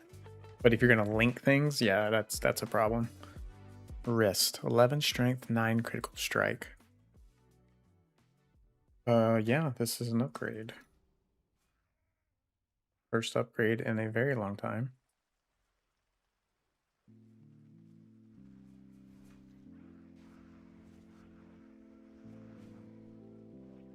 Get ready to stun this group. And we did it.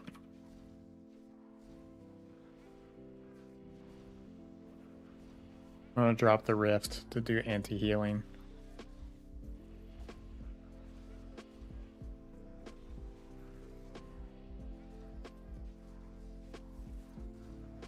Because these guys do heal.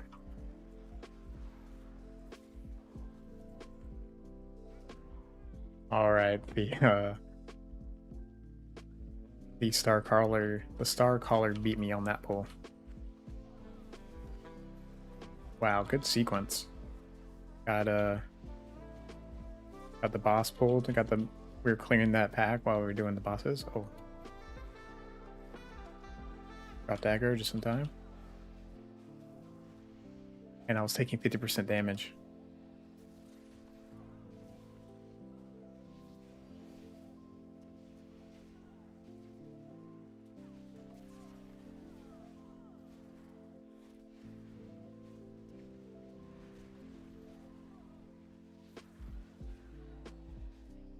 Why am I casting Blade?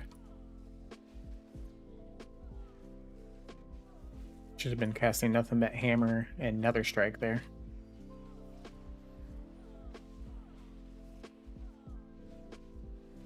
Guess I did not win those racers. Alright, hopefully I don't get smacked.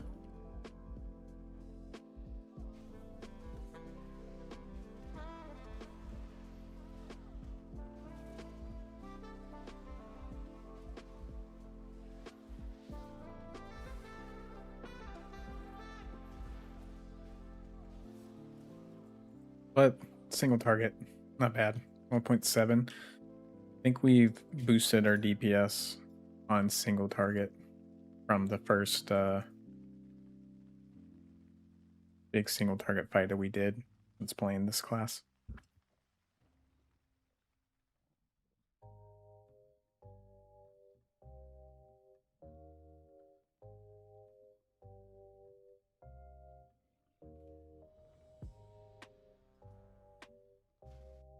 Yeah, but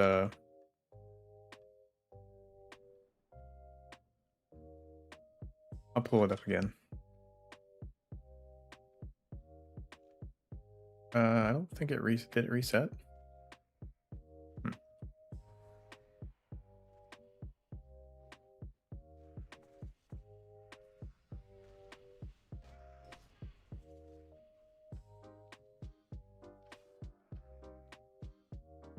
Whoa, this guy's going big pull.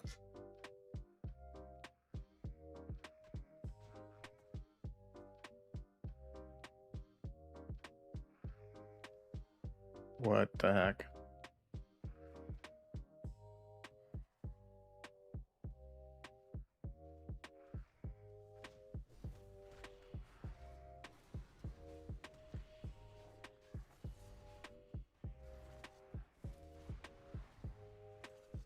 Stop moving, please.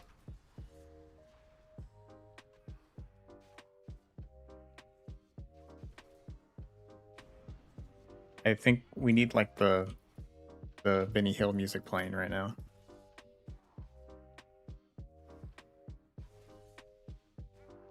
What is going on?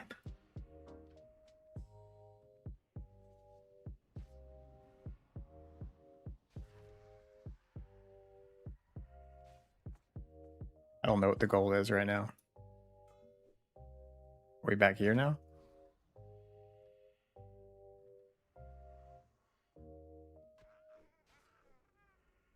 Oh, the DC?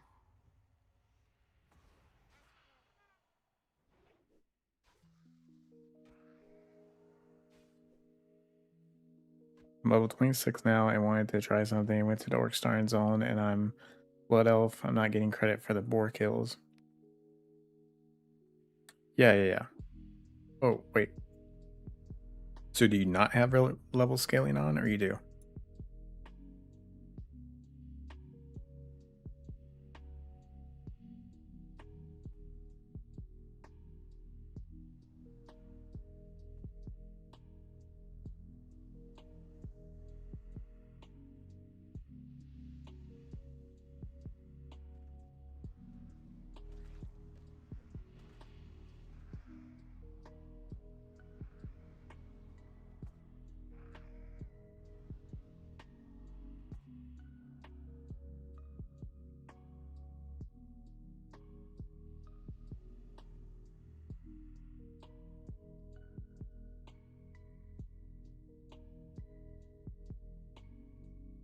Okay, we reset, finally.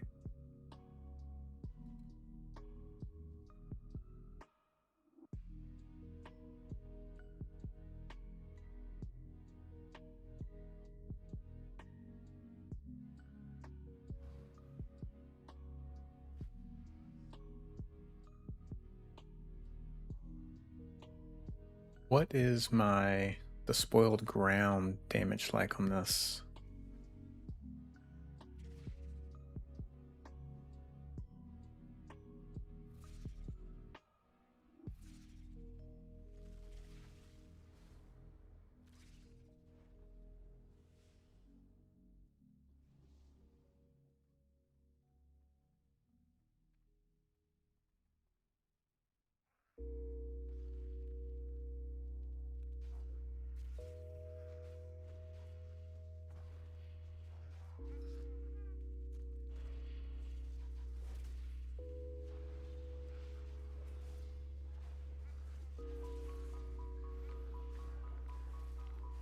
Man, we got haste. But like heroism, which just popped.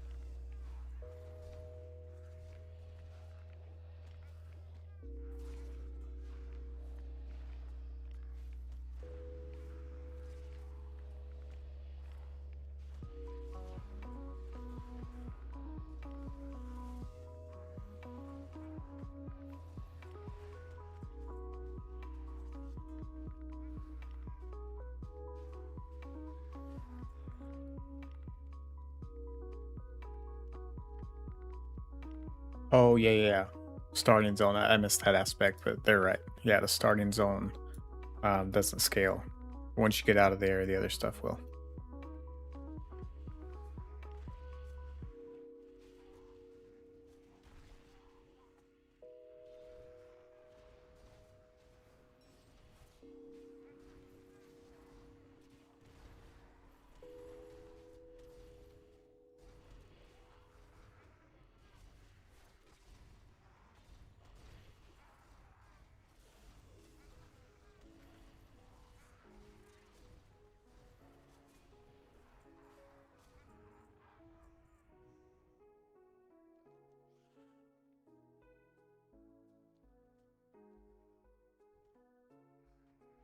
Looks like we're doing the quest.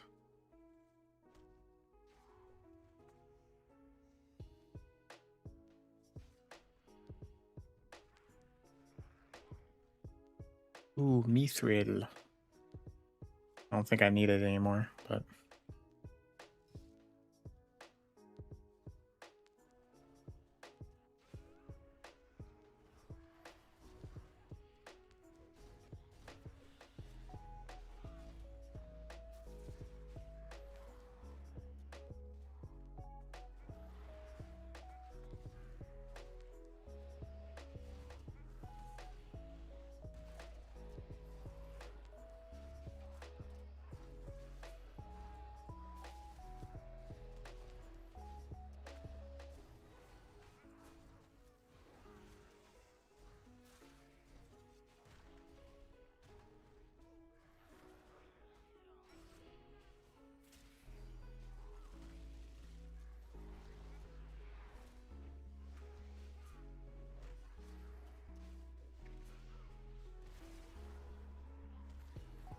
man, the rift effect really does like outshadow everything. All the other effects that we can do.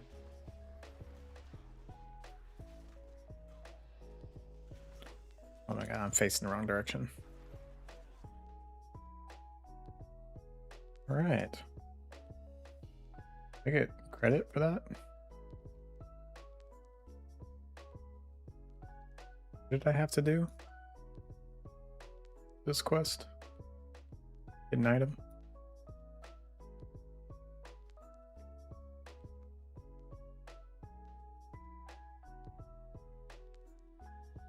Was this one that's like it's different depending on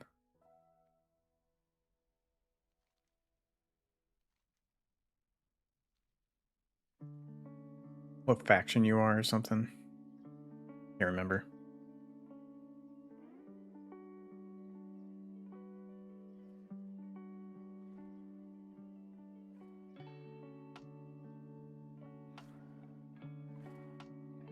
Yeah, especially not just private servers in general, but like Ascension specifically.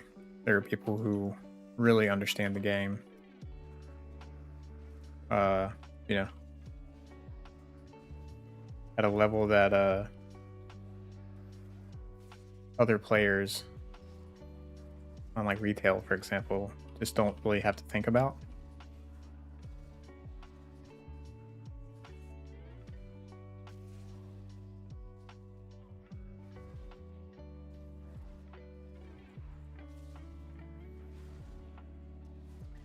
Especially on the classless realms, because you just have to understand all aspects of like how the whole game, the system works, like how stuff interacts.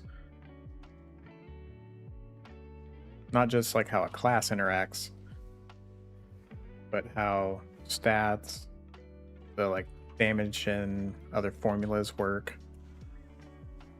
Like I remember when I was playing a heavyweight warrior build and like understanding like the haste breakdowns and the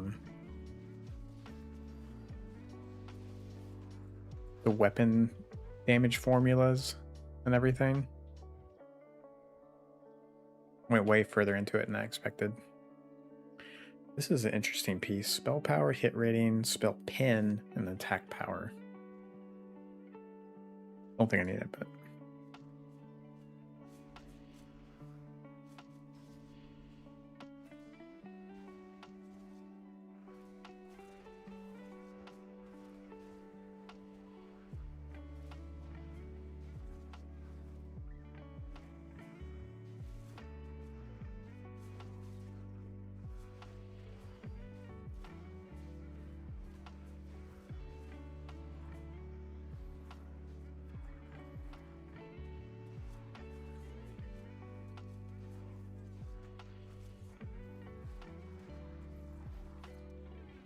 Oh, you have to see health bars as a healer?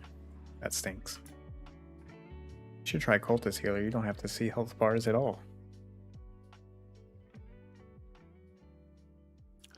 So the guild that I play with, we went to a Cataclysm Classic server. Proudmoore. And we're like doing raid logging over there, essentially doing progression raiding. And you take for granted, I think, the stuff that we have on Ascension if you've played it for a long time. Like some of the quality of life and just other stuff that we have.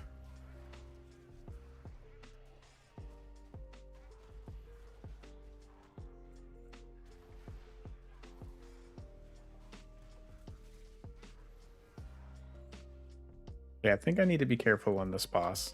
Because they can just one-shot me if I have my madness debuff on.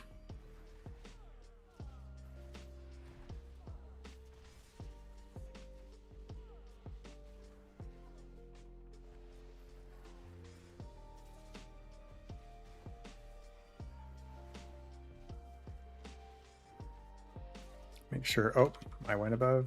I went to 100. Oh well.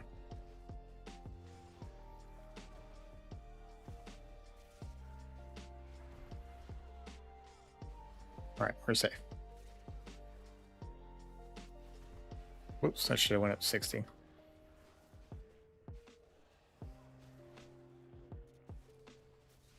Forgot to drop my little tentacle dude for 1% extra damage. I went to 100 again, but oh well, we'll risk it. We gotta do damage.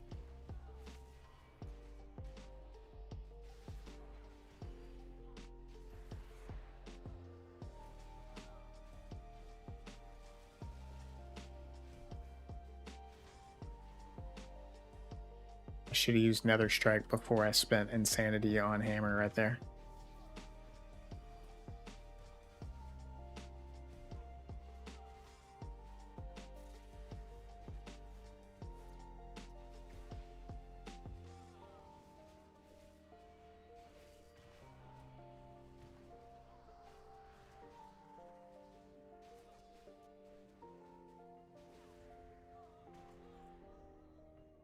Okay, single target DPS, not bad. Definitely do way more damage if we're getting up to madness levels and just spamming things there. But the group looks like they're wanting to go take a break, so we're gonna join our queue by ourselves. Speaking of caches,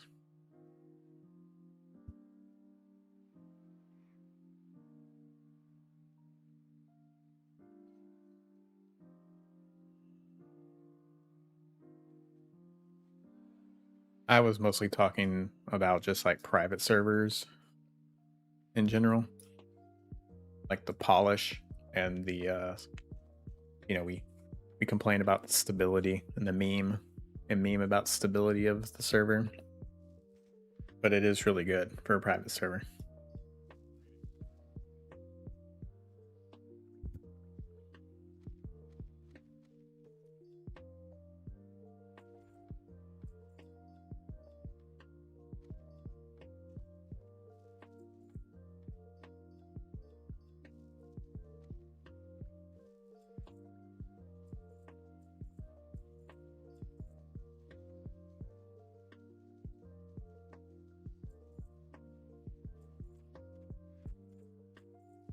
We have 11 caches.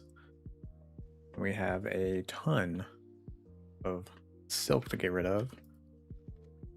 Ooh, what was that? Mithril shield spike. Nice. Probably gray for me already.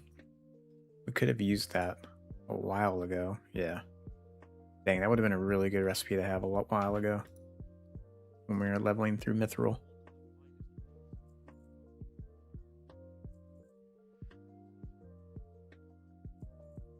Star Ruby's good. We need that for engineering on the goggles. What else? Sell or get rid of here.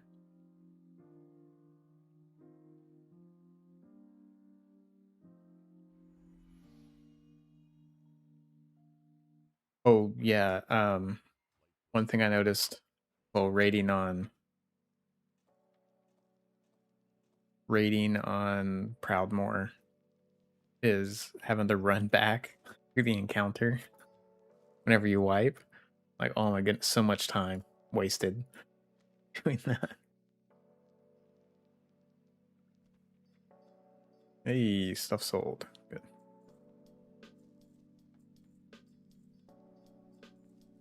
Well, we got some money to do some more leveling on professions.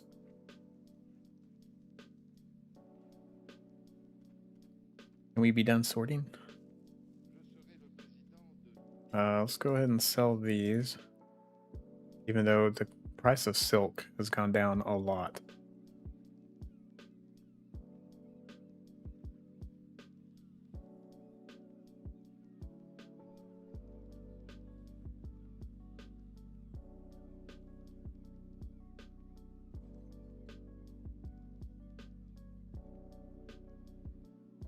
Well, we're still at like a silver, so put it around there. 15 times 5 is not even barely a gold.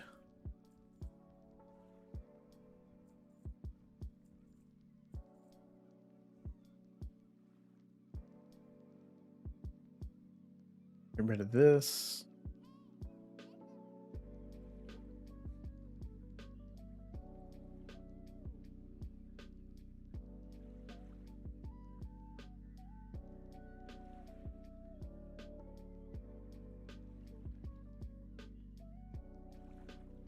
Everybody, welcome to the stream.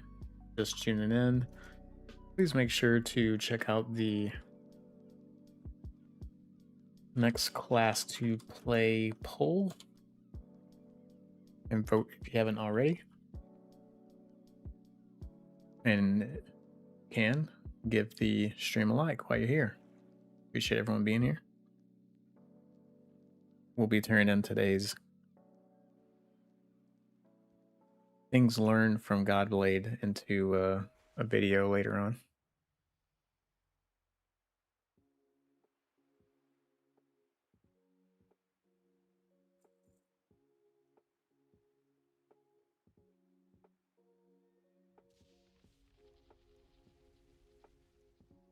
Just waiting in dungeon queue right now.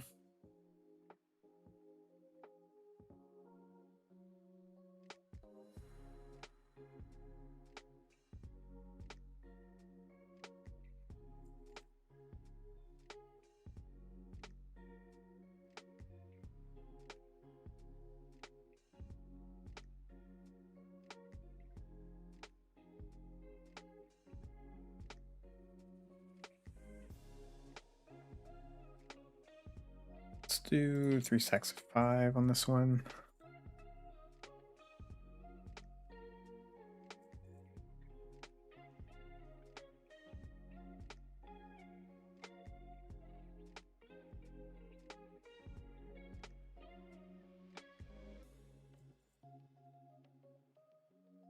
Okay, I think that's most of the things that are like worthwhile to sell. Oh, the herbs up here too. Some of these herbs, like I was saying earlier with the professions, some of these herbs are like so dirt cheap. That's why I think like enchanting and alchemy are like the best ones to level for like gold making later on.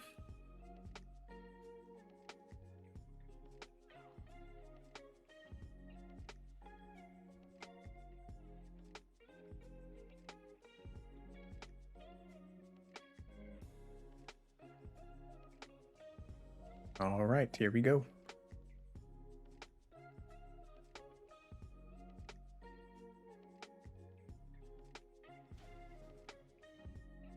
All right, so we have been playing the Godblade almost all day today. And I feel like I've learned some things. At least enough to talk about how to play it. And I'm going to do my best during this dungeon. So I'm going to go ahead and put my Gaze of Cthulhu on cooldown because it resets on critical, or it doesn't reset, but it gets a cooldown reduction when I critically strike. And I want it to reset because it also resets my Blade of the Empire, which builds up my insanity. And what I've been doing is reaching 100 insanity so that then I can spam my insanity spenders while I've gone completely mad. That's what happens whenever you reach 100 insanity. You take 50% more damage, which is not something you should ignore. And you stick at 100 insanity. You don't like drain it. So like right now I'm at 100. I'm just going to spam Entropic Slam. And hopefully I'm getting a good amount of crits. Resetting Gaze of Cthulhu. I'm going to cast that whenever it's off cooldown. And I'm just going to spam it. Just like that. And as you can see, we're doing almost 2k DPS there. So far, I think that is the way to play it in dungeons. At least like AoE situations. I'm at 100 again. I don't know how long ago I hit that, but we're going to use it as long as we can. And I'm just spamming Entropic. And now we're back down. I'm going to do that Blade of the Empire. And if I'm not hitting 100, I'm just going to go ahead and press an Entropic Slam anyways. Then once we get up to 100, I can spam it. That was kind of an ill-timed one. And that's the decision making, is timing when you hit 100. So like if the tank is running around and pulling a bunch of mobs, maybe you cast a Hammer of Twilight to keep your insanity lower than 100. Like right now, for example, I can just cast like a Entropic Slam and completely miss all the enemies. That wasn't intentional. But once I get unfrozen here, I'm going to hit 100 and I'm going to start spamming. Should have cast my Gaze of Cthulhu before I hit 100 probably. I'm going to start spamming Entropic Slam and Gaze of Cthulhu whenever it's off cooldown. And it's going to come off cooldown pretty quickly because I'm critting, hopefully, a lot. Now I'm back at 100. I'm going to do it again. Hopefully not take too much damage here. Now we're on a single target, essentially. And the single target is almost the same, except instead of pressing Entropic Slam, we're pressing Hammer of Twilight. And unless we need charges on Blade of the Empire, I think we probably don't want to be pressing Gaze of Cthulhu in a single target situation. For presences, I'm running Presence of Isharge right now. In a single target situation, I think we probably want to run Presence of Cthulhu. Gives us more haste, which we do care a little bit about our swings, like our auto attacks. So haste is nice.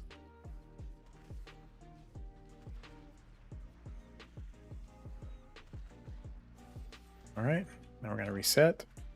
Build up that insanity again. Also in AoE, I've been kind of ignoring this Nether Strike. So it's kind of like an execute ability. Execute in that you can only use it whenever enemies are below 35%. It doesn't necessarily do execute damage, but it is something that I would probably press whenever I'm single target instead of Gaze of Cthulhu. So whenever it's up there, because simply just casting an Entropic Slam when you have multiple targets is just always going to do more damage than almost any of these other abilities.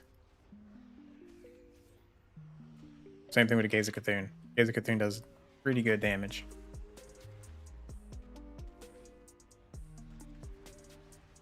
Just kind of threw out an Entropic Slam there because I wasn't going to make it to 100 insanity, but now I am, and I'm gonna bam. One thing that I've been failing at is I have been not in melee range of an enemy, so I'm like losing out on the melee damage. I've been sitting back just doing slams. Another thing that I need to be paying more attention to or doing better at is ooh, there was that nether strike for 4,000. That was a good one. Is also trying to keep my insanity above 60 whenever I do certain things, because there are talents that will give us more haste when we're above 60, and especially on single target, we want to be casting Nether Strike on, get over here behind the stuff, targets whenever we have 60 insanity or more, because it gets a boost to critical strike. We really want to be casting Nether Strike at the highest insanity as we can, because it does more damage, more crit, thanks to another talent as well, which I probably went over in the talent review. So in chat saying that it has a lower GCD. Are we talking about which ability was that? Sorry, I missed it whenever you typed that to know what you're referring to.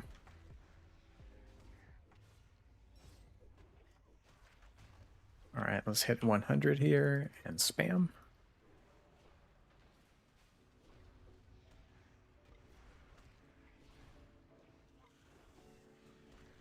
When you have so many targets, it might even be worth not casting Gaze of Cthulhu and just continually cast Entropic Slam. But that is a 4K, almost just shy of 4K DPS trash pull while leveling. So pretty good. Yeah, I can open the talents as soon as I'm done with this one. New class will probably start this next weekend, maybe late this week. As you can see, we're still level 56. Really want to get this one to 60.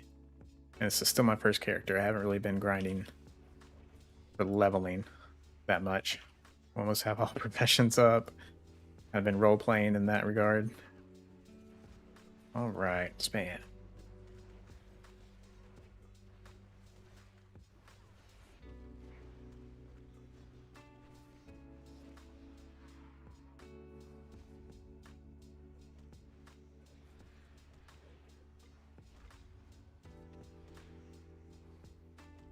If we need more insanity to get to that madness point, even if we're on single target, we still probably want to cast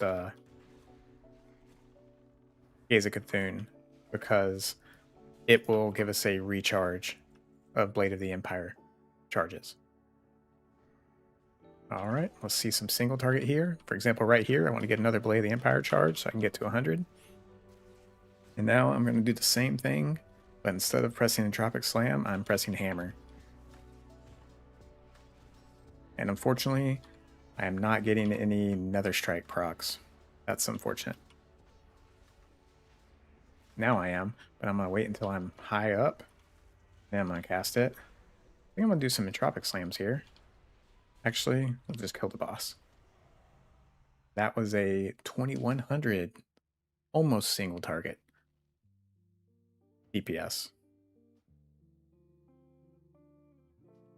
All right, let's see if we can just go straight into another one. For stats on gear, I really think you can just go straight strength. Intellect, we don't really get any boost from intellect. Oh, I take that back. Blessing and the Zod at level 50, we get a boost. So you want strength, intellect, and let's see here. But you still get 2 attack power per strength. So strength is still better. But if you can get both, strength and intellect, that's great after level 50. And then attack power crit on the tertiary stats.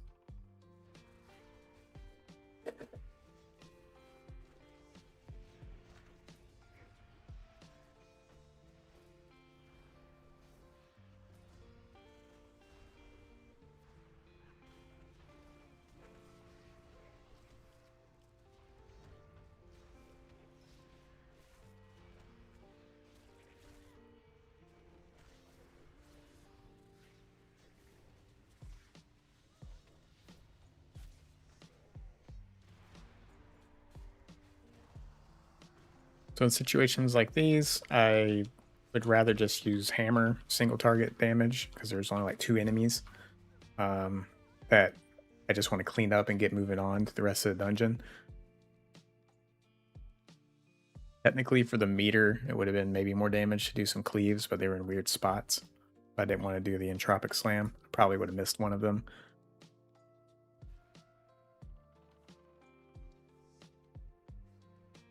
I am using the Presence of Yshard still because we're just pulling trash mobs, but in that single target fight, I probably should have switched to the Presence of Cthulhu to get the haste. Ooh, we are taking some damage. Need to be kiting these properly, and I was not. Oh, this feels like I'm still not. Ah, they spewed on me. Okay.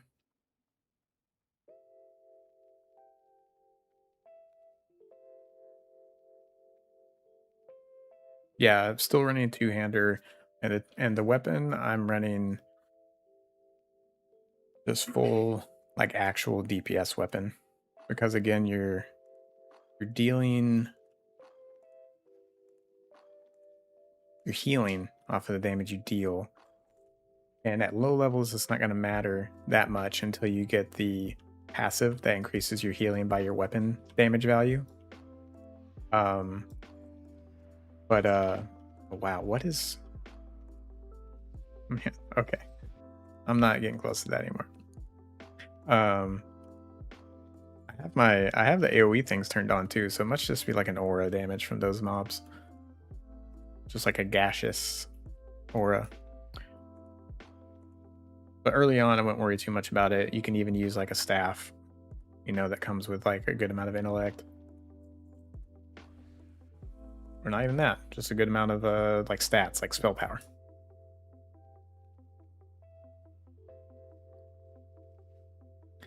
We're just gonna let these things die. Not getting close to them. Yeah, okay, nearby enemies. So yeah, I'm just not getting close to these whenever there was that many of them pulled.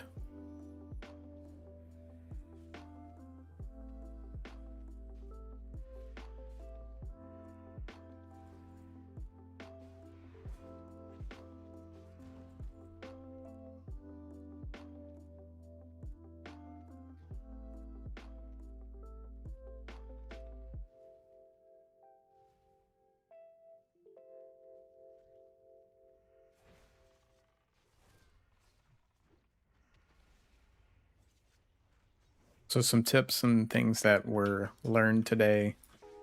We talked about just a second ago building up. Let me start over. So with this strategy of reaching 100 insanity as quick as possible, there's some tips and tricks that people have brought up in chat today about reaching that. One of them being the taunt ability from the tank spellbook. That does grant insanity, and we can combo that immediately with the aggro dropping abilities that we have, like hallucination, isolate, to just get free insanity essentially, so we can reach that madness level even faster.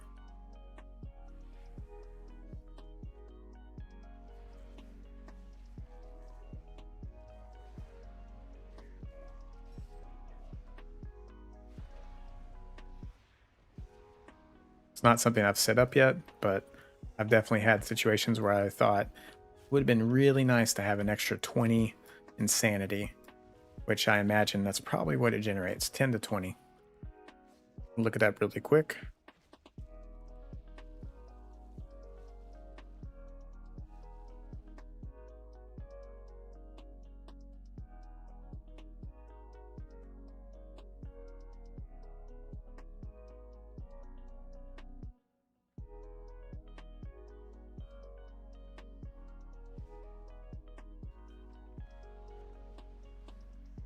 I imagine it's one of those abilities. I'm just missing something in the tooltip.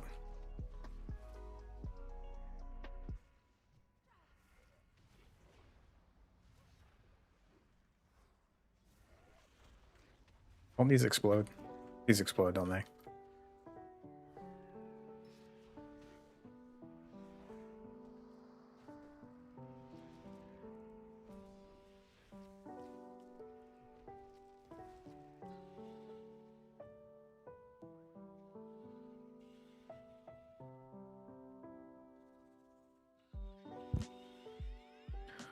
Alright, let's set ourselves up for some single target. I know this guy splits, but mostly single. Oh, we're pulling things too, so maybe I'll switch back to the presence of this charge.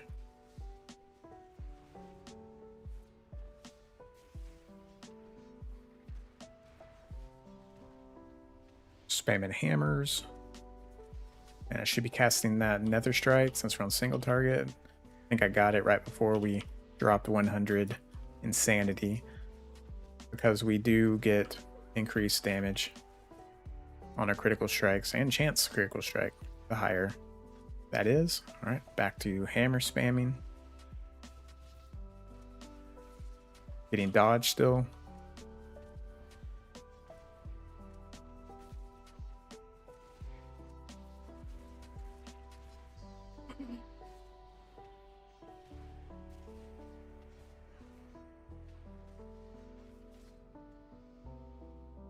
Nice. 1100 on that one. Starcaller still doing pretty good damage. They seem to be my DPS nemesis right now.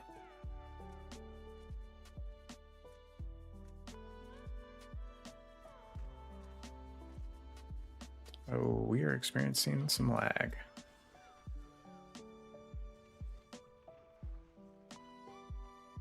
Something's up.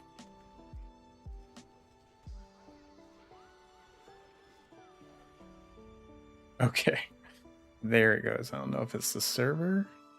I think it is. Can I get a check from other people experiencing the same thing?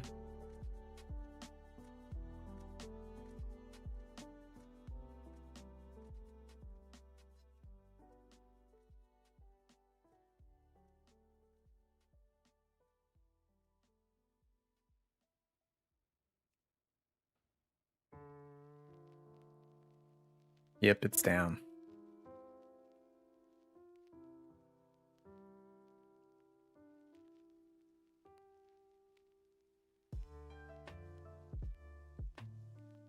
See, Rexar players are smiling today. Can always count on a few extra people hopping in whenever the server goes down. Well, while you're waiting on the server to come back, go ahead and check on the next character poll.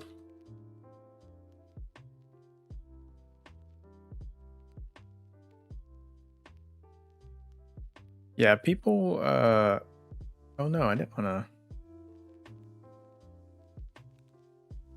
to. Did it switch positions? Did they try to do a switcheroo? They did. Trying to fool people to join Rexar.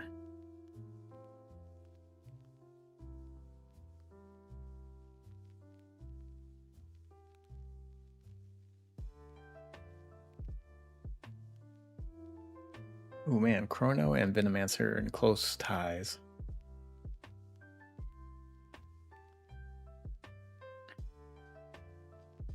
Ready to be logged into a pool of poison. Oh, okay. Now we're good. Huh. They either got in a lot faster than me or they didn't DC, which seems weird.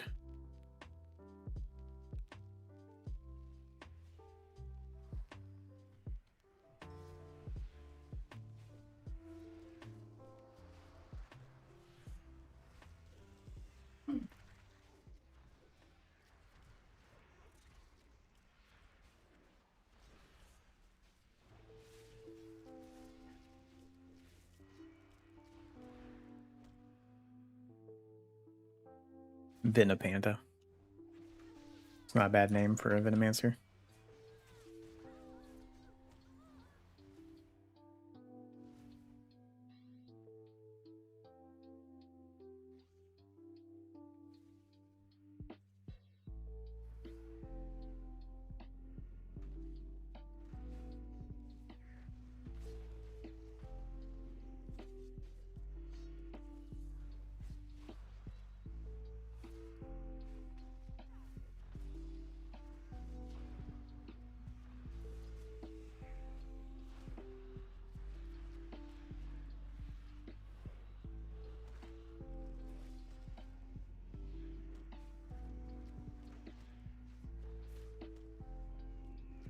All right, we're gonna hold this 90 madness so that we can go into it now.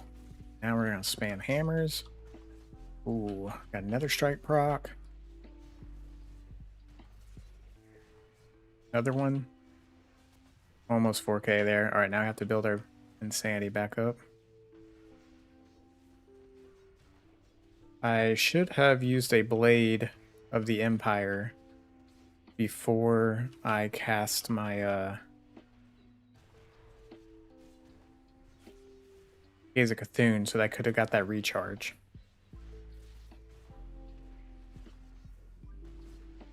Like I'm doing this time. So I can come back to Blade of the Empire.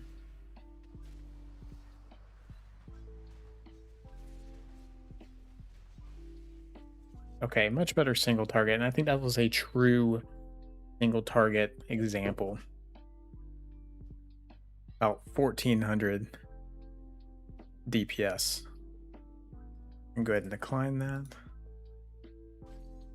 So looking at the single target breakdown from that fight, obviously Hammer of Twilight, what we spammed the most. It came out to be, on average, 1460, critting up to 2958, and our crit was rather high at 33%. And I think it's only going to get better once we get better gear. I mean, it has to, right? Blade of the Empires, that's just our filler. It's what we use to build up to do our combo of unlimited hammers whenever we have 100% insanity. So those are definitely going to be in here. But at the same time, they do respectable damage. Critting again at 33%. Nether Strike. Is it worth the press Nether Strike over Hammer of Twilight? It looks like Nether Strike has the ability to do a whole lot more damage on crit because of the talents that we have to boost up its damage. Otherwise, it's kind of on par with the Hammer of Twilight. Slightly lower on a non-critical strike, but when it crits, it does a lot of damage. So we definitely want to be pushing it. We only cast it 6 times on that fight, and it's doing almost 14% of our damage. Then Gaze of Cthulhu, we only did it just to refresh our Blade of the Empire charges, but it still did really good damage. I feel like just for something to enable the rest of your rotation, if it's doing 7.6, almost 8% damage, that's okay. It's not bad. Even the Despoiled Ground did 3% damage on a single target fight. Now Rift. I wonder if this just counts for that additional 80% damage. It must be. So this is that extra percent damage of Hammer of Twilight. Obviously it wasn't on every single hit, but we only proc 2 of them, or cast 2 of them. I have it macroed to Hammer of Twilight to just go automatically, and it boosted it by another 7%. So not too crazy, but hey, it's free essentially because we have to take it. It's at the top of our tree. Void Forged Edge, I took 2 points out of that. Don't really regret it. It wasn't doing that much damage. As you can see here, it's only doing 0.9% at most. That would be what, 2.7, almost 3% if we had all 2 points in there. But I think what the talents we do have, or those points in, are much more impactful than that. Maybe not on the damage charts, but it enables us to do all the other things we want to do a little bit better.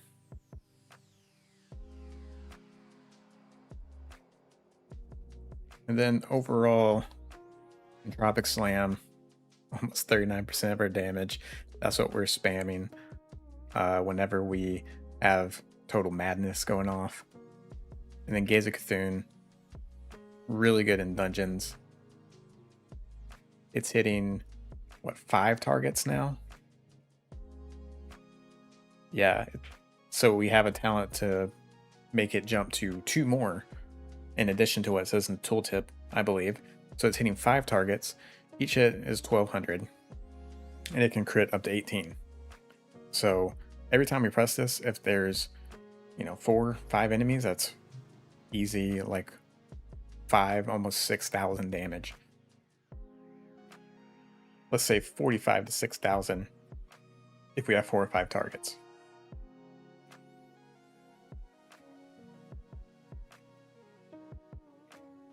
And then the spoiled ground, 10% of our damage. That's why we run that whenever we're pulling huge groups of mobs.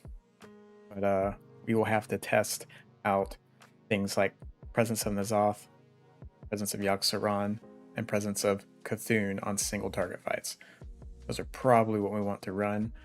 We'll have to see which one works out better once we start doing more single target fights and like raids in those situations. But right now, like I said, even on that single target, Spoiled Ground still gave us 3% extra damage, which I would not be surprised if any of these other presences only gave us something around that number extra damage. So the haste one will be the most difficult to kind of quantify.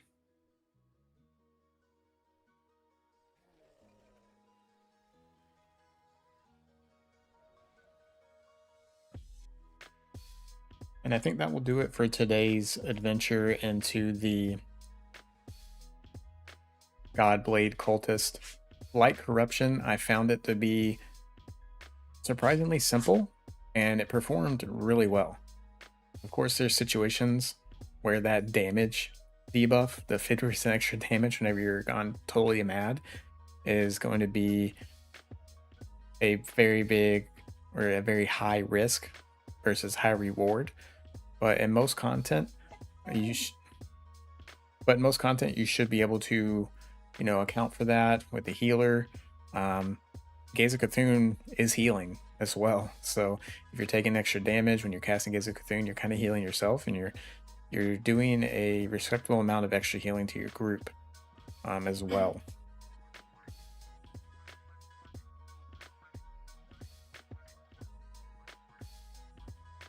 We shall see later on if I am... Once we get to level 60, I will do some more calculations or some testing with the gear. But right now I'm having 0 mana issues. So I think it's very possible that you just run pure strength and attack power gear until the later levels, whenever we can get consistent intellect and strength on gear to see how much our level 50 passive Blessing of N'Zoth really helps us with that extra attack power by 100%. I think it's going to depend on the gear piece by piece, whether or not the amount of strength or attack power that is sacrificed compared to one with intellect on it, if this Blessing of N'Zoth is going to make up for that, because we get 2 attack power per strength. And that passive really only makes it so we get 1. But we do get spell crit, which is kind of nice. Because our level 40 passive kind of undercuts the level 51, where we get shadow spell damage by 50% of our strength, and spell hit chance by 5% of our strength.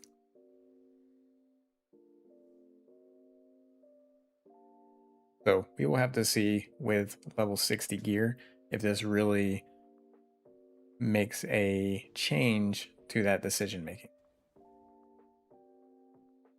But for sure, the tertiary stat that we want on gear. But for sure, the tertiary stat. But for sure, the tertiary stat that we want on gear is going to be critical strike. And attack power. Most likely, I don't think we want to be doing spell power. The question will just be, how much intellect can we forego in order to maintain good performance or not be losing something on that passive?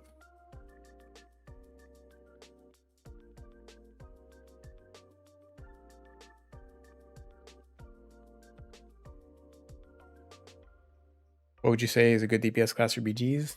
I have heard that the Primalist is a pretty good class. Knight of Azeroth is apparently OP, has a lot of self-sustain, and does good damage. And Felsworn I've heard is pretty good, but maybe not in PvP, but I know in PvE it's done a lot of damage. But that will do it for today's stream and for the Godblade Cultist for today.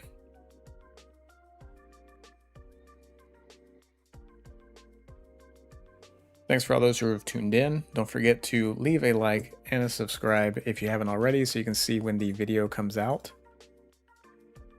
Also, do not forget to do the poll on the channel for our next class. What will we play? As of right now, the 4 that I'm considering are Stormbringer. That's a support and range DPS. Venomancer, mainly the tank for leveling, but we'll try other specs just like we have with the Cultist. Necromancer, because people are saying it's bad, but I don't think it is. And it's a pet class, kind of unique in terms of how the pets work for WoW. And then Chronomancer, which is a heal and an interesting DPS spec. So we'll see where that poll ends up. Ultimately, I'm going to choose what I think is the most interesting and also what is out there in terms of like people playing it. If people want to see something that's not very common, you know, I want to show that off. Thanks everybody for watching Project Ascension Hub. My name is Halen, and I'll see y'all next time.